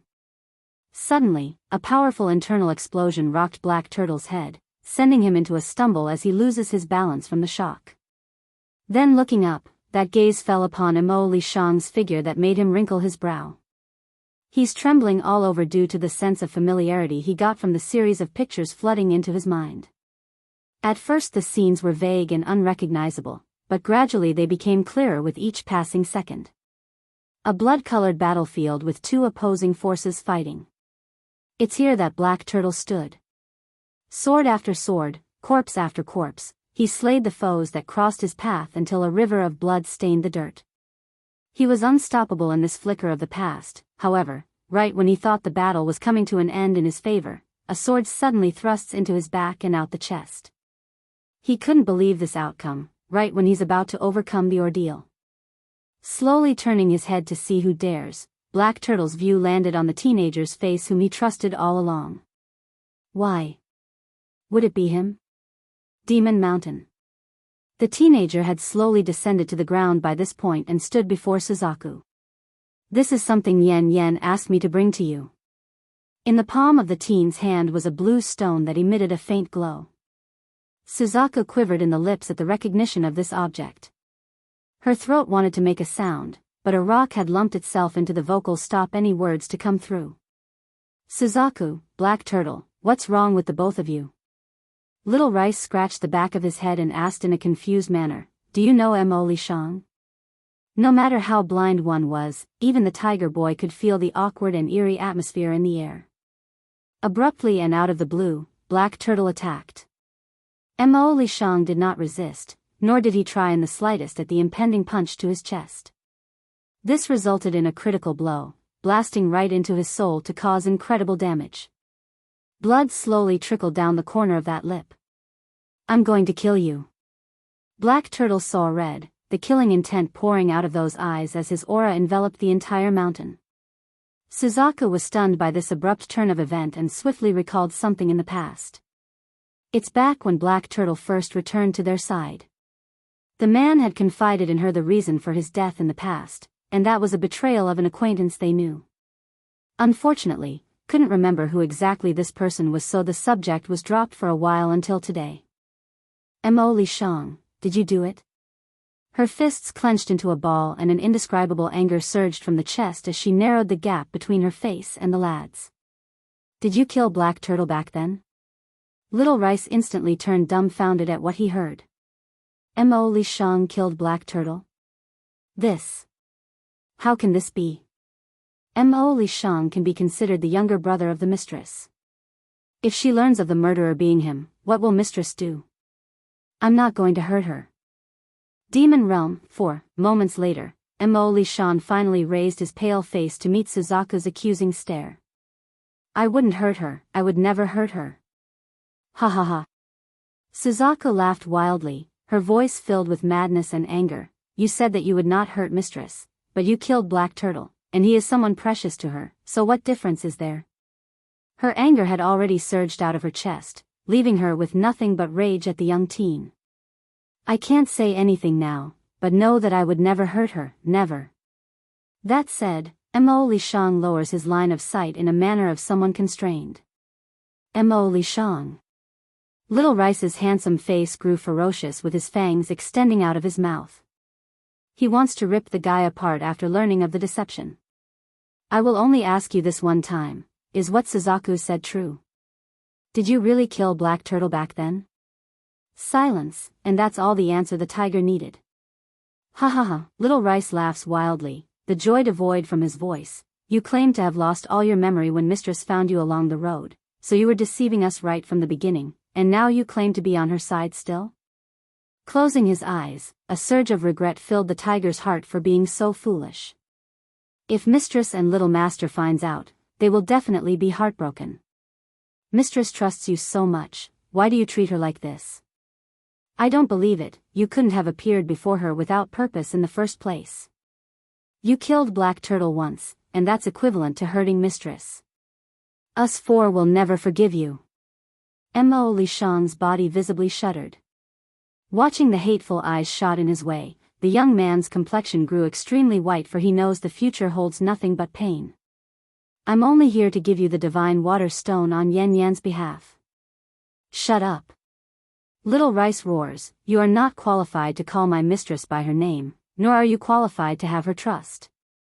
If I had known you betrayed her in the past, then I would have done everything to stop you from approaching us. Visibly hurt from that statement, Mo Li Shang didn't back down and met the tiger boy's gaze with his own pure and untainted eyes. I didn't betray her, and I didn't take advantage of her. Little Rice sneered over that remark, not believing the other guy in the slightest. Tsing-Yi the Azure Dragon finally grasped the situation by now. She's the one with the least information among the four of them, so her hostility didn't quite show yet. But now, the dragoness was brewing up a storm around her figure. I just came to deliver the divine water stone. Mo Li Shang walked closer towards Suzaku and placed the stone into the lady's palm. I promised Yen to pass this on to your hand. It can help Ling Yen. That's why he came, even if it meant exposing the past. For a promise to that woman, this young man won't regret it. Though resentful, Suzaku didn't reject the water stone. She knows all too well the importance of this item to the princess. Heartache. 1. Suzaku had great difficulty in keeping the stone from dropping out of her hand. It's not that the thing's heavy, but what it implied for taking it. A gift from an enemy, a traitor, that's what makes it so heavy. Mo Li Shang, since you are done with your task, you can scram now. When mistress returns, I will let her know what you've done and settle the account with you. Today's demon realm could hardly be called peaceful. If the four of them must engage in a battle with this man, it's unlikely they could come out on top. What's more, the most important thing wasn't revenge, but the protection of the remaining royal family members. That meant Jin Tian and Ling Yan, who had no ability of their own. Mo Li Shang didn't utter a single word of defense for himself from beginning to end, but the way he spoke and the way he moved said there's another side to the story. Okay, that said, he didn't look back and begun floating towards the blood-colored sky. Wait. Suddenly, a crisp bell-like chime came from the rear, making the guys stop mid-flight. Di Ling Yan had walked over after hearing their conversation. Princess. Suzaku and the others were terrified at this and reached out, wanting to pull the girl back to their side. However, the pure and untainted eyes from the princess stopped them. It's too innocent and without darkness that the four didn't know how to react. Are you really not going to hurt mother? Di Ling Yan's smile was hopeful and without doubt when asking. Floating there for a good moment before he spoke, the guy's voice was equally as pure and kind. I will never hurt her. Then have you seen my father and mother? The smile gradually disappears from the princess as her face grew frustrated. I miss them so much. When will they come back? Mo Li Shang's heart instantly ached with pain after hearing the saddening plea. Slowly closing his eyes, he recalls back to the moment where he saw that family being devoured by the darkness in the Hell Domain. They'll be back soon. After half a ring, he leans down and pats the child's head in a reassuring manner. Of course, this was done under the wary gaze of the four sacred beasts. If he had so much given a flicker of intent to hurt the princess, then they would have attacked and separated the two in an instant. Pouting in her little face, the pipsqueak didn't buy it. Uncle, you are deceiving Ling Yan. I am not stupid. I can sense mother and father is at a very distant place. I am scared they will not be able to come back for a long time. Mo Li Shang didn't know what he could say in this situation. The girl hit the bullseye with that guess. Uncle, can you tell me where mother went? Suzaku and the others won't let me go find them. Mo Li Shang smiled slightly. They went to a place called the Hell Domain. Mo Li Shang. Suzaku's face changed. I shouldn't have let the princess touch this bastard, and this bastard actually revealed where Bai Yan went? What if the princess she? Thinking of this, Suzaku felt flustered and wanted to stop the guy, but what Mo Li Shang said next stunned everyone in their tracks. So. Unfortunately, the Hell Domain is gone now and your father and mother has gone to a whole new place that even I don't know of. But don't worry, I'm sure they will return very soon. Heartache. 2. The Hell Domain disappeared. Suzaku's body grew unstable as she found it difficult to stand. There's an uncontrollable sense of panic gripping the Phoenix Lady's face. If the Hell Domain disappeared, then where did Mistress and the King go? You are lying. Little Rice roared and runs up to Mo Li Shang's presence and grabbed at his collar. Mo Li Shang, you are a despicable liar. You think your story can deceive us? If the Hell Domain disappeared, then why wouldn't the King and Mistress come back to us? An entire domain's destruction? That's something so big that the four sacred beasts couldn't even begin to fathom or imagine. Mo Li Shang didn't rebuke the insult. Instead, he lowered his eyes with sadness. He knew this would happen if he had spoken the truth. Not only that, the entire demon realm too would fall into shock for the next while, making the situation even more unstable. I saw it with my own eyes. The darkness swallowed the entire hell realm and no longer exists. That's why Yen Yen entrusted me with bringing back the divine water stone. She wanted to make sure her daughter is safe by suppressing the flame inside her body. His words were piercing, causing the white tiger to freeze into a statue. Did they really disappear? Little Rice's grip around the guy's collar fell apart as he trembled from the terrible news. He didn't want to believe but found no other excuse to say otherwise. You liar, you must be lying to me. You're a big liar. Little Rice. Xing Yi's complexion wasn't so good either, but she had more fortitude to withstand this shocking blow. First running up to give the poor tiger a hug so he would calm down. Are you sure the hell domain disappeared? Then mistress and the king, they're still alive, I can feel it, they're still alive. Mo Li Shang smiled. Yen wouldn't die so easily, she will definitely come back. It was his belief in her that convinced him to leave that day, otherwise, he too would have stayed and refused to leave. You get lost. Black Turtle snorted coldly and wanted to punch the guy even more right now. In the future, you are not allowed to take one step into the demon realm. Otherwise, I will kill you before the day mistress returns. He won't forgive this guy, not ever. The only reason Black Turtle's forestalling his revenge was for Bai Yan's sake.